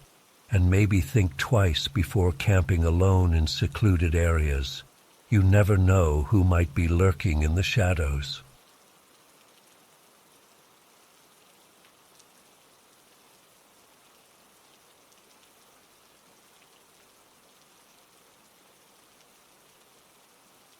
We had arrived at the campsite earlier that day, a group of about 15 teenagers plus our 2 adult chaperones. The forest was beautiful, with towering pines and a crystal-clear stream nearby.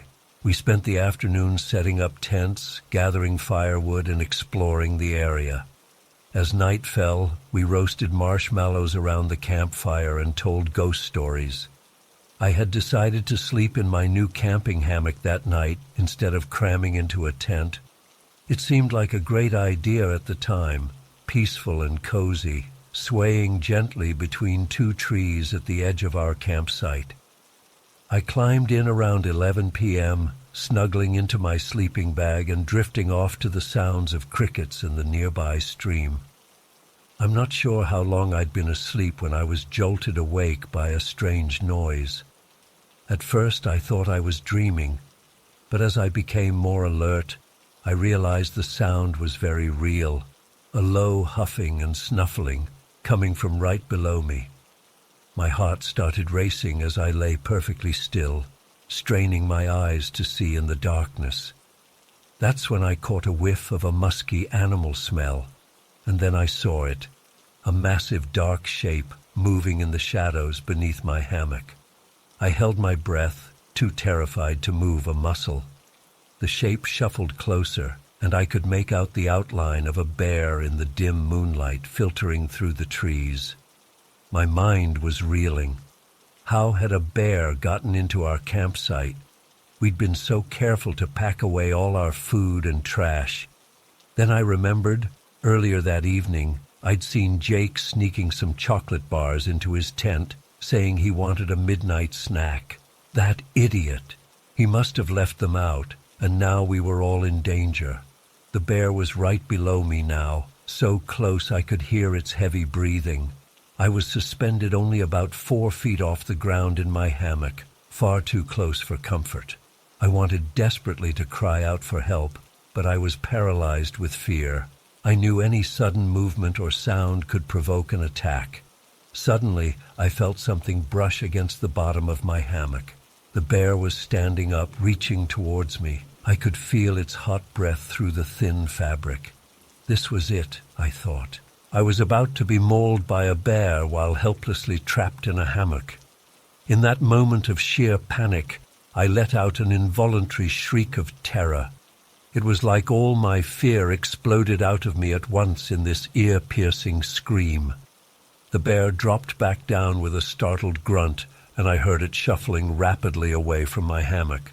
My scream had the unintended effect of waking up the entire campsite. Flashlight beams started bobbing around as people emerged from their tents, shouting in confusion. "What's going on?" Is everyone okay? Was that a bear? I was shaking uncontrollably as I called out, "Be bear! There's a bear! It was right under me!" Our group leaders sprang into action, instructing everyone to gather close together and make lots of noise. We all started yelling and banging pots and pans together, creating a cacophony that echoed through the forest. I could see the bear's shape retreating into the trees, apparently scared off by all the commotion.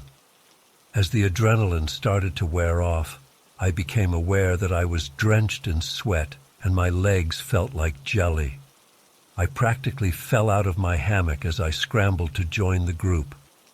Everyone was wide-eyed and on edge, nervously scanning the tree line for any sign of the bear returning. Our lead chaperone, Mr. Thompson, did a head count to make sure everyone was accounted for. Once he was satisfied we were all safe, he started grilling us about food in the campsite.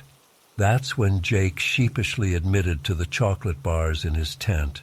Mr. Thompson was livid, giving us all a stern lecture about proper food storage in bear country. We spent the next hour securing the campsite, making sure absolutely everything with a scent was either locked in the bear-proof containers or hung high in a tree far from our tents. No one was keen to go back to sleep after that, so we stayed huddled around the rekindled campfire, jumping at every little sound from the forest. As the sky began to lighten with the first hints of dawn, we were all exhausted but too wired to sleep. Mr. Thompson made the call to pack up and head home early. No one argued. We'd all had more than enough excitement for one camping trip. Looking back, I know how lucky I was. That bear could have easily attacked me in my vulnerable position. If I hadn't screamed when I did, who knows what might have happened.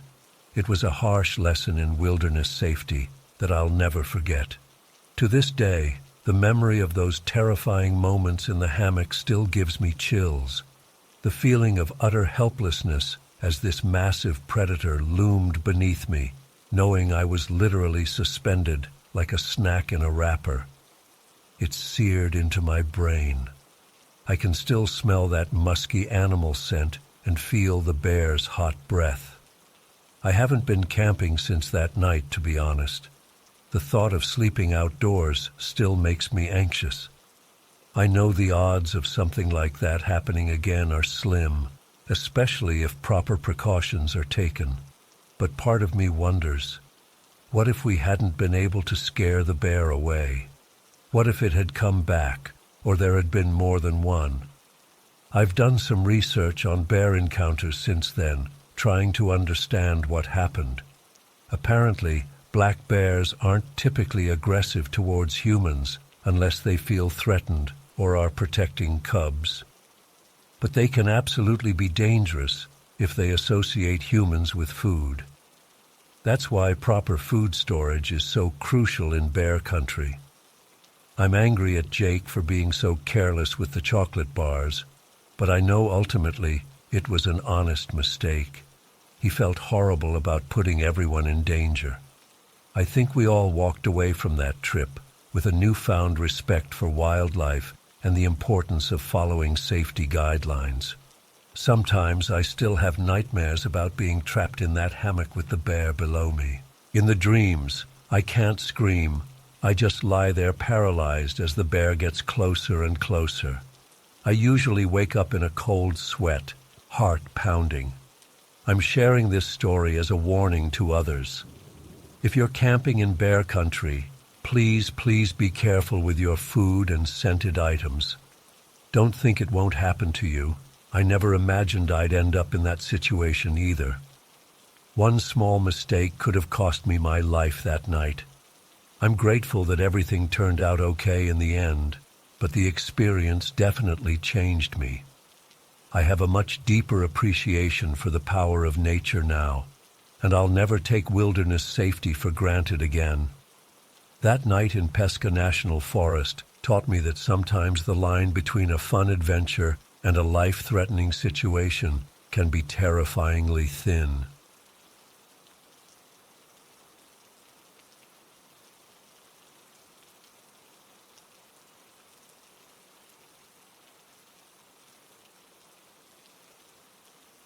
We'd been planning this trip for months, excited to get away from the city and enjoy some time in nature. Jake and I have been friends since college, and we try to go on at least one big outdoor adventure each year. This time, we decided to challenge ourselves with some winter camping. We arrived at the campsite early in the afternoon. It was cold, but the sky was clear, and we were in high spirits as we set up our tent and got a fire going. As the sun started to set, Jake volunteered to go gather some more firewood so we'd have enough to last through the night. "I'll be back in 15 minutes, tops," he said with a grin as he headed off into the trees. I busied myself with organizing our supplies and didn't think much of it at first when 15 minutes passed and Jake hadn't returned. But as 30 minutes went by, then 45, I started to get worried. The temperature was dropping fast and darkness was falling. I called out Jake's name but got no response. Trying not to panic, I grabbed a flashlight and my heaviest coat and set out to look for him. The trees all looked the same in the dim light, their branches weighed down with snow. I trudged through the deepening drifts, periodically calling out for Jake. Before I knew it, I'd been searching for over an hour with no sign of him. To my horror, I realized I could no longer see our campsite behind me. The gentle snowfall from earlier had turned into a full-on blizzard, obscuring my tracks. My hands and feet were going numb despite my winter gear. That's when the first wave of real fear hit me. I was lost in a snowstorm, in the middle of nowhere, with night falling fast. And my friend was still missing. I fumbled for my phone with shaking hands, but of course there was no signal out here. I picked a direction and started walking, hoping to find some landmark or sign of Jake. The wind howled, driving icy particles into my face. Every tree looked the same. I started seeing things out of the corner of my eye, dark shapes darting between the trunks. But when I'd spin around to look, there was nothing there. Time seemed to stretch and warp. Had I been out here for hours, days? My legs were leaden, each step a monumental effort. I couldn't feel my toes anymore. Somewhere in the back of my mind, I knew hypothermia was setting in. Just when I thought I couldn't go on, I saw a faint light in the distance. Summoning the last of my strength, I stumbled towards it. As I got closer, I made out the shape of a small cabin, a forest ranger station. I practically fell against the door, pounding with frozen fists. "Help! Please, someone help me!" The door swung open and I collapsed inside. Everything after that is a blur. I remember voices, blankets being wrapped around me, hot liquid being pressed to my lips. I tried to explain about Jake, but I'm not sure if I was making any sense. I must have passed out, because the next thing I knew, I was waking up in a warm bed. Sunlight was streaming through a window. For a moment I thought maybe it had all been a horrible dream. But then the aches in my body and the unfamiliar surroundings brought it all rushing back. A forest ranger came in to check on me. He explained that I'd been found just in time. My core body temperature had been dangerously low.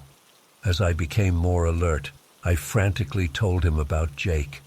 To my shock and relief, he said they'd found Jake too, alive and mostly unharmed. Apparently, Jake had gotten turned around while gathering wood. When the storm hit, he'd managed to find shelter under a fallen tree and hunker down for the night. A search party had located him early that morning. I was overwhelmed with emotion, relief, lingering fear, disbelief that we'd both survived. When they brought Jake in to see me, we just hugged for a long time, not saying anything.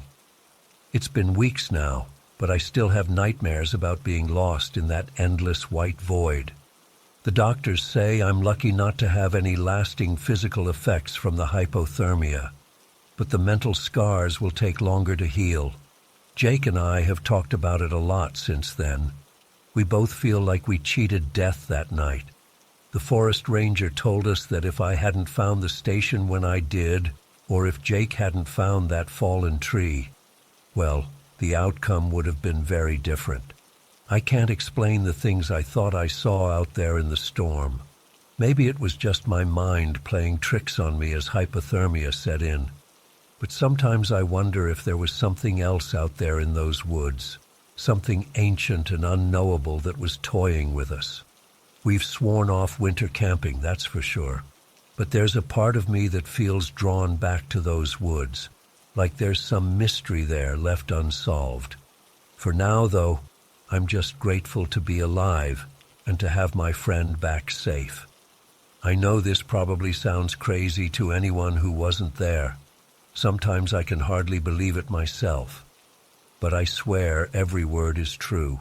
That night in the snowstorm changed me forever. I'll never take my safety or my friendships for granted again.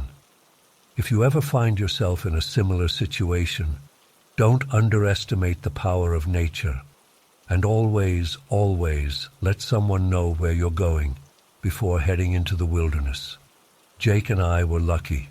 Not everyone gets a second chance like we did. I still get chills when I see snow falling outside my window.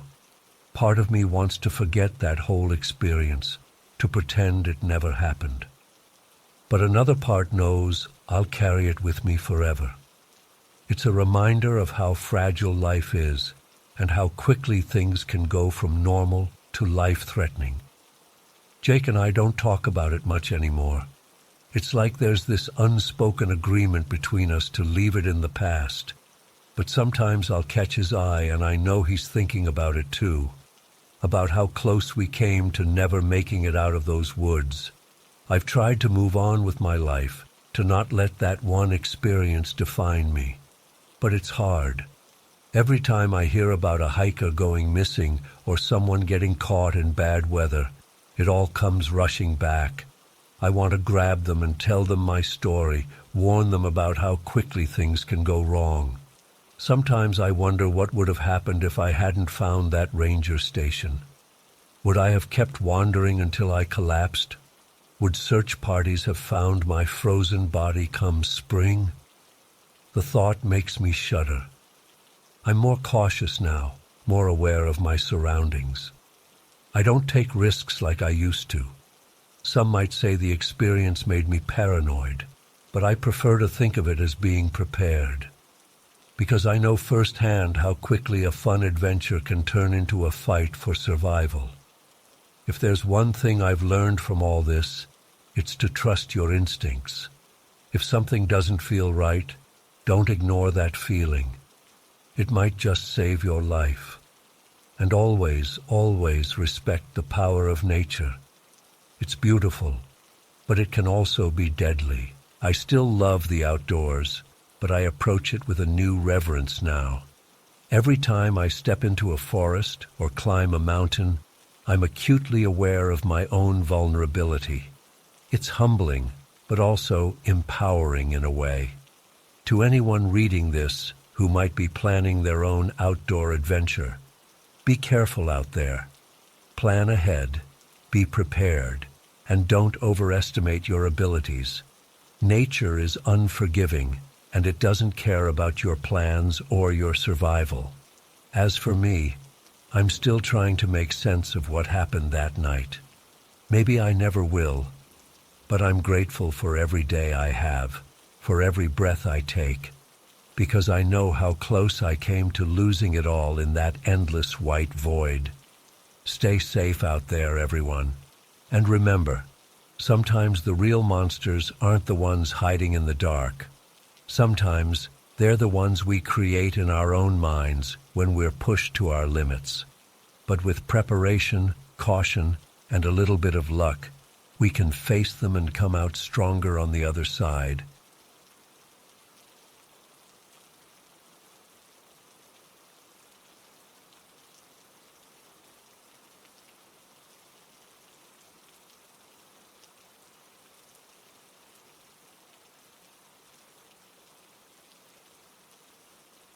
My name is Dustin, and I was 35 years old. a husband, a father of 2 beautiful kids.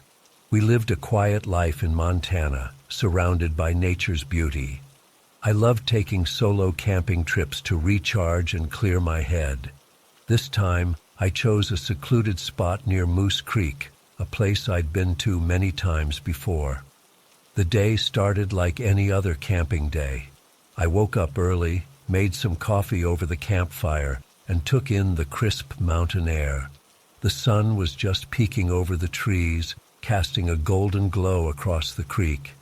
It was peaceful, serene. I had no idea it would be the last sunrise I'd ever see. As I was setting up my fishing gear, I noticed another camper nearby. He seemed friendly enough, waving as he approached. I didn't think much of it at the time. It's not uncommon to run into other outdoor enthusiasts in these parts. He introduced himself as Darren and asked if he could join me for a bit. Being the sociable guy I am, I invited him over for a beer. We sat by the fire, making small talk about fishing and the weather. Darren seemed a bit odd, his eyes darting around nervously, but I chalked it up to social awkwardness. Maybe he wasn't used to chatting with strangers in the woods. If only I had listened to that nagging feeling in my gut telling me something was off. As we finished our beers, I stood up to grab another from the cooler. That's when everything changed in an instant. I heard a whoosh behind me, and before I could turn around, something hard slammed into the back of my head. The pain was excruciating, and I crumpled to the ground, my vision blurring. Dazed and confused, I tried to get up, but Darren was on me in seconds. The look in his eyes, it was pure madness. Gone was the awkward, friendly guy from moments ago. In his place was a monster, eyes wild with a rage I couldn't understand. He had a piece of firewood in his hands, the same one he'd used to hit me. I tried to scream, to reason with him, but no words came out. Just a gurgling sound as blood filled my mouth. He brought the wood down again and again, each blow sending waves of agony through my body. I don't know how long it went on. Time seemed to stretch and warp. At some point, I heard the clatter of metal, and the assault changed. Sharp, stabbing pains in my chest and abdomen. Through my fading vision, I saw a screwdriver in his hand, now slick with my blood. I thought of my wife, my kids. Would I ever see them again? The pain was unbearable, but the thought of leaving them alone in this world was even worse. I tried to fight back, to crawl away, but my body wouldn't respond. I was helpless, at the mercy of this madman. Just when I thought it couldn't get any worse, I heard the distinct sound of metal cutting through air. An axe. Where did he even get an axe? The first blow nearly severed my arm. I wanted to scream, to beg for mercy, but no sound came out, just more blood. As the axe came down again and again, I felt myself slipping away. The pain began to fade, replaced by a cold numbness. My last thoughts were of my family, hoping they would somehow be okay without me. And then, darkness. I don't know how long I was out. When I came to, I was no longer in my body. I could see myself, or what was left of me, lying in a pool of blood by the campfire. Darren was gone. The forest was silent, save for the gentle babbling of the creek. It was as if nature itself was in shock at what had transpired. I watched as hours passed. The sun set, rose again. Finally, I saw movement. Search parties. They had come looking for me when I didn't return home. I saw the horror on their faces as they discovered the scene, the anguish in their voices as they called for help. Days blurred together. I saw the investigation unfold, detectives combing the area for clues. I saw my wife collapse when they told her the news, my children crying, not understanding why Daddy wasn't coming home. I wanted to comfort them, to tell them I was still there somehow, but I couldn't. And then, a break in the case. Darren had been caught. He confessed to everything, describing the murder in chilling detail. But why? Why did he do it? That's the question that haunts me still.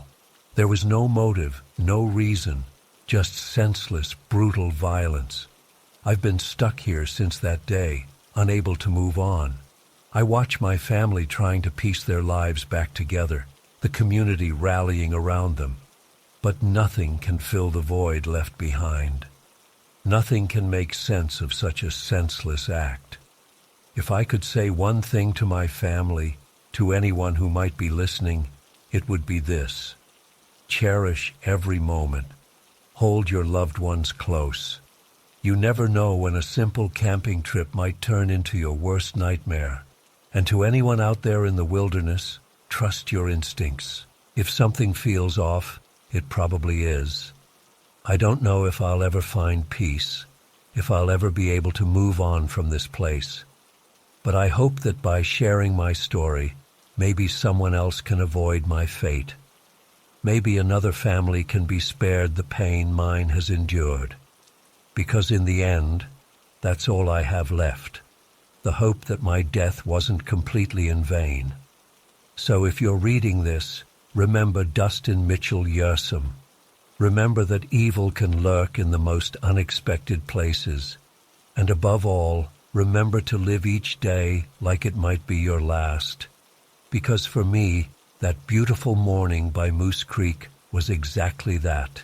My last day on earth, ended by a stranger I mistook for a friend.